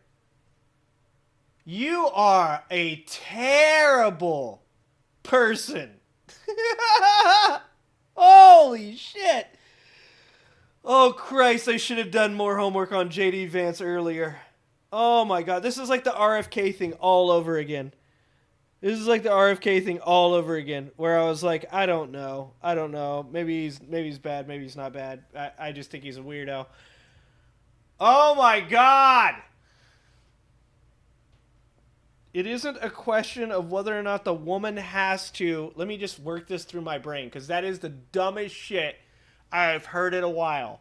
I gotta stop saying dumbest shit I've ever heard, because I keep hearing dumber shit afterwards. And then it just completely negates the last time I said it.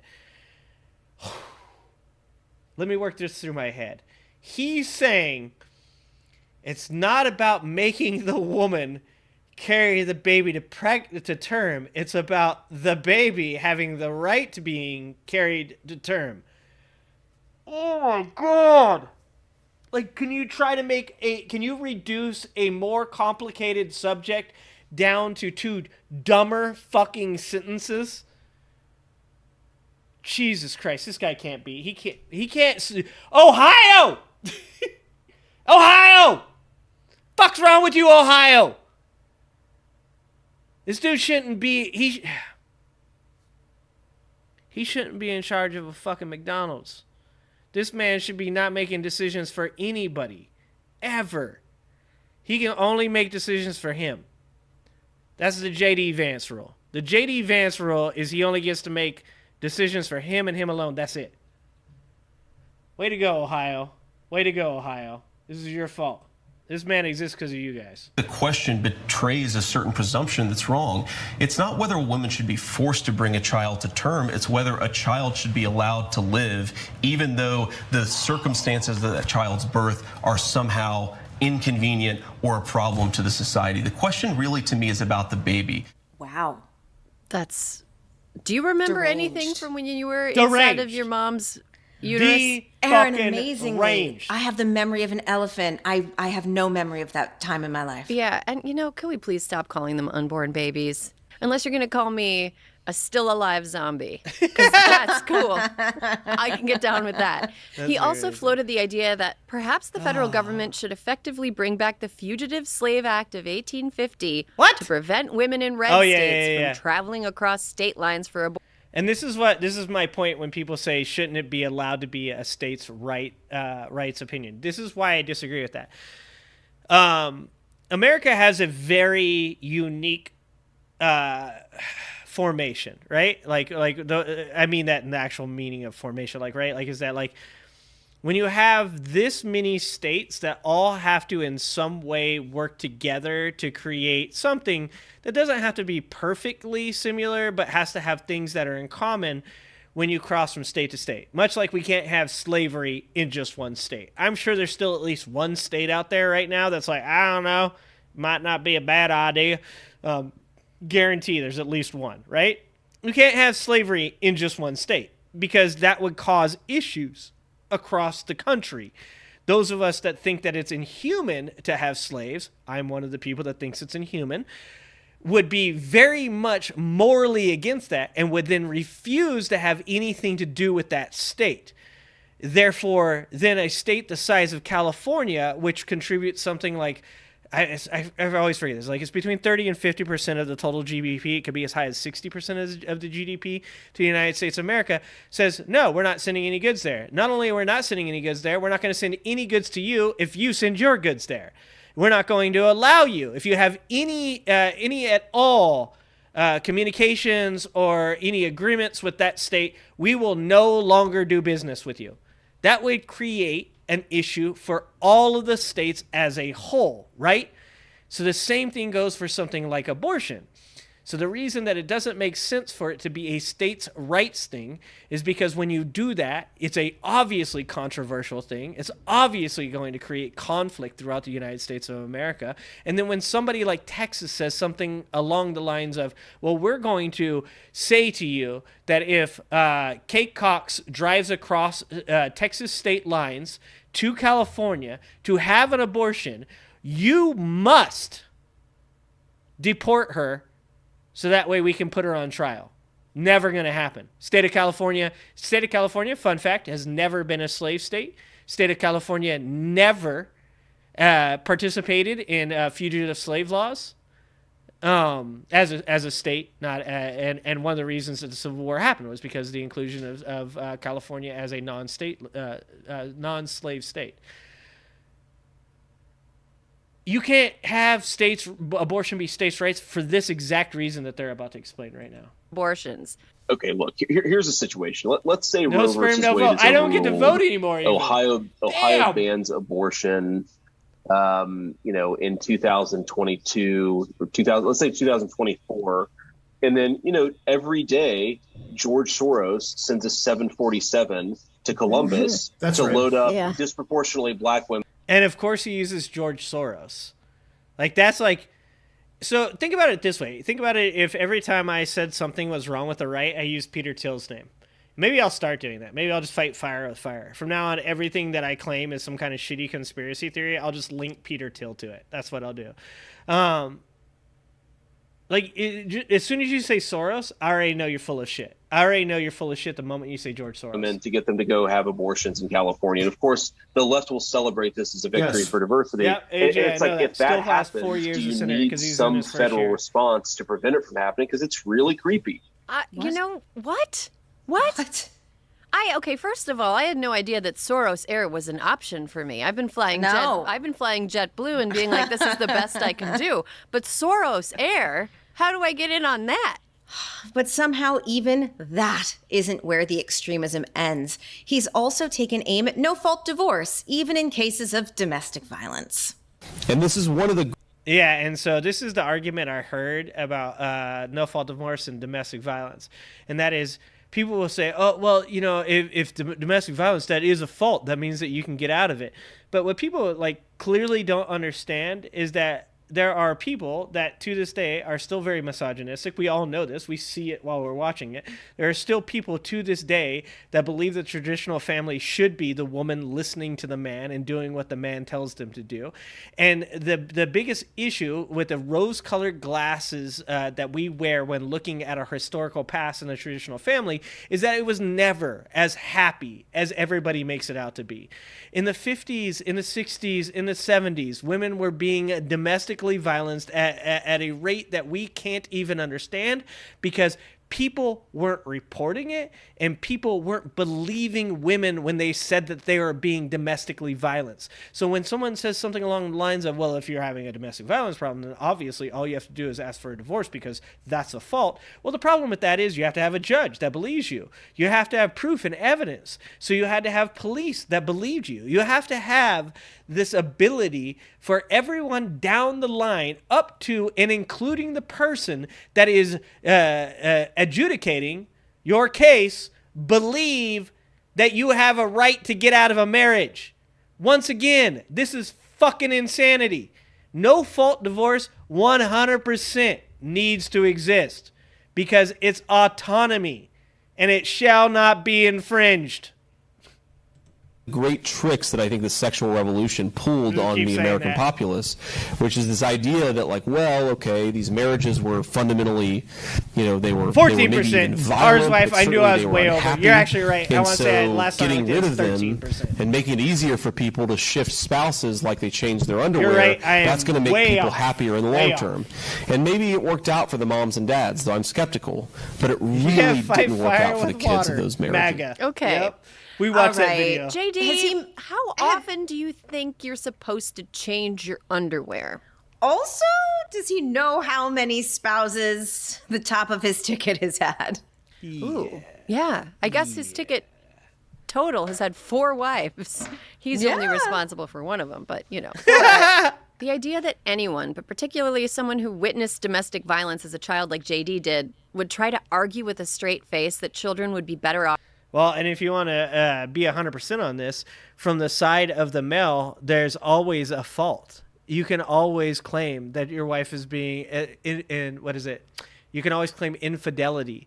You can always claim that she's not putting out. You can always claim that she's not, like, she doesn't do the things that she claimed she was going to do. That's the problem. This is what I'm saying is, like, when you look back at the 50s and 60s as the golden age of the American traditional family, because the woman was forced to stay at home and have no career aspirations at all, not want to be educated, all those things, and say to yourself, like, oh my God, like, how amazing was that? You're completely forgetting the fact that there was so much that was suppressed, so much that yeah, as a white male, I'm sure it was fucking amazing during that time, and I'm sure as white males, they're like, let's go back. I've said this before. Project 2025 in no way is going to like cause me any type of issue.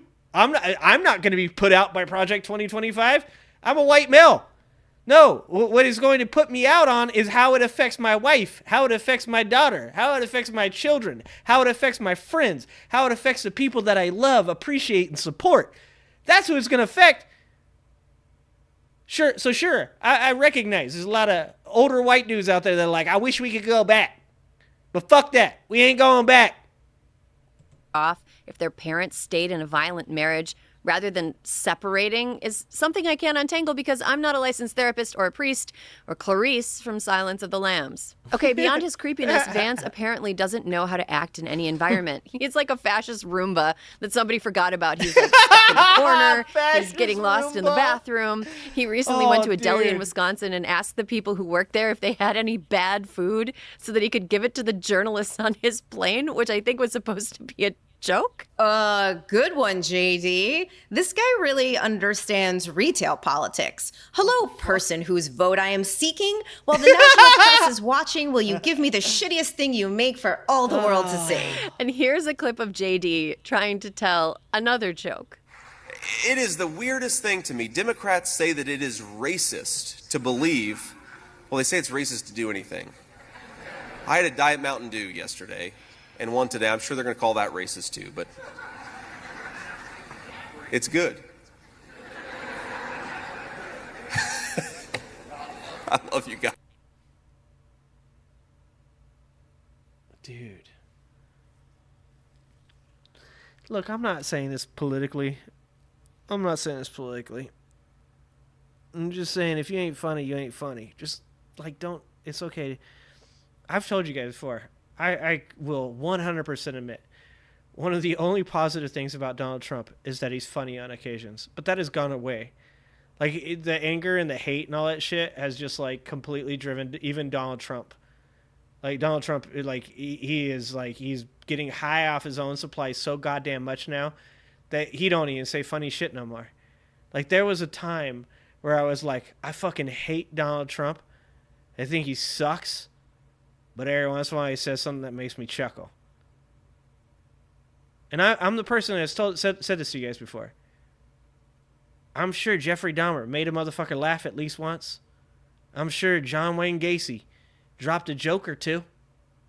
I'm sure Adolf Hitler, Mussolini, Stalin, Mao made somebody giggle. Okay? I believe that. But if you ain't funny, don't force that shit. Just be you, dog. Just be you. That was so fucking terrible. That was like a try at like dry humor, and it was fucking horrific. That was like, that should be a crime. I'm gonna be honest with you guys. Somebody gonna call me a commie right now. This is where it finally happens. I haven't been called a commie all day long. Okay, hasn't happened yet, and it feels weird. So I'm gonna try and bring it on. I'm gonna try and get someone to call me a commie right now. Okay. I'm going to manifest a Trump supporter calling me a commie. I think it should be illegal to be that unfunny. I think that if you try to make a joke and you fail that poorly at it, someone should drag you the fuck off the stage and put you in jail. I'm leaving it out there. Guys, Love you guys. Nope. So much pain in that laugh. Nazis, that doesn't work. Because it's he a comedy. is so uncomfortable in his own skin. Oh, and now he's made Mountain Dew uncomfortable. And here he is on the campaign trail visiting a cafe like a normal human man, saying normal human man things. How long have you worked here? I've been here since the beginning. Oh, that is funny. Okay, good.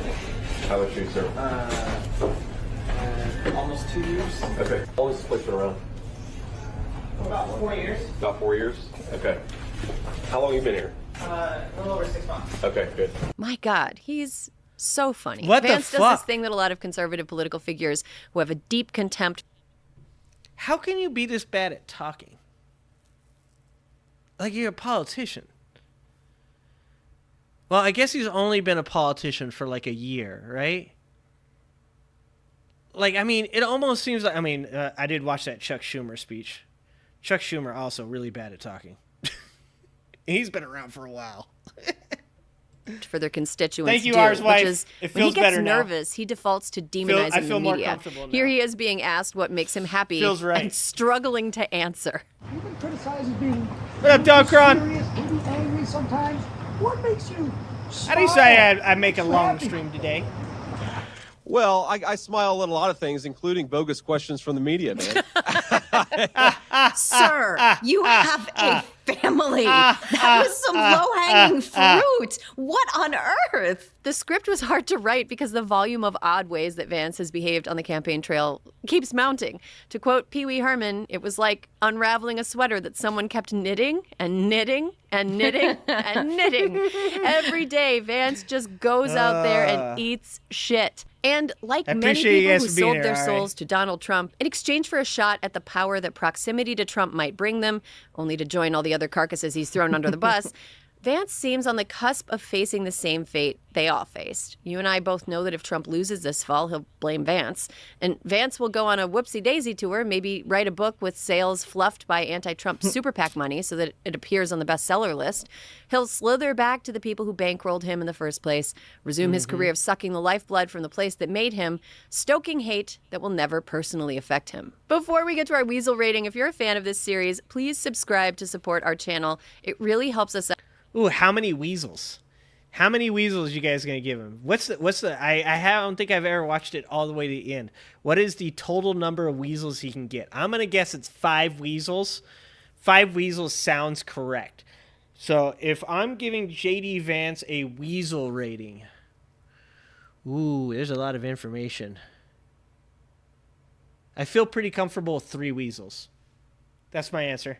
I'm not going back on it. You guys can't convince me any different. I'm going with 3 weasels.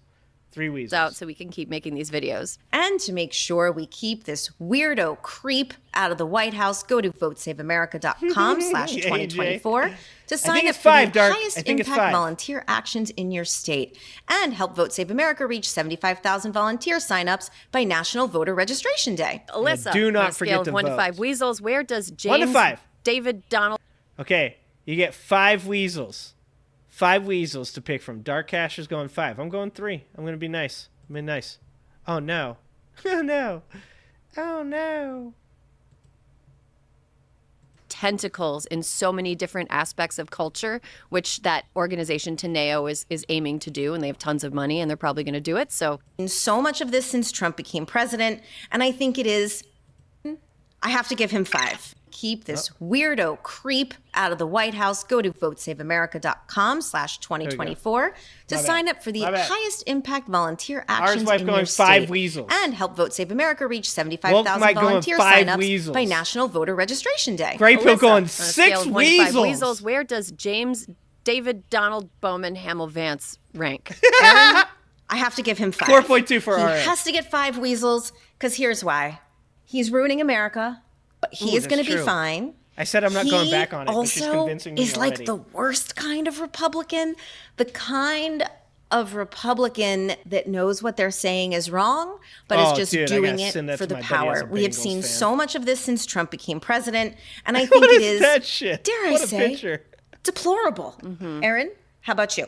I give him a good 3 weasels. Okay. Yes! He's definitely on his way to 5, and I think if we do this again in like 5 years, he'll have the full 5 because he will have his tentacles in so many different aspects of culture, which that organization Teneo is aiming to do, and they have tons of money, and they're probably going to do it. So stay tuned for that. But I don't think he's all the way there yet because he might be behind a little bit. Punching himself in the dick. He just can't quite act like a human man yet. They just got to just slightly tweak his AI programming, and maybe he'll seem a little bit normal once he's got the bugs out. 5 times 5 times 5 That's what I think. I think he's a solid 3. You know what? I think I'm not going to revise. I'm going to stick with my 5, but I do see your point. Okay. He is only 40.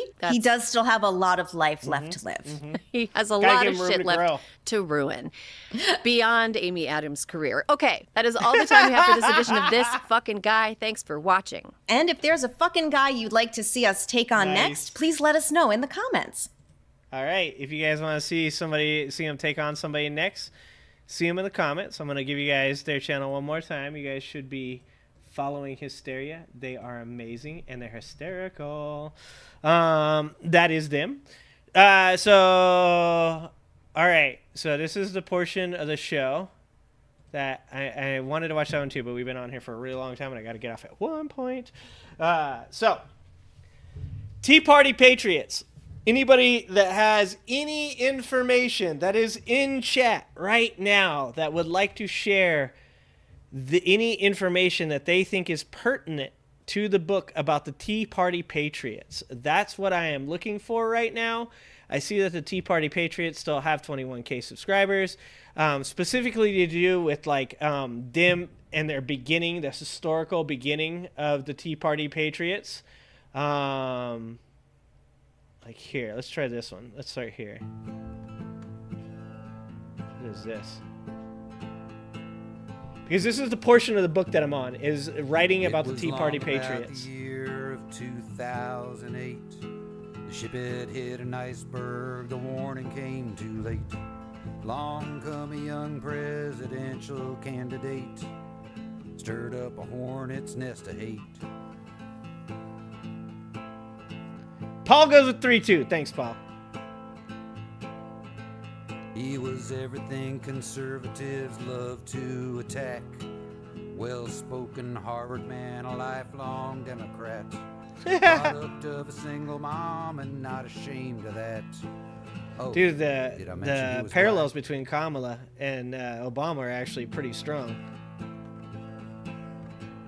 For a decade long, the rich had all dodged their share. This charismatic Democrat, he gave them quite a scare.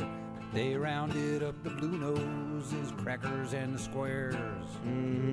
Gonna run him. Dude, that's like what that sign will live in infamy, dude. That sign will live in infamy. Holy Jesus. Like some of the portions of the Tea Party beginnings to do with Obama, in my opinion, are some of the most important things to like really look into as to the makings of MAGA. Like, remember all those people, it's not because he's black. It's not because he's black. Well, there's let me bring this up real quick. Do you guys know? I believe they are. Dark. That's what I'm going with. I believe my hypothesis, Dark, is that the Tea Party Patriots were the beginning of it. And one of the reasons I say that is because, what is it? It's Broken Bones. And maybe it's not John Moore. Broken Bones and White Robes. Is it John Moore? This book here. It's called White Robes and Broken Badges. Joe Moore. Sorry. White Robes and Broken Badges. So this is a book that just came out. It just came out August 13th. It talks about okay. Let me see. In the shocking memoir, a former FBI informant reveals what he learned from successfully infiltrating the Ku Klux Klan in the backwoods of the Sunshine State, uncovering details about the hate group structure and its modern far-right spin-offs, which are operating to achieve the same goal, inciting a second civil war by whatever violent means necessary.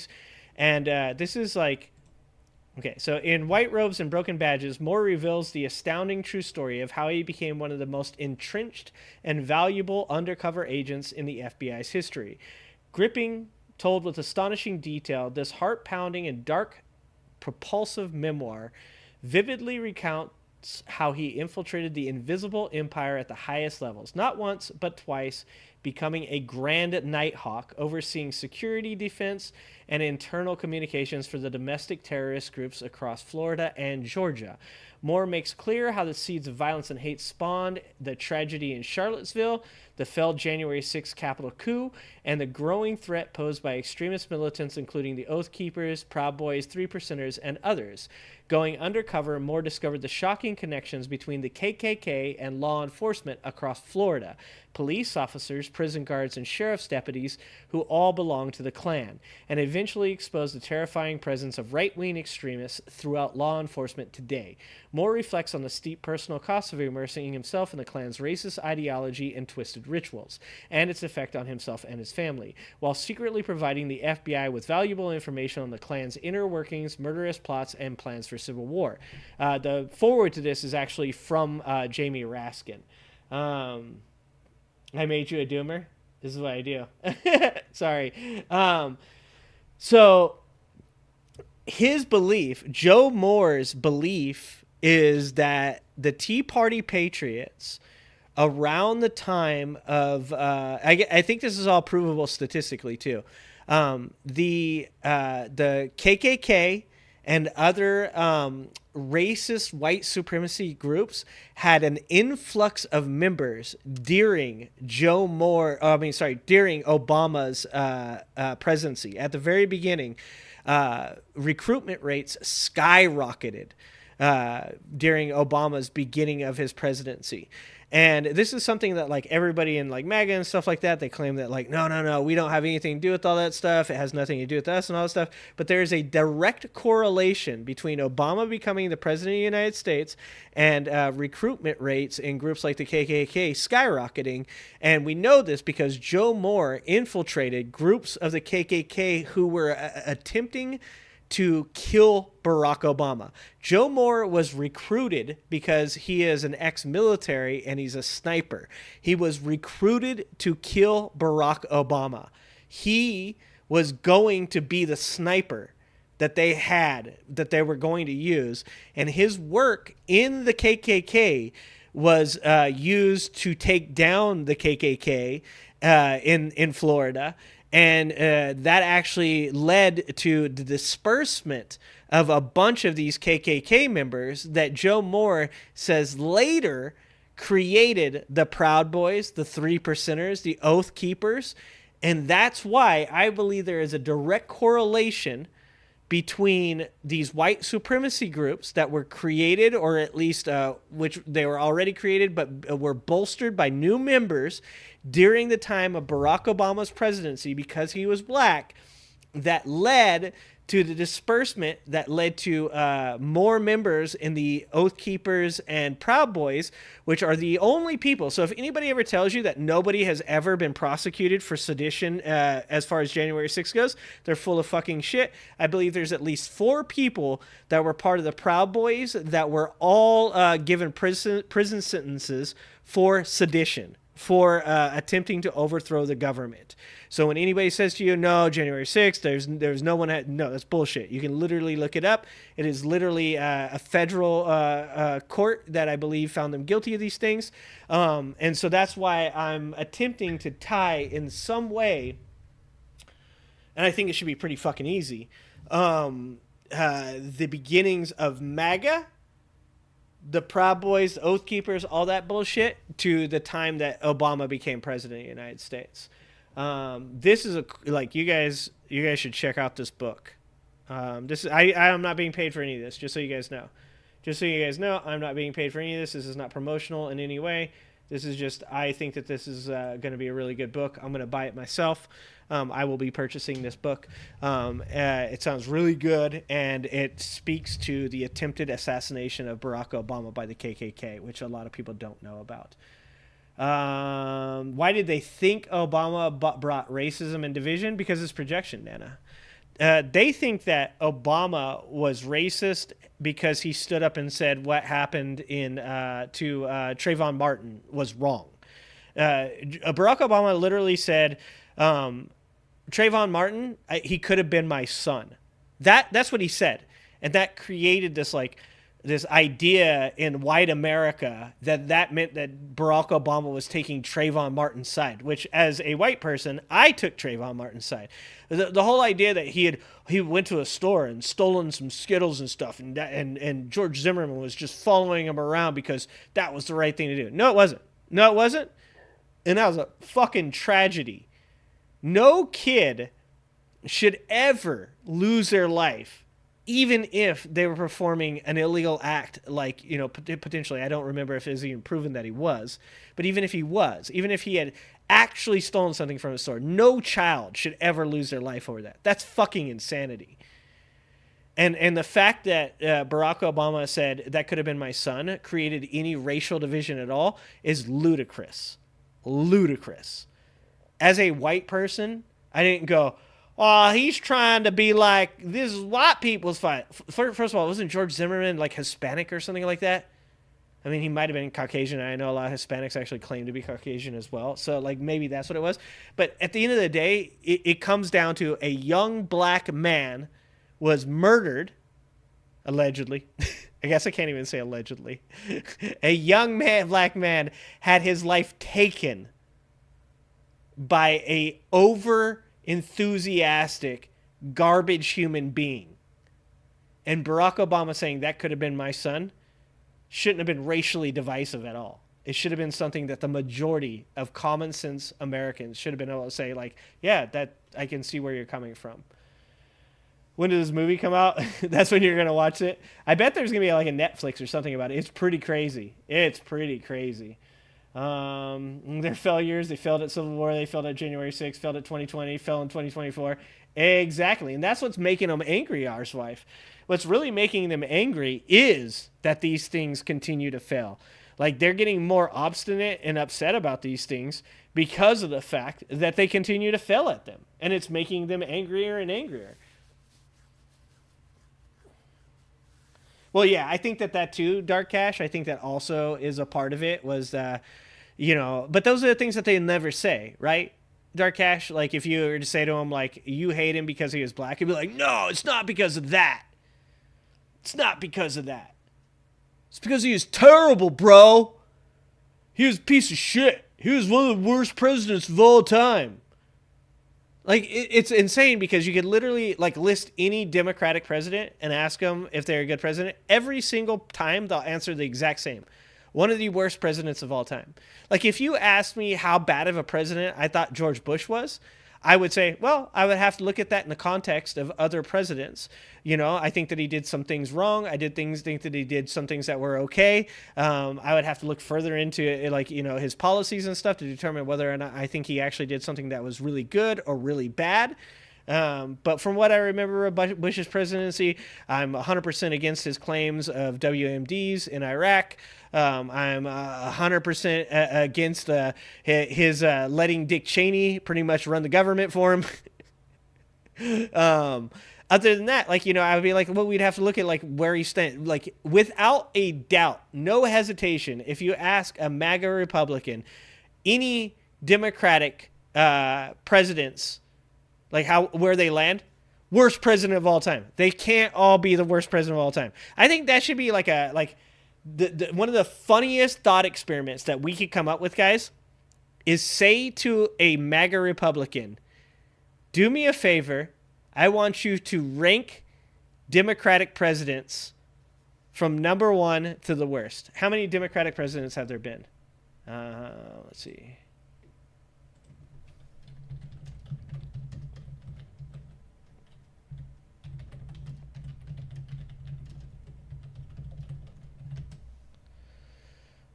Let's see. Since Andrew Jackson's inauguration in 1829, there have been 16 Democratic presidents.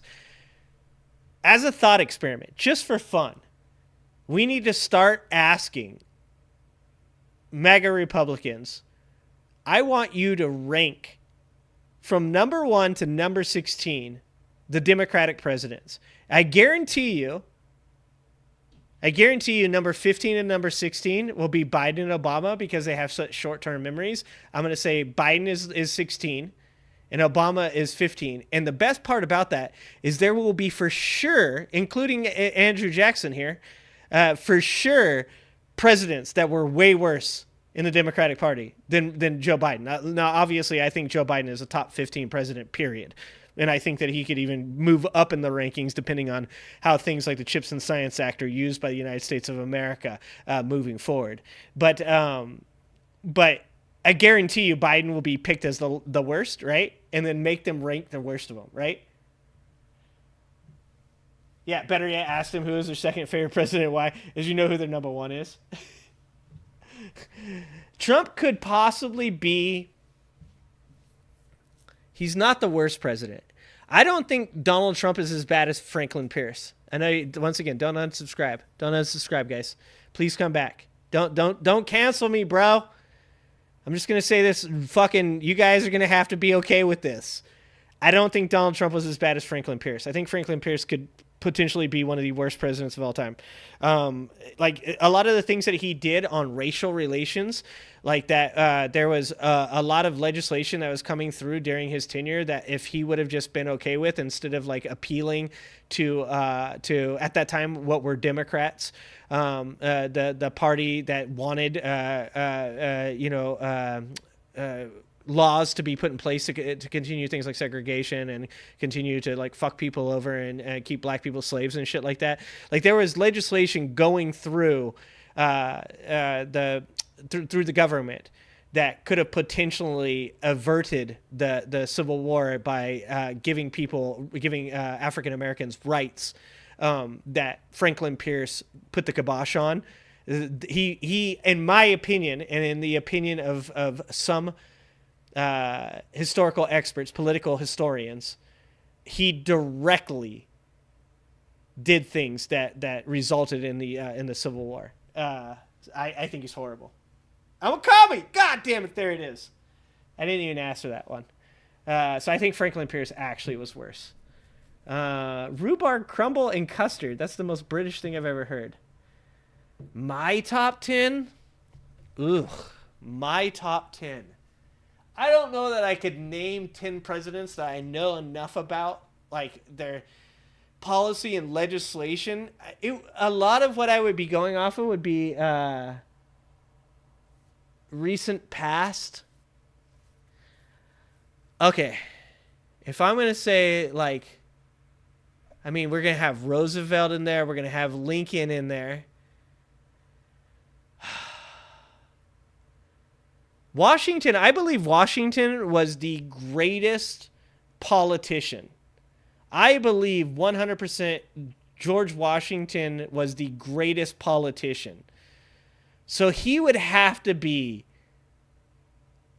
up there because George Washington at one point chose to give up power. George Washington didn't want to be president. George Washington never wanted anything to do. God, I'm going to get so fucking off track here. George Washington wanted nothing to do with any of the power that people gave him. He didn't want to be the general of the army. He didn't want to be the president of the United States. He didn't want to be reelected. He like forced them to let him go. So I think George Washington has to be top 3. Lincoln did have a chance that he almost took to heal the United States of America during the Civil War and not free the slaves. And in my opinion, that drops him down a notch. Roosevelt was the New Deal, right?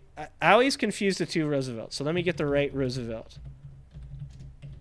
I always confuse the two. Franklin. Okay. Because I always fuck up the two Roosevelts.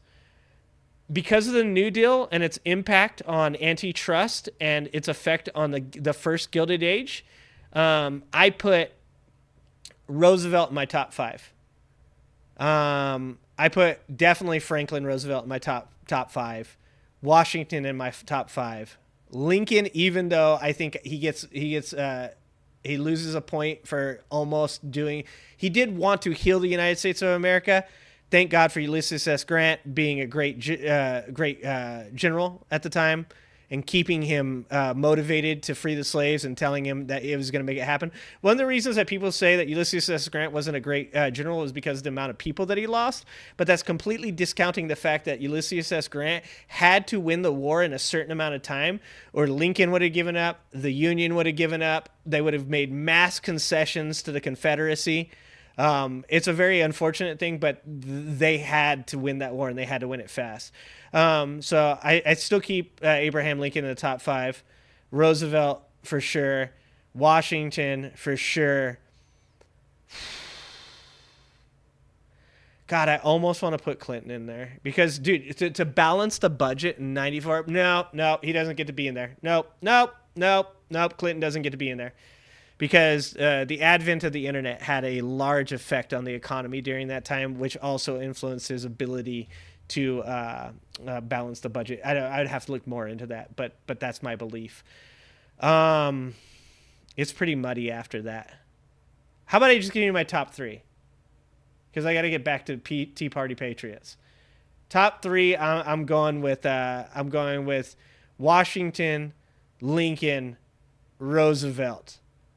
That's what I'm going with. And in no specific order, but if you were forced to make me pick a number 1,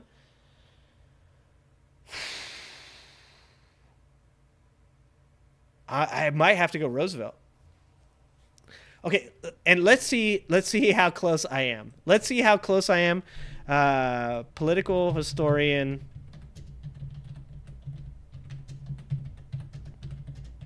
Now I'm going to look at this and I'm going to be like, I'm so fucking wrong.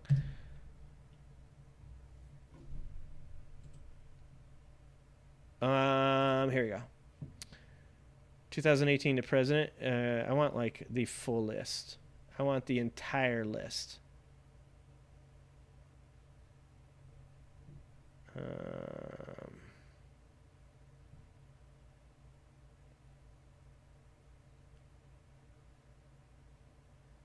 Franklin Roosevelt, top 3. I got that right.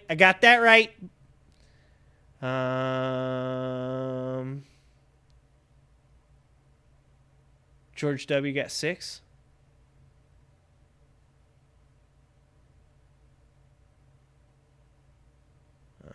That's from 2017. 2018. Okay. Second Presidential Greatness Project expert survey was sent to members of the President's and Executive Politics section of the APSA in 2018. Ranked Donald Trump for the first time, putting him in the last position. Jesus Christ. That's got to hurt. Fucking worse than Franklin Pierce. Take that, Donald Trump. In the 2024 edition, Trump easily had the worst showing with a score of 10.92 out of 100, while self-identified Republican historians rated Trump in the bottom 5. So Republicans rated him in the bottom 5. The study organizers noted a drop in recent Republican presidents' scores by speculating that respondents put more weight towards a president's fealty towards political and institutional norms. The first version of this poll was conducted in 2015. Where is this? Is this the poll? Let's see if this is the poll. God damn it.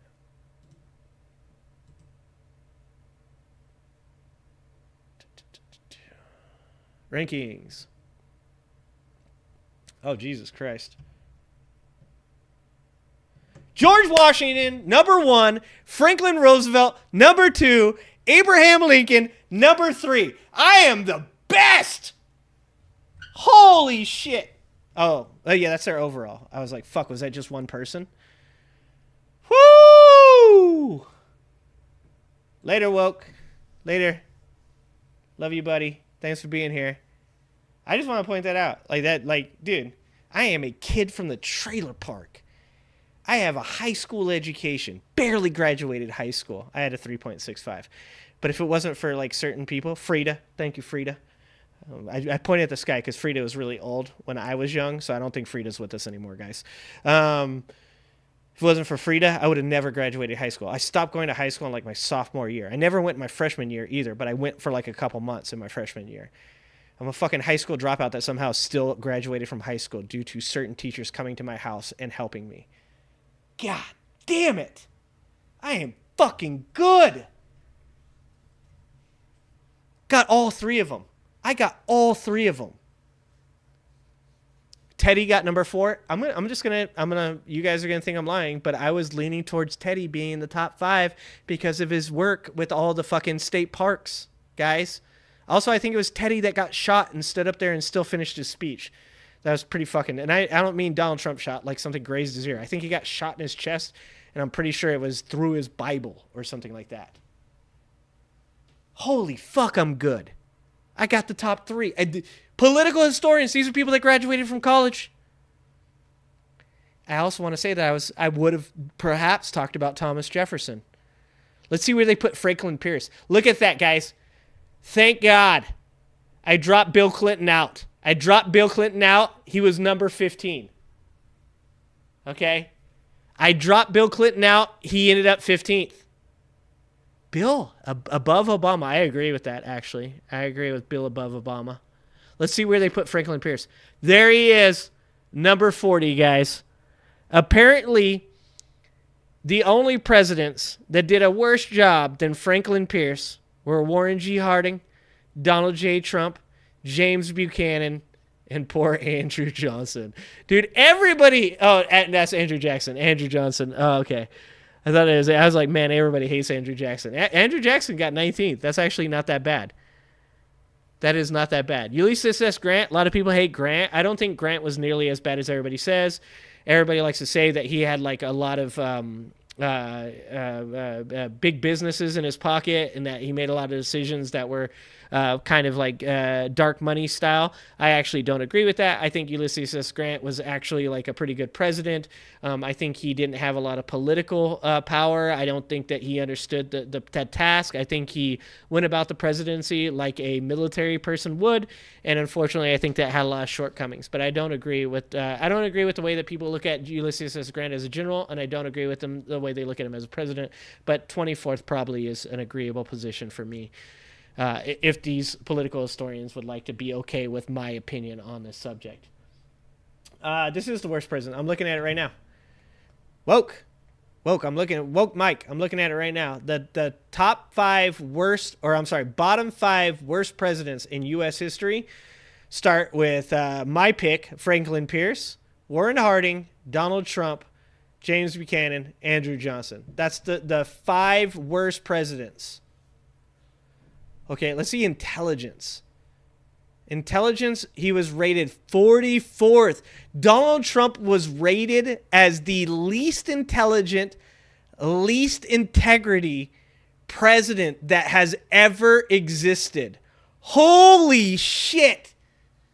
Holy shit. Alte, are you gonna give me credit? You gonna give me any credit, Alte, for fucking calling that top 3? How are you not giving me any credit for calling that top 3? That was next level. Jesus, I got no respect. No respect. Yeah, I agree with that, Nana. He did balance the budget. Just because you're from the trailer park doesn't mean you can't do great things. I think the people that do the best things, the realistically greatest things, are people that come from the worst possible backgrounds, in my opinion. I can't prove that, but I like to think that that's true. Let's see. What else did they rank Trump as the worst at? They ranked him as the 43rd, which is the second to last, in education, family, and experience. That was James Buchanan. Let's see what they rated him high in. His integrity was the worst. His intelligence was the worst. God, this is why Donald Trump is so mad. Donald Trump has never looked at this, but I guarantee you Donald Trump knows about this. His luck, he was rated 10th in luck. Of all the things that you want to be the highest rated in, he got rated as the 10th luckiest president in the history of America. Holy shit. That's the one thing you get to be in the top 10 for? The next highest thing he was rated in was willing to take risks. He was both the 10th highest, luckiest rated president, and the 25th most willing to take risks. That's not even in the top half of. If you're going to be the 10th luckiest president, you might as well be in the top 10 taking the highest risk too, brother. Like, you go full bore, my friend. I knew I was going to get distracted. I'm never writing this book. 42nd as far as ability to compromise. Overall ability ranked 44th. Executive appointments, 100% he's 44th. Wow. Oh, was he? Yeah, he was. So he got rated the worst for overall ability, executive appointments, intelligence, and integrity. Trump supporters, I want you guys to hear this. I want you to understand this. You want to vote for a person that historians across the spectrum, not Democratic, not progressive, not liberal, not commie, political historians across the spectrum have rated the person that you guys think would be the best possible president, that you think that is the best president, as the one that has had the least integrity, least intelligence, and the worst choices for executive positions. That's your boy. Holy crap.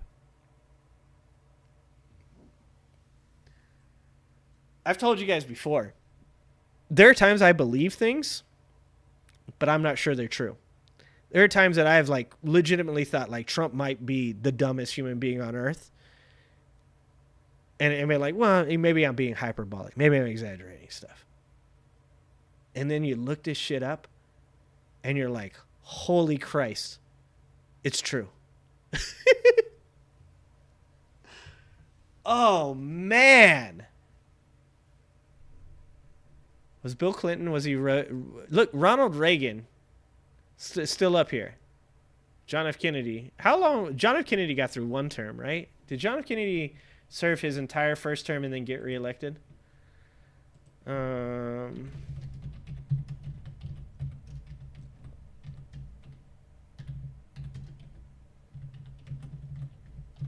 guess I'm supposed to be learning something. 2 years. That's what I thought. He didn't get all the way through his first president. He didn't get through his first term.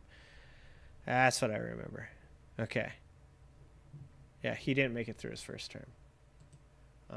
Let's make sure we bookmark this bad boy. Yeah, we'll just do it under all bookmarks. Because we're going to need to show this to people again. You guys know we're going to have to bring this bad boy up again. We're going to have to bring this up all the time now. Oh, God. That was a 2018 version. Anyways, check out this book from this guy. It is one of the reasons that I have drawn a correlation between Obama's presidency, the Tea Party Patriots, and then what MAGA has become. The individual steps between that, I believe, would be Bernie and the controversy surrounding Bernie and Hillary, the controversy surrounding Bernie and Joe Biden. As far as the primaries go, I believe that those are also big reasons for why MAGA has become what it is. The Occupy Wall Street, when you have people like Tim Pool that were part of the Occupy Wall Street that rose in prominence because of that, but now have joined MAGA. I believe that there's many people that have gone to that as well. Was Johnson the one to remove the Indians from their native lands? Let me look that up. LBJ was the one that he did sign the Civil Rights Act of 1964. Did Johnson?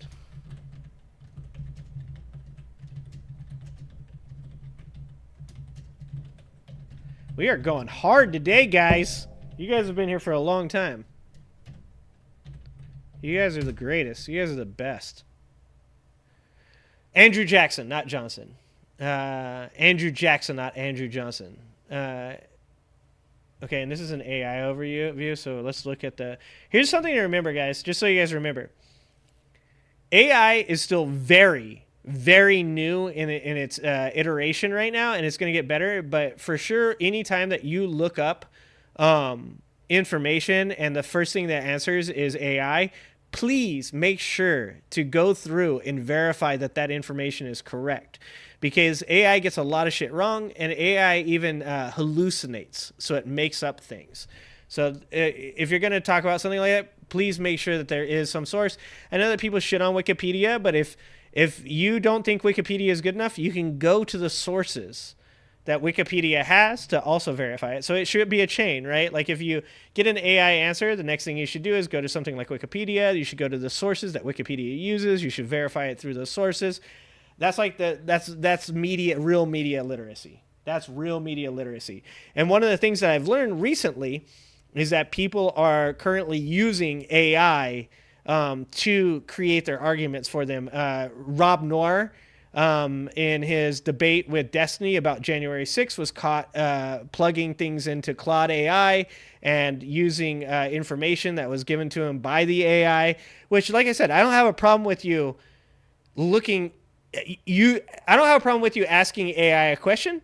You should just be tracing it back to its source. You should be tracing it back to its source to make sure that it is correct. The Indian Removal Act of 1830 was signed into law on May 28, 1830 by the United States President Andrew Jackson. The law, as described by Congress, provided for an exchange of lands with the Indians residing in any of the states or territories and for their removal west of the river Mississippi.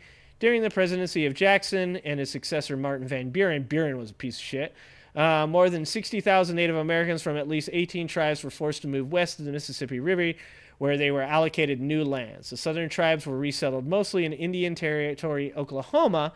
The northern tribes were resettled initially in Kansas. With a few exceptions, the United States east of the Mississippi and south of the Great Lakes was emptied of its Native American population. The movement westward of indigenous tribes was characterized by a large number of deaths occasioned by the hardships of the journey. Is that the Trail of Tears? That's the Trail of Tears, right? Cherokee Nation was specifically the Trail of Tears. What did President Johnson do to the Native American? President Lyndon Johnson called for termination to replace by Indian self-determination. What is this? This is 68. So this is after the Civil Rights Act. Oh, I was unaware that there's an Indian Civil Rights Act.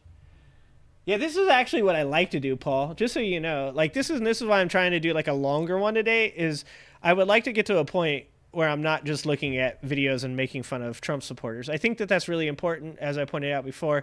I don't think that you do defeat things like MAGA out of like using logic and like bringing people to information. I think the way that you defeat things like MAGA, the mental illness that is MAGA, by mocking it and using shame, to be fucking honest with you. To keep their numbers from multiplying. I don't think you're going to do anything to stop the people believing the shit they believe within MAGA, but to keep people from joining MAGA, I believe mocking and shame is the way to go. So, you know, fucking believe what you want. That's perfectly fine. That's my opinion. But with the things I like to do, what's up, Diane Russell? Diane, I checked out some of the music on your channel. That is pretty badass, Diane. Shout out to Diane's music. If you guys like some good music, check out Diane Russell's channel. Dope ass music, my friend.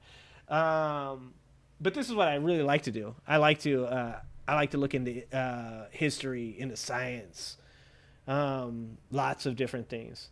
Okay. So I didn't know about 1968. President Lyndon Johnson calls for termination to be replaced by Indian self-determination. Congress passes the Indian Civil Rights Act to ensure that the American Indian is afforded the broad constitutional rights secured to other Americans. Fucking crazy. This happened within 60 years ago. The fact that this happened within 60 years ago is why I get so fucking annoyed with people when they say shit about racism. When they're like, what racism, bro? Do your own research, bro. Trust me, bro, there's no racism. You guys make that shit up. It's white guilt, dude. Fucking hate that shit. This is why I hate it. It's because it's less than 60 years ago the Civil Rights Act was signed in. Less than 60 years ago that the Indian Civil Rights Act was signed in. It's fucking insane. It drives me nuts when people say that shit. There's no racism, bro. The act is a highly controversial law because it authorizes federal courts to intervene in intra-tribal disputes, a power they never had before. Many Indians bitterly resent this development. Essentially, it does two things. First, it confers certain rights on all persons who are subject to the jurisdiction of a tribal government. Second, it authorizes federal courts to enforce many of these rights. So in other words, the idea behind it, and let's just like look it up. Let's look up the actual act. Because it sounds like the idea and the reason that Native Americans were not a fan of it was because they probably have certain laws within tribes that do not parallel like American laws, right? Like, so this is totally off the cuff, but let's say like Indian tribes punish theft in a certain way. This would then change that right to be more universal, and it might not fall under the same like statutes as what they believe or whatever. In 1968, President Lyndon B. Johnson signed the Civil Rights Act for Indians, which granted Native Americans the same basic protections. Yeah, we just read that. Purpose to ensure that Native Americans had equal protection under the law, including fundamental rights like freedom of speech, religion, and due process. This act marked a significant step towards recognizing the civil rights of Native Americans and their tribal sovereignty. And you can see why Native Americans would be upset about this, because they had already been... obviously, the lands that they lived on and such had already been taken from them. Now they're going to be forced to live under the laws of the people that took those rights for them. But at the same time, as much as I obviously find the murder and the taking of the land of Native Americans to be disgraceful and embarrassing, it does not negate the fact that where we are now is where we are, and we have to do something about that situation to make it as tenable for everyone as we possibly can. And so that means that, yes, even though Native Americans at the time may have wanted, some sovereignty to govern their own people, we do have the responsibility to make sure that Native Americans are not taking advantage of other Native Americans, because they are just as likely to take advantage of other Native Americans as any other ethnicity. Or maybe that's provably wrong, provably false or something, but I don't think that's true. Why does this keep going back to the Native Alliance for Medicine? God, Jesus. I'm so off track. I'm supposed to be looking at the Tea Party, and you guys got me just running down these areas. I get so distracted so easily. The Heartbreak of Wounded Knee is a great book about the history of Native Americans. I will Heartbreak of Wounded Knee. Got it. That's going right under Resting Tucker Face. Heartbreak. Look at my old ass using a pencil. Heartbreak of Wounded Knee. Thanks, R.A. I appreciate that. I will look into that. I love books. Books are my favorite. Okay, let's just watch this. We're going to get learned.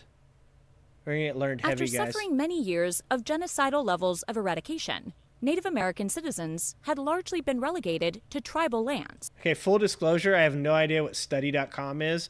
But or whether or not it's relevant or good or truthful, but study.com, I feel pretty good with that name. Where the United States Constitution did not apply. Tribal lands are plots of land designated by the United States government on which Native American people can live in sovereignty. Dark cash. This situation was far from ideal, though. If the occupants chose to live away from a tribal land, they experienced discrimination similar to that which African American citizens of the time faced. And if they chose to live on tribal lands, the United States Constitution did not apply to them. The Indian Civil Rights Act of 1968 granted Native American people, for the first time, full access to the United States Bill of Rights. This guaranteed them the... That is wild. Wild! The Indian Civil Rights Act of 1968 granted Native American people, for the first time, full access to the United States Bill of Rights. That is wild! Oh! That was less than 60 years ago. That's 56 years ago. 56 years ago, Native Americans were granted full access to the United States Bill of Rights. That is wild.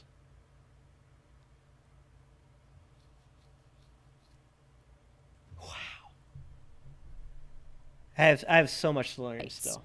This guaranteed them the right to freedom of religion, the right of habeas corpus, or justification of lawful imprisonment, and the right to a trial by jury, among others.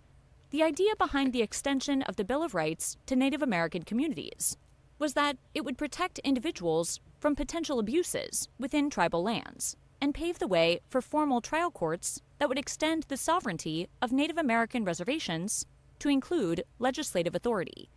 This means that Native American civil rights would be protected, but they would also be able to govern themselves in sovereignty. There were, however, some legal gray areas that resulted from the passage of the Act, and conflict arose between respecting Native American sovereignty and adhering to the principles of the United States Bill of Rights. During the early 20th century, Native American people from different tribes began pooling resources to create a collective indigenous identity, known as the Pan-Indian Movement.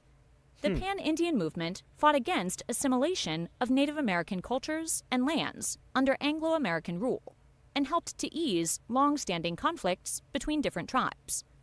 Over time, Native American communities were able to create formal political units to fight for sovereignty and equality, but still suffered racism and injustices.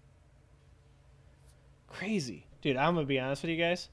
Like, I could probably get deep on some Native American stuff and just become one of these people that just, like, does nothing but talk shit to people about what happened to Native Americans. Holy crap. Like, I have to actually, like, stay away from that. So I think I would become a very angry ginger. Very angry ginger. Like, looking into all that stuff. Holy shit, that is so insane. Okay. We're back to the Tea Party. I have to, like, do some Tea Party work, or else, this is my time where I'm supposed to be researching this stuff, too. All right, let's see. Tea Party Patriots is an American conservative political organization founded in 2009. So I need to, like, I need to be taking notes about this. Where is it? Tea Party founded. I have 5 pages of notes from the last time that we did this. Okay, Tea Party Patriots. Sorry if you guys can hear me typing. Okay. Oops. What is going on here? Stop it. Fucking Google Docs, man. Okay, founded in 2009. That's important. So it was founded literally, what was that? Obama's second term? First term. Right after Obama was elected. Okay. Known for organizing citizen opposition to the Affordable Care Act during the presidency of Barack Obama, and more recently for supporting Donald Trump. Do these guys still exist? In 2020, Tea Party Patriots hosted and funded the America's Frontline documentary. Oh, dude, okay. So that's actually really important. Okay, so I need to just, like... Okay. In 2021, Tea Party Patriots was among 11 groups listed on the website as a March to Save America, the pro-Trump rally that led to the storming of the United States Capitol. This is all going. This is good stuff. That's what I'm looking for. These are the links, and obviously what you're seeing me do now is I'm just giving myself the notes, and then I'm going to go back and research a lot of this stuff further. But, like, for now, I'm just trying to take on some notes, because the way I do, like, note-taking and stuff like that before I write is generally I just clump over big pieces of information, and then I slowly go through. If anybody has ever seen my doc on Kamala Harris, you can actually see, you could have seen the work I did from it just being big clumps of information, then it's slowly being sorted out into, like, different sections and stuff like that. And I'm still working on that document, but I really need to get back to writing. You're 15% Native American? I think you can, Don. I think that I have a friend that receives a check. I don't know how much of her heritage is Native American, but she receives a check every year for being a Native American. She might be she looks very Native American, so she might have more than 15%, but I could be wrong. I'm going to get so off topic, but you guys remember when Elizabeth Warren said she was Native American? Once again, remember a time when somebody could say something and then people would say, no, you're not. And then when they found out you weren't, like, it literally was the end of your political career. Like, remember that? Remember when, like, people like Donald Trump couldn't get away with all the shit he gets away with? But now apparently you can get away with all these things. It's fucking insane. But Elizabeth Warren said that she was Indian, and it turned out she was only like 1% Indian. And I was like, all of you guys shitting on Elizabeth Warren are all dicks. Every one of you. Because I remember growing up, every single person you talked to was like, I'm part Cherokee Indian. I'm a Chippewa. Like, everybody would say that shit. Like, I'm the whitest human being you've ever seen in your life, and still my mom was like, yeah, we're part Indian. And, like, nobody was ever, like, a shitty Native American tribe. Sorry, Native American tribe. Let me change that. Okay.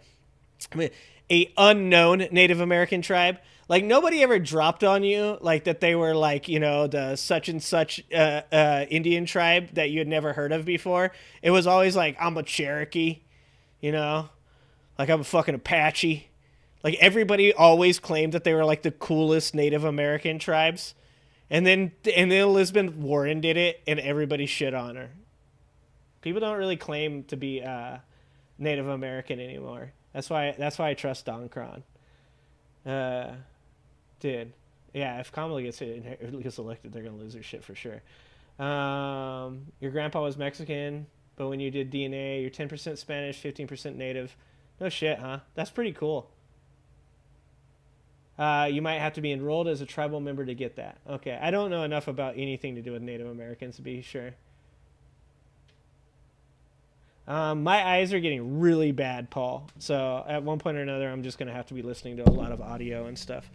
Okay. The organization was founded by Ginny Beth Martin, Mark Meckler, who I know, and Amy Kramer. That's important. We want to put that over here too. These are all things that we will look into later. Okay. Rick Santelli, an editor for the CNBC Business News Network, is credited as being a catalyst in the early formation of the Tea Party movement through a statement he made on February 4th, 2019. Let's just look into this.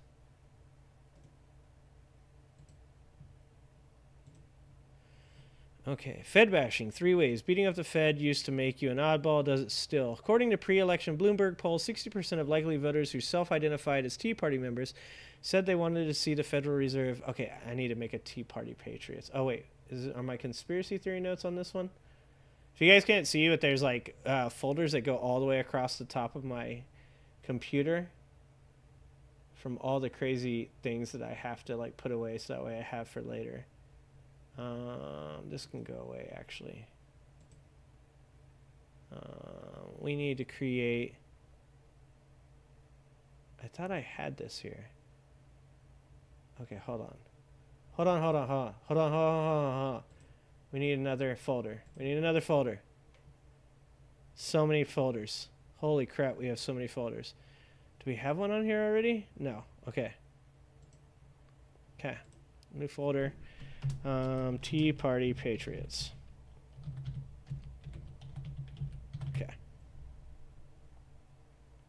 Okay. So they wanted to see the Federal Reserve. Okay. According to their pre-election Bloomberg poll, 60% of likely voters who self-identified as Tea Party members said they wanted to see the Federal Reserve either reined in or abolished. Rand Paul... Connection to Libertarians. I need to write that. Connection to Libertarians.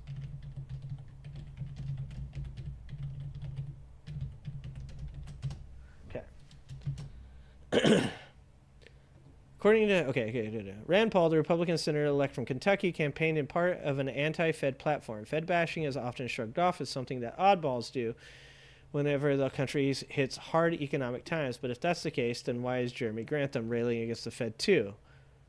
Is this Jeremy Grantham?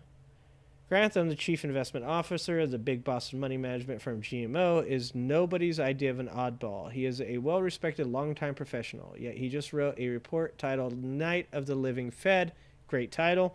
Cover page resembles a poster for a horror flick complete with a subhead, something unbelievably terrifying and scary. Option, blah, blah, blah, blah, blah, blah, blah, blah.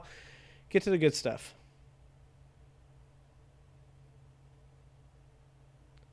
Okay, this is talking about the Fed. Oh, okay, so this is apparently... Okay. So this is apparently something that Rick Santelli wrote? Is that true? No, this is from Bethany McLean. Okay, why does this... Okay, we'll have to look this up at one point. Okay. Tea Party patrons is a co-sponsor of the 9/12 March on Washington, but refused to participate in the National Tea Party Convention. Tea Party Patriots is most notable for organizing citizen opposition at the healthcare town hall meetings of 2009. 2010, Tea Party Patriots was among the 12 most influential groups in the Tea Party movement, according to the National Journal, and among the top 5, according to the Washington Post. In September 2010, the group announced it had received a $1 million donation from an anonymous donor. The money was... I wonder who that is. September 2010. Copy.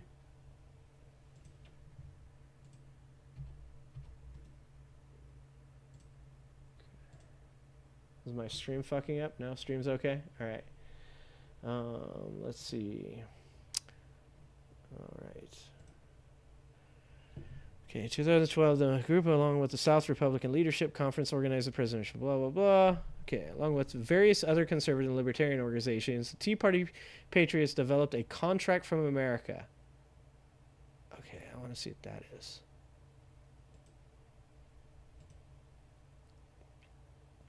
The contract from America was the idea of Houston-based attorney Ryan Hecker. Hecker states that he developed the concept of creating a grassroots call for reform prior to the April 15, 2009 Tax Day Tea Party rallies. From the original 1,000 ideas which were submitted, Hecker reduced it to about 50 based on popularity, then 21 items with the help of former House Republican Dick Armey.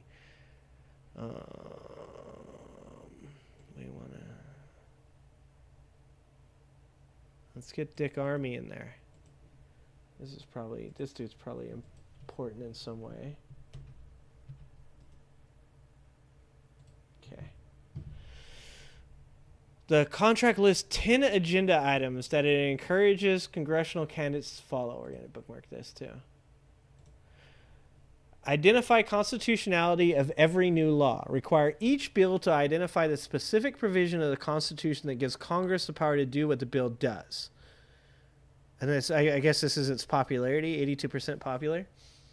Reject emissions trading. Stop the cap and trade administrative approach used to control pollution by providing economic incentives for achieving reductions in the emissions of pollutants. That's so crazy. Why do they hate emissions trading? Oh, because they're free market people. So they believe that there should be no cap on carbon because by doing that, we are inhibiting the economy, which is inhibiting our ability to create wealth. But the reality of that is that the only people that get to take advantage of something like that, like taking away caps and reforms, is the ultra wealthy and the corporations. Like that doesn't make any sense. And once again, it's one of these things where you think that like you're benefiting yourself by voting for dumb shit like that, but you're actually not. You're only benefiting people that actually like tend to already be wealthy. Demand a balanced federal budget. Begin the constitutional amendment process to require a balanced budget with a 2/3 majority needed for any tax modification. I'm actually not 100% against that. That's a good idea, but it's like not. It's very reductive. It doesn't take into account things like the fact that like when Republicans get in office, that the budget explodes every single time. Like that doesn't take that into account. Maybe they're trying to hold their own people accountable for it. Is there a Cactus? I don't know anybody named Cactus, but hi, Cactus. What up, Danny? Good to see you. Liz, I don't know if I said hi to you. Hi, Liz. Simplify the tax system. Okay, so this is like probably they want to have a flat tax. Adopt a simple and fair single-rate tax system by scrapping the Internal Revenue Code and replacing it with one that is no longer than 4,543 words. The length of the... This is where I don't take people seriously. I stop taking people seriously when they say things like the tax code should be no longer than the Constitution. Like, what is the argument for that? What is the argument that the tax code should be less words than the Constitution? Like, I guarantee you can't give me an argument that makes sense, that's logical. I understand that, like, the tax code is very complicated and should be simplified, but just the 4,543 words thing. Like, I believe the tax code should be simplified, but the fucking 5,543 words thing is stupid, and it's why people don't take these guys seriously. Audit federal government agencies for constitutionality. Create a blue ribbon task force that engages in an audit of federal agencies and programs, assessing their constitutionality and identifying duplication, waste, ineffectiveness, and agencies and programs better left for the states or local authority. I could be for that. I could be convinced to be for that as long as, like, it was provided in a manner that I could, like, understand and agree with. I think that oftentimes when people say things like this, they never actually are saying what they mean, and generally want to do things that do not actually correlate with the things that they said. What up, Talia? Talia, you came down during the research portion. I'm sorry. So the tax code looks pretty. Exactly. Like, that's like the idea behind it. Loopholes for lawyers? Probably. Jesus fucking Christ. This is what I'm saying. Like, I know people think they're brilliant when they're coming up with all this shit, and when you get a bunch of people together, they make each other feel like they're brilliant. But the majority of ideas that people have, as far as, like, getting rid of our current system and replacing it with something new, like, almost all of them are garbage. It's fucking garbage. And I mean that from all sides. Like, I'm not specifically shitting on the right for this. Like, almost everything that we have currently is a really good foundation. It's all, like, a very good foundation, and to be honest with you, it's working way better than anybody could really dream that it would. But it needs little nudges, little changes to help it. It's not a throw the baby out with the bathwater type of thing. You don't need to burn down the entire institution. It just needs to be fixed. There's things... Now, mind you, I do believe we're in late-stage capitalism, and if something isn't done about late-stage capitalism, then we will, in my opinion, be in a place where the position is untenable for the middle class and the lower middle class. I just don't think we're there yet. I don't think we're at a point where everything needs to be burned down and replaced. I think we have a really good foundation, and we should be working towards the same goals that we've always had, and that is equality for all people. And so that means that there need to be some changes. Limit annual growth in federal spending. Impose a statutory cap limiting the annual growth in total federal spending to the sum of the inflation rate, plus the percentage of population growth. Okay, hold on. One more time. Impose a statutory cap limiting the annual growth in total federal spending to the... Okay, so limiting the annual... Impose a statutory cap limiting the annual growth in total federal spending to the sum of the inflation rate plus the percentage of population growth. I want to know how they came up with this math. I need to know how they came up with that math to even agree with that. Because I bet you money the way they came up with that math is some kind of bullshit fucking idea. But I'd be open to it if it made sense. Repeal healthcare legislation passed. So this is mostly to repeal the Affordable Care Act. They want to repeal the Affordable Care Act super bad, which doesn't make any sense at all. It's actually been saving the government money. So if the whole idea of all of this is to make the government spend less money, they've actually been doing that. The Affordable Care Act actually has been wildly beneficial, well beyond so beneficial that people that originally didn't want anything to do with it have actually, like, been endorsing it. And at this point, Republicans don't even want to get rid of it. They just use it as a talking point because there's still so many Tea Party patriot types out there. Oh my God. Hi, Cactus. I don't see you, but I see people saying hi to you. Okay. Pass an all-of-the-above energy policy. Authorize the exploration of additional energy reserves to reduce American dependence on foreign energy resources and reduce regulatory barriers to all other forms of energy creation. Okay. So, like, I agree with the latter half of this, and that is reduce regulatory barriers to all other forms of energy creation. That is what Joe Biden has done with the Inflation Reduction Act, which actually is a Green Energy Act. It's what he's done with the Infrastructure Act. So if you're a Tea Party patriot, you should actually agree with the Inflation Reduction Act, and you should also agree with the Infrastructure Act. As far as the beginning of this, if you're a Tea Party patriot, you should also agree that Donald Trump and Joe Biden have both been 100% for the all of the above energy policy, because both have open exploration of oil reserves. That's why we have produced more oil per day under Joe Biden than we have under any other president. So actually, number 8 here, if you're a Tea Party patriot, you should actually agree with everything that's gone on under Joe Biden. Like, this is why it makes me insane when people can't say that they agree with anything that a president has done. This is why it makes me insane when I say one thing that Joe Biden has done that's good, and people say nothing. There's nothing. Zero. That's, I mean, I can literally prove that's not true by just using number 8 here. Reduce earmarks. Place a moratorium on all earmarks until the budget is balanced, and then require a 2/3 majority to pass any earmark. An earmark is a provision inserted. That's what I thought it was. An earmark is a provision inserted into a discretionary spending appropriations bill that directs funds to a specific recipient while circumventing the merit-based or competitive funds allocation process. Earmarks feature in the United States Congress spending policy, and they are represented in public finance. I could probably be for something like that too. A lot of the ideas of like libertarians as far as spending and stuff like that goes, I'm not like 100% against. A lot of them, like, my problem with libertarians is oftentimes when they get to the point where they have to actually like introduce some type of legislation to like push through the things that they believed, it's all like garbage. Once again, it's all garbage. Capitalism without regulations is fascism. Yeah, because you have to have a unitarian, an autocracy, to accomplish something like a free market with no regulation.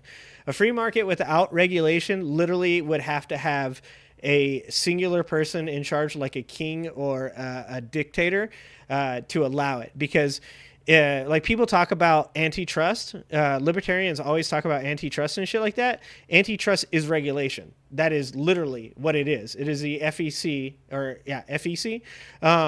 holding corporations accountable for attempting to have things like monopolies or to do things that are anti-competition. Like, you can't have a market that has no regulations on it. Like, you would literally just have monopolies. That's all you would have. They say nothing and know nothing about it. Want to create oversight groups that need to be funded. Who's the fiscal conservative? Yeah, exactly. So this is what I'm saying, Talia, is that to say you want to create oversight, but then you don't want regulation, or you want to create oversight, but you want to reduce the budget. Like, I don't think they understand that oftentimes, like, you have to have an idea of what you're doing before you start doing it and what it'll cost you, right? Like, so these are all ideas, but then when they start to put them on legislation, this is when it becomes a problem. So like things like they disagree with stuff like Inflation Reduction Act and the Infrastructure Act, but the Inflation Reduction Act and the Infrastructure Act actually brought in $1.6 trillion, or a portion. Sorry. They brought in a portion of the $1.6 trillion that Joe Biden has recouped through the Inflation Reduction Act and the Infrastructure Act. So, like, in creating these bills that they don't want the government to create, they actually have brought money back into the economy, brought jobs back into the economy. A lot of these ideas are just really big things. They're really hard to understand, and I actually agree that they're hard to understand, but it's really annoying to hear a bunch of people say things shouldn't be that complicated, and then also at the same time tell you that they understand everything about them. Like, that doesn't sit well.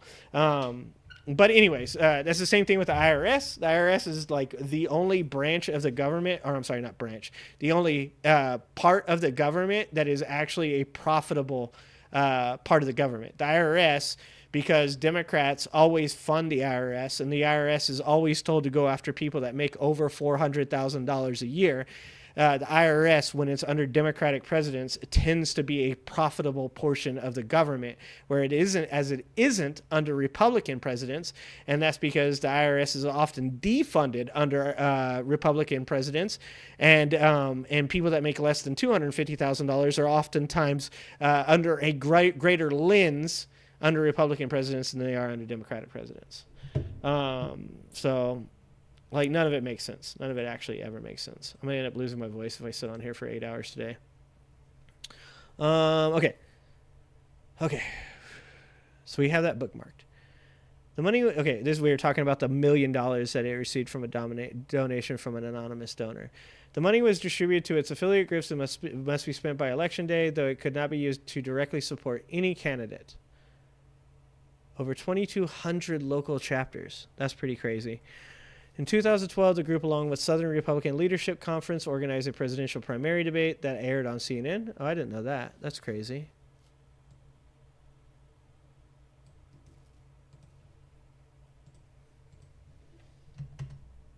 Was Dick Armey a libertarian? The oversight group, it was privatized like the voting auditors? Oh, okay. All right. Let's see. Along with various other conservative and libertarian organizations, the Tea Party Patriots developed, that's what we're looking at, was Contract of America. Oh, okay. Echoed the Republican Contract with America. Okay. That's interesting. That failed verification. In July 2012, the group's Atlanta chapter partnered with the Sierra Club and the NAACP to defeat a proposed transit tax in Atlanta. The referendum was defeated by a margin of 63%. Trump's years 2017-2021, amid the COVID-19 pandemic in the United States, the Pea Party Patriots were reported to have assisted in lobbying efforts by hospitals against restrictions on elective surgeries and procedures. That's interesting. That's really interesting. Later, Mike. Love you, Mike. Thanks for being here.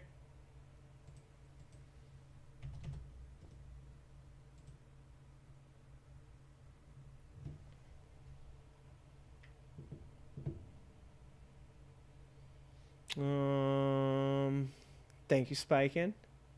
I have no idea what you're saying, Kevin. This guy just trying to collect somebody's for his party, or is he interested in debate with the real leftist? I don't know what you're saying. I don't know who you're talking about, but you're pointing towards somebody above you, and that's Spikin.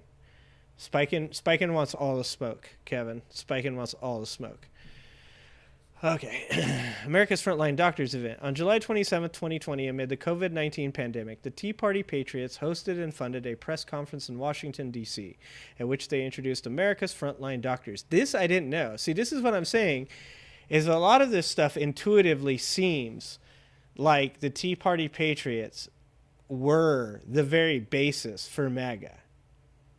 And something like this confirms that, or verifies, maybe not confirms, is proof towards, evidence towards that hypothesis, in which they introduced America's Frontline Doctors, a group founded by Simone Gold that promotes misleading and erroneous medical advice regarding the COVID-19 pandemic.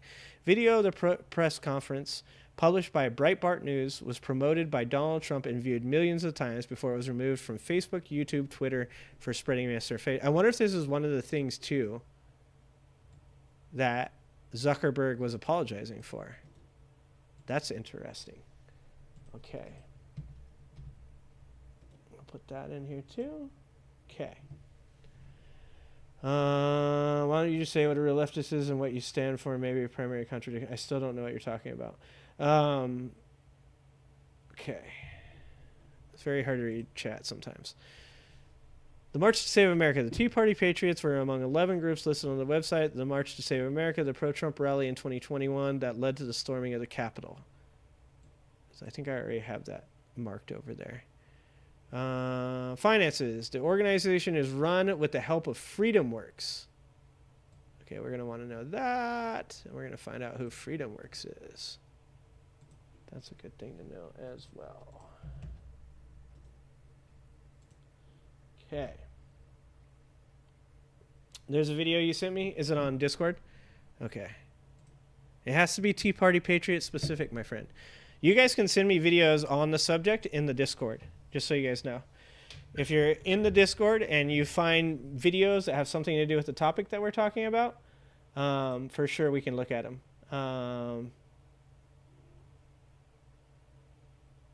Okay. Does anybody know who a humble tactician is? A humble tactician, if you are in my chat still and you are trying to ask me a question, tell me who you are, because I do not talk to people unless I know who they are. Okay, hold on. Okay, there we go. Thank you, Dark Cash. I appreciate it. I have vetted it. It looks okay.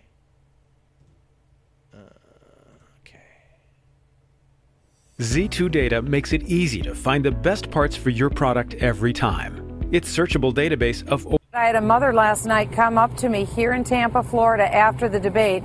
She told me that her little daughter took that vaccine, that injection, and she suffered from mental retardation. Hold on.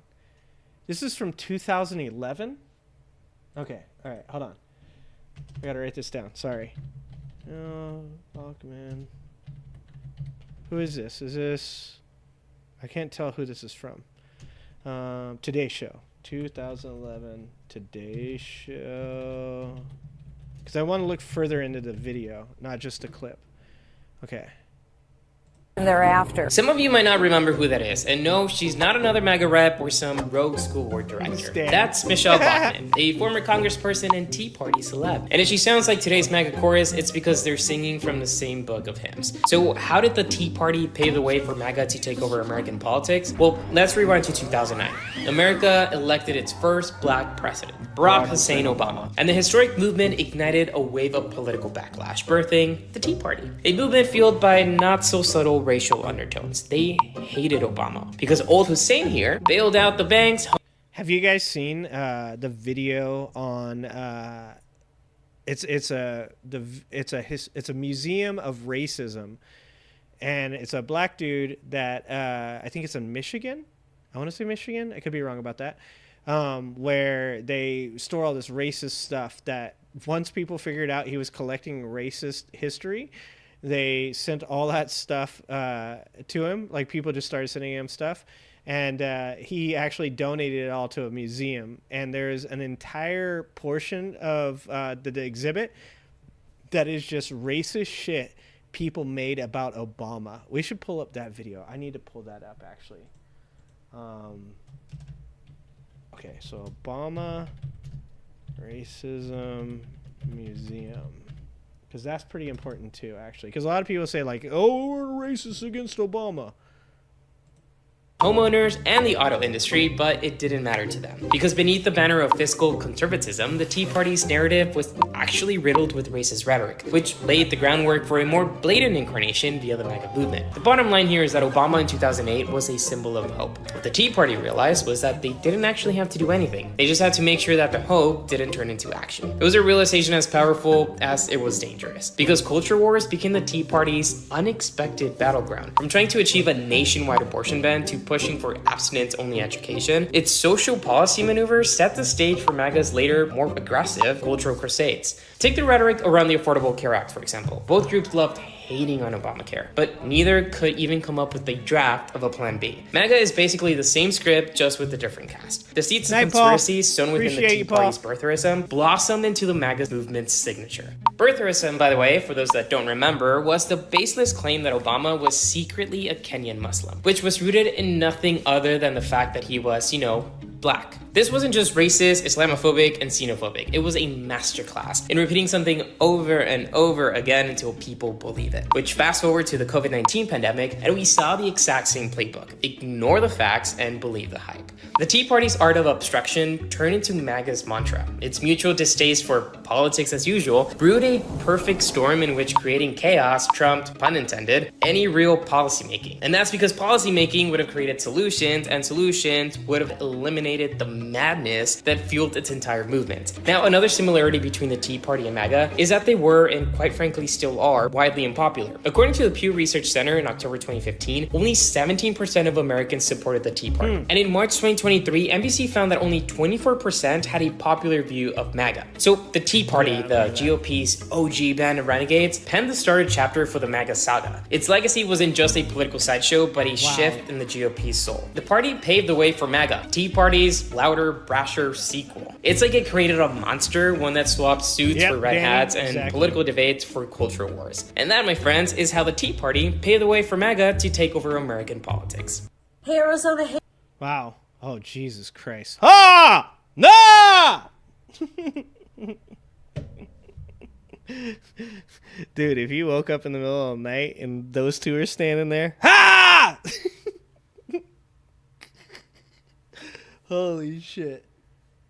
Wait, what is this? Okay, I'm going to get distracted. I can't be back on YouTube. I'm going to get distracted. Turn it off! Turn it off! What's up, Catherine? Let's see.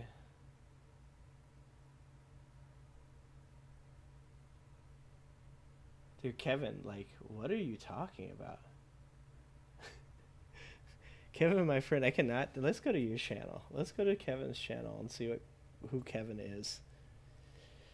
Oh, Kevin. I don't know if English is your second language or what's going on, brother. Okay. Here you guys go. All right. Kevin, we're gonna try and listen to something that you have to say here. Let's see. It says, libertarians wake up, smell the coffee, revolution, not reform. Democrats, 3 choices, 3 losers, liars or hypocrites. I'm going to guess you're a libertarian. That's what I'm going for. Kevin, are you a libertarian? You're not doing a very good job of talking. Like, I could probably explain what you think better than what you believe you think.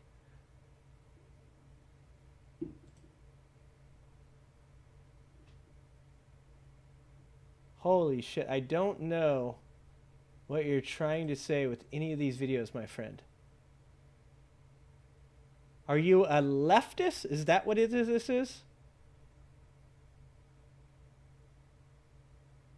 I don't know. I'm gonna stop trying to figure out what you're trying to say. I tried. I really tried. I did. I swear to God, Kevin, I tried.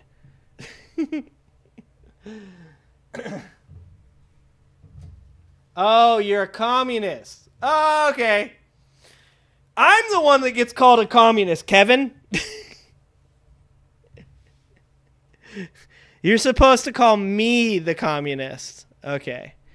You're a troll. I understand now. Okay. Thanks for being here, Kevin. I appreciate you. We're talking about the Tea Party Patriots, though, if you want to talk about the Tea Party Patriots, buddy. I get called the communist. I don't know if you know the rules. Yeah. He's got a whole channel. You guys can go watch his channel. Like, I mean, it looks interesting. It's got 71 subscribers, but it looks interesting. I'm going to watch some of your videos later tonight, Kevin. I'm going to see what a communist thinks. Okay. Where were we? Thanks for that video, Dark. It kind of already, like, that's what I already thought. But it always obviously helps to verify things. My wife has messaged me. Oh, okay. That's all she messaged. Okay.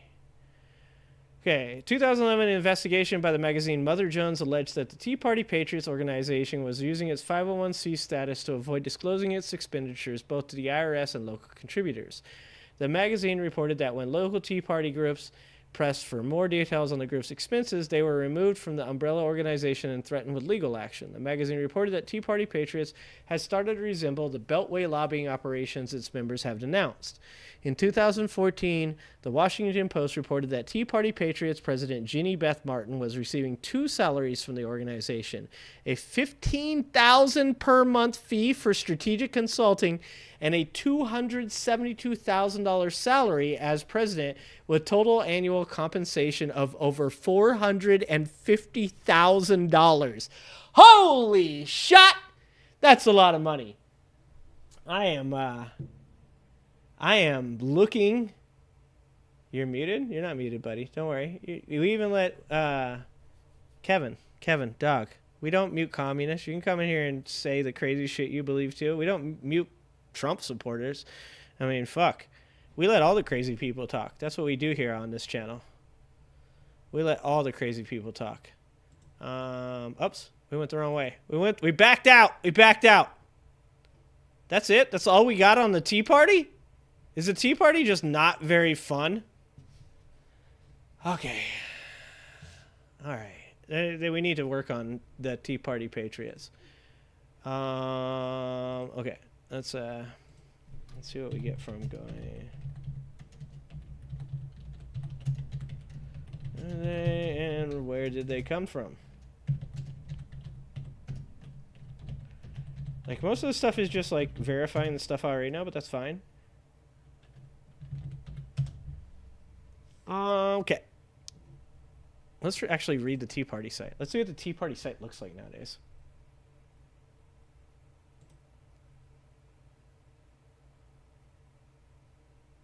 Uh-oh. There we go. Okay. Our mission. Tea Party Patriots Actions mission is to... Okay, let's make sure we... Let's put this in our bookmarks. Tea Party Patriots Actions mission is to equip Americans with the resources and training they need to be engaged citizens and effective activists. I wonder, is anyone in the Heritage Foundation also a Tea Party Patriot?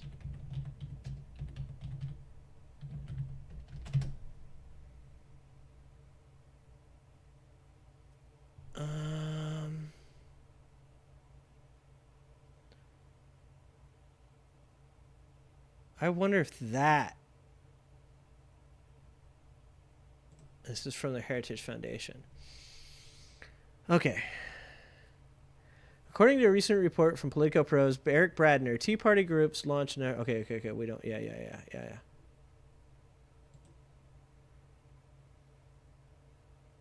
Okay. I don't care about all that. Is this just like this is what they're saying the Tea Party is?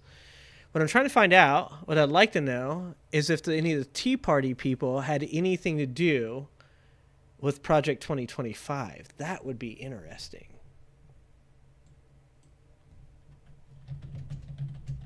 Anybody know anything about that?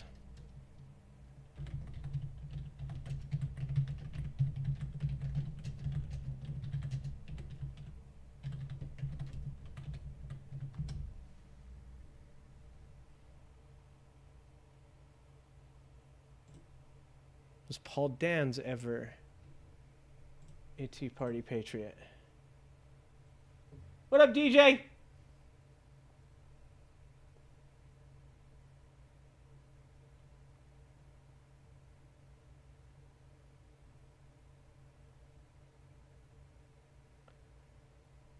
Yeah, I saw Ukraine hit Moscow hard. That's great.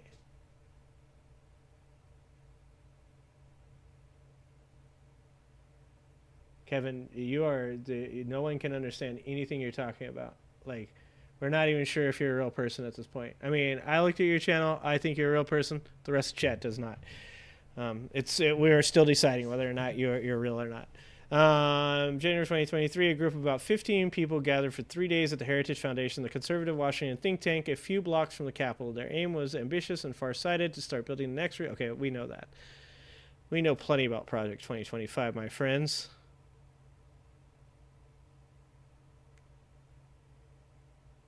Okay, we want to get to where Dan's is. Paul Dans stepped down from his role. We all know about that. Okay.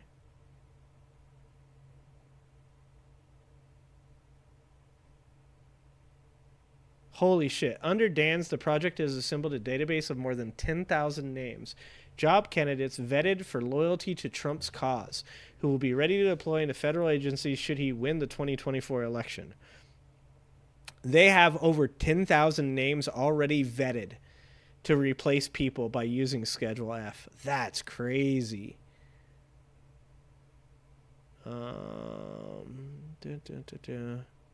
As many as 50,000 career employees is what they're trying to get rid of. Crazy. Not long ago, Dan's 55 would have seemed an unlikely person for the role. The son of a liberal Johns Hopkins University professor, Dan's was a New York lawyer who, before Trump's election, had never served in government. For years following that election, he had tried and failed to find a place in the administration.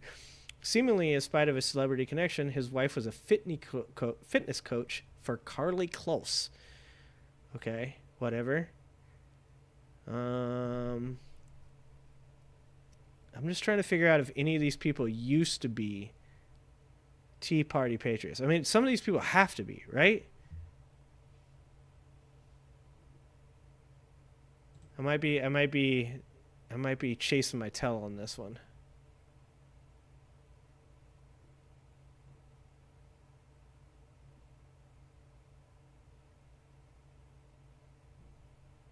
Oh, God. What, do I have to log into the Epoch Times? I bet I get put on a list if I go into the Epoch Times.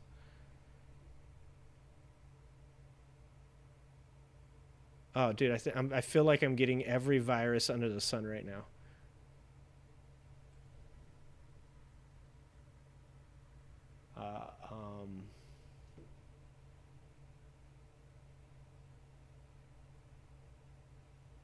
They gave out job apps? What the fuck? Okay, this is not loading. The Epoch Times not loading, and I think I just got like all the viruses. I'm not clicking anything else, guys. No, I'm definitely not logging in. Fuck that shit. That's not happening. I'm not putting my personal information into the Epoch Times. Maybe I'll later on I'll form like an email or something that has nothing to do with me.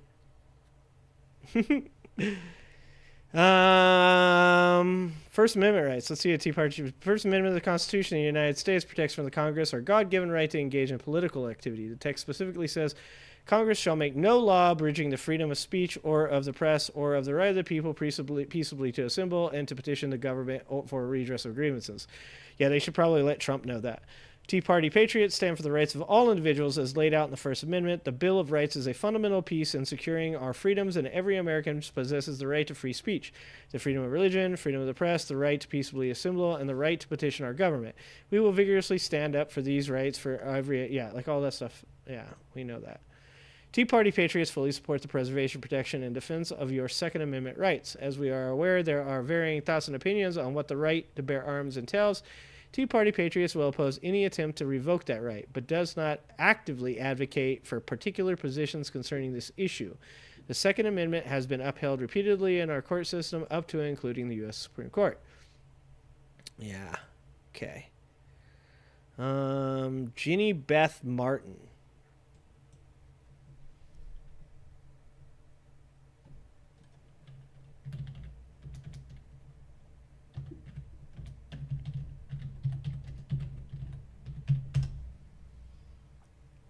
This is the co-founder, huh? Co-founder and national coordinator of Tea Party Patriots and a columnist for the Washington Times. Okay. Time magazine named her as one of its 100 most influential leaders.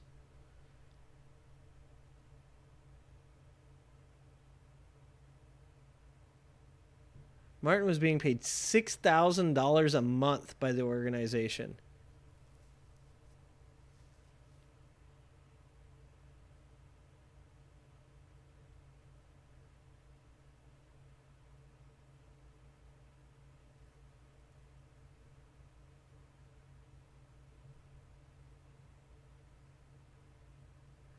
Karl Rove is a consultant. She endorsed Ted Cruz. No shit. She's like the only person that endorsed Ted Cruz. Poor Ted Cruz. Fuck Ted Cruz. She has her own show. Of course she does. Okay, hold on. Oh, were we watching this one? I'm out of there. Oh yeah, it was a song. I forgot about the song. Something that I never seen nowhere. Spray my screen with disinfectant. I don't think that gets rid of the epoch times, dude. A revolution made for billionaires.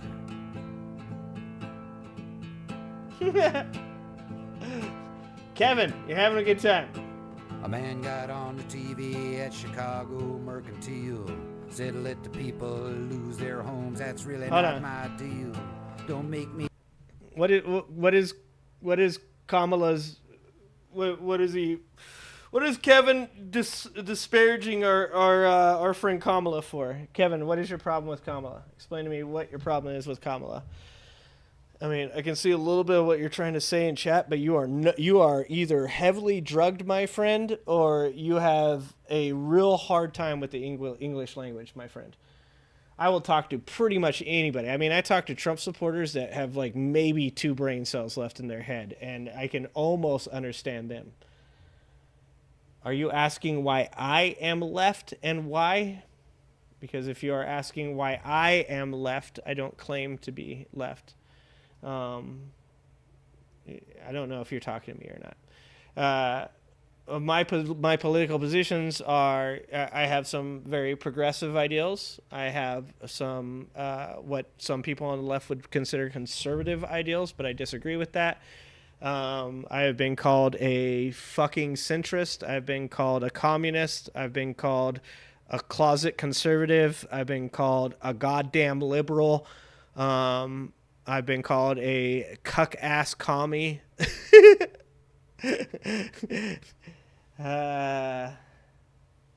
Debate requires definitions to be clear. Who's debating? Okay, so it depends on what portion of the right you're trying to ask for a definition of. So on the right, currently, you have people that would consider themselves Barry Goldwater conservatives, which, I mean, if you want like that, here, I'll give you the actual definition of what a Barry Goldwater conservative is. So that way there is no issue. So Barry Goldwater he wrote a book a really long time ago. Barry Goldwater, conservative. Barry Goldwater was an American politician and Major General in the Air Force Reserve. Goldwater, where is his conservatism? I'm not gonna. Am I gonna find a definition of what it is? I should just tell you what my definition is. But I know you're gonna argue with me, and I don't feel like arguing with you.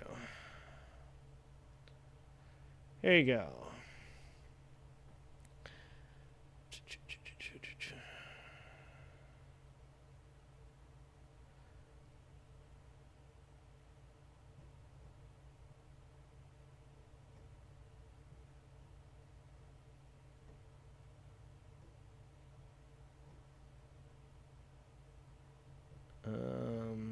Oh, this is potato.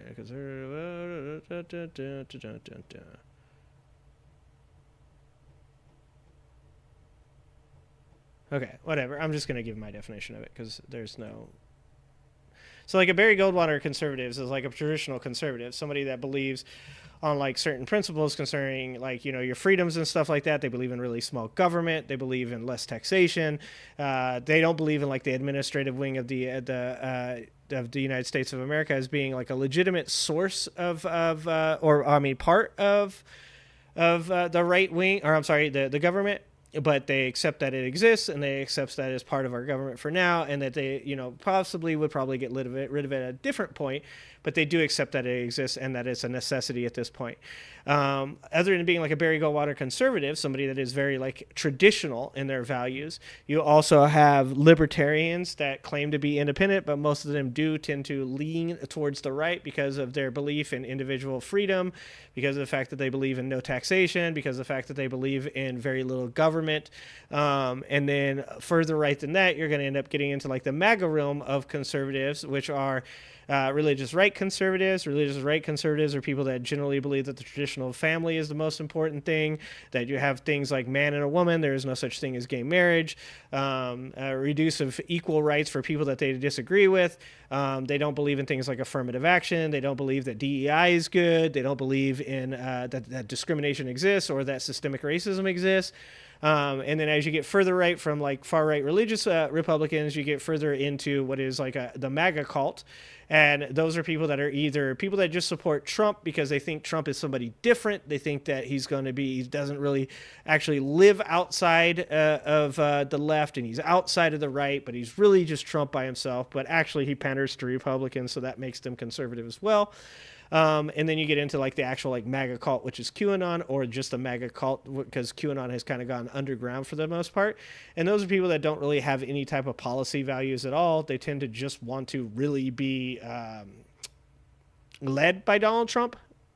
That's a weird word for Donald Trump. He doesn't really lead, but they want to be led by Donald Trump. They want to agree with all the things that he believes. They want to accept that Donald Trump as a whole is possibly the only person that is a valuable asset to America, regardless of if they're left, they're right, doesn't matter who they are. Donald Trump is the only person. He is their leader. He is the Messiah. He is better than Gandhi. He's better than MLK, all of those things. And that's about as far right as you can go. I guess you could go a little bit further right and you could start getting into what like the white nationalists, like the Nick Fuenteses of the world and stuff like that actually don't even support Donald Trump anymore because they don't think that he supports white nationalism enough. Yeah, I mean, what more do you want me to talk about on the right? Oh, you can't use your voice and you can't see well. Is that what you're trying to say? Okay. Kevin, people are reacting to you. Are you trying to say Biden is anti-communist? Because if you're trying to say, just blink twice, brother. Blink twice if you agree. Ah, Jesus Christ. Yeah, I agree with that, Cactus. It's a good call, Cactus. Blink twice if you agree, Kevin. Biden is anti-communism. I agree with that. Biden is if you're asking what a true leftist is, you're talking about Biden. Biden is closer to like the old left, to like classical liberalism, because Biden believes in freedoms for the individual, as long as they don't harm others. Biden is the closest thing to like an established Democrat that like I would say we have, at least running for president. I don't think that there might be somebody like maybe Manchin or something like that would be closer to like a classic liberal. Somebody's going to shit on me for saying that. Holy Christ. But Joe Biden as a whole is probably the closest to an establishment Democrat that you can have.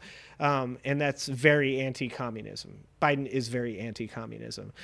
He does have some things that he has done that are a little more progressive, like DEI stuff, pro-union stuff.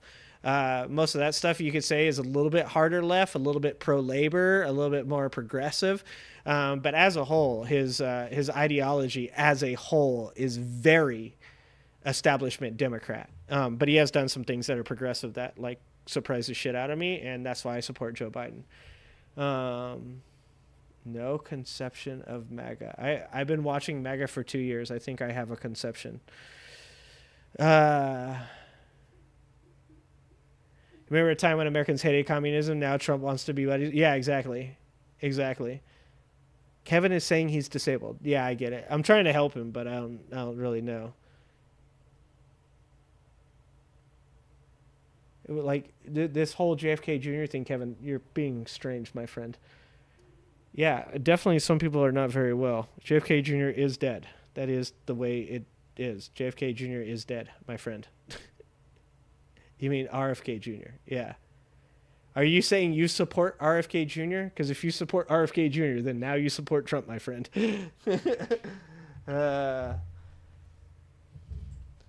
He's trying to explain, Kevin. Kevin is a leftist. Okay. The Goldwater myth. Now I'm going down a whole nother rabbit hole. During the campaign of 1964 was our incorruptible standard bearer called William F. Buckley Jr. In his 1998 obituary of Barry Goldwater, the career senator from Arizona, 34 years after the watershed, Goldwater, of course, was defeated resoundingly on Election Day, winning only 6 states. It was the judgment of the establishment that Goldwater's critique of American liberalism had been given its final exposure on the national political scene. Dude, that's so funny. But he is like, I mean, to be honest with you, his book on conservatism is one of the like most highly regarded books or was on the right. Strange, then, that these days many commentators believe that Goldwater's conservatism was a different species from Reagan's, and especially from George W. Bush's. Though admittedly an economic conservative, Goldwater has become an icon of opposition to social conservatism. When the 2004 Republican National Convention showcased social liberals like Arnold Schwarzenegger and Rudy Giuliani, George F. Will proclaimed Goldwater's kind of conservative made a comeback. Yeah, because his conservatism was very centric to just like economics and a lot of like the socialist stuff. Like he didn't have much to do with it. He just believed in individual freedoms. As I understand it. I could be wrong. Let's see. Senator John McCain said that Goldwater disliked the religious right because he felt they were intolerant because Barry was not only conservative, but he also was to a degree libertarian. So he was like a bipartisan conservative that believed in, which is what actually a libertarian should be, right? A libertarian should be somebody that is closer to like a classic liberal as far as like social stuff. But also leans towards the fiscally conservative or Barry Goldwater conservative, which would make you libertarian.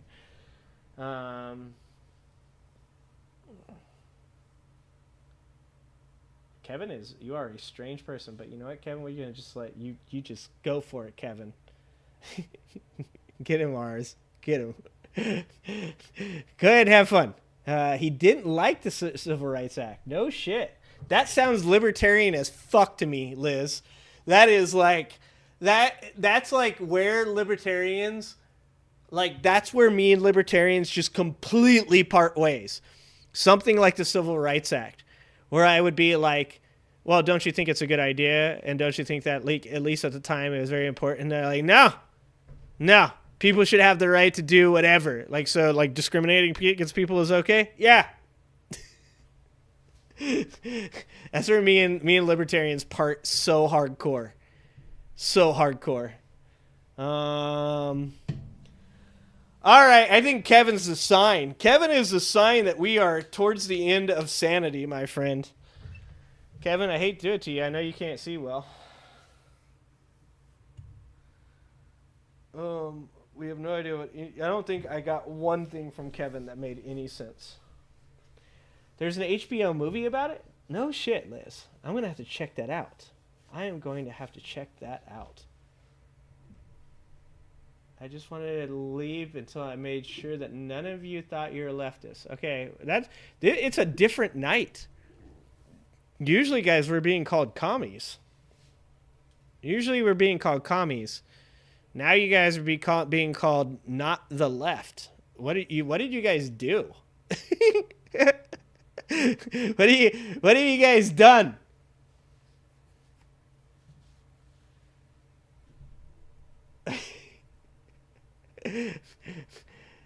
Kevin, I see your picture on your channel, dog. A strong wind would push you over. Don't get hard, big dog. Kevin, we're gonna see you in the newspaper if winds hit more than 24 miles per hour. Okay.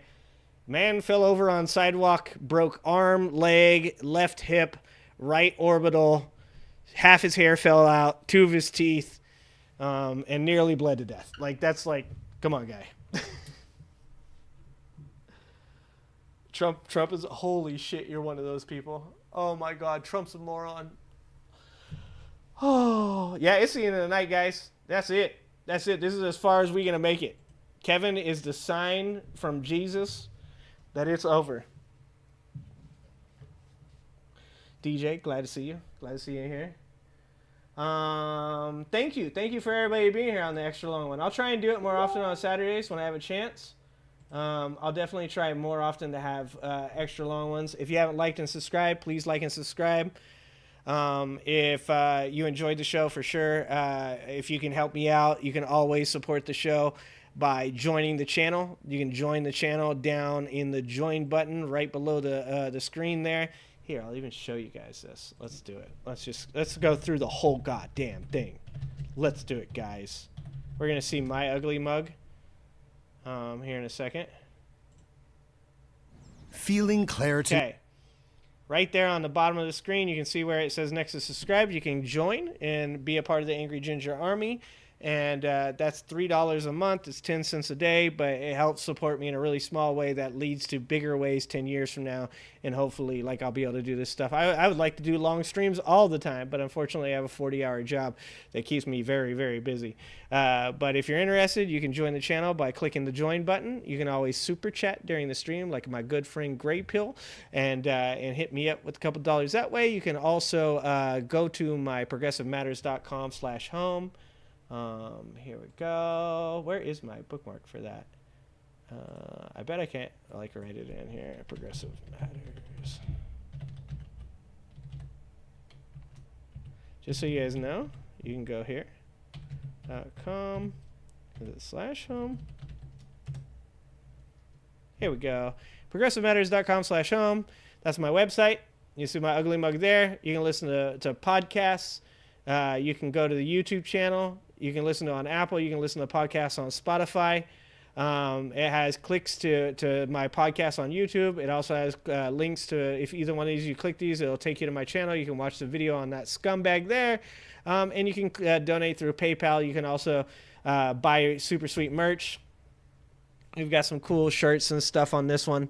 We got the kicking ass, making America laugh again shirt for Kamala. I literally reduced it to no profit at all, so that way you guys can get it for the price, the wholesale price.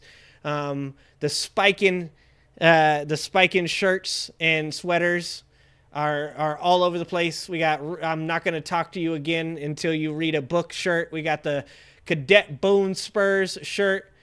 We got the Lock 'em Up, the 91 felonies, the I did a coup and all I got was this lousy mugshot shirt, and the OG Angry Ginger Productions shirt as well on the website. So you guys can, there's lots of ways to support me. If you can't support me financially, I completely understand that shit.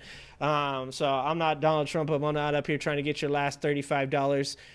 So the best way that you can support me is to go to my channel, click on videos, watch videos, like videos, share videos, and comment on videos, and let me know what you think about them.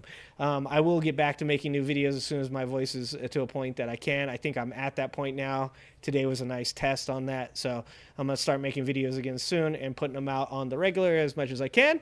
I appreciate you guys as always. I'm super thankful to you guys. I love you guys. Let's get the poll channel. Let's get the poll going.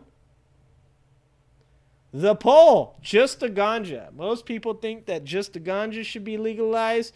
Next, people think all of them, only the ones I do, and then drugs are illegal.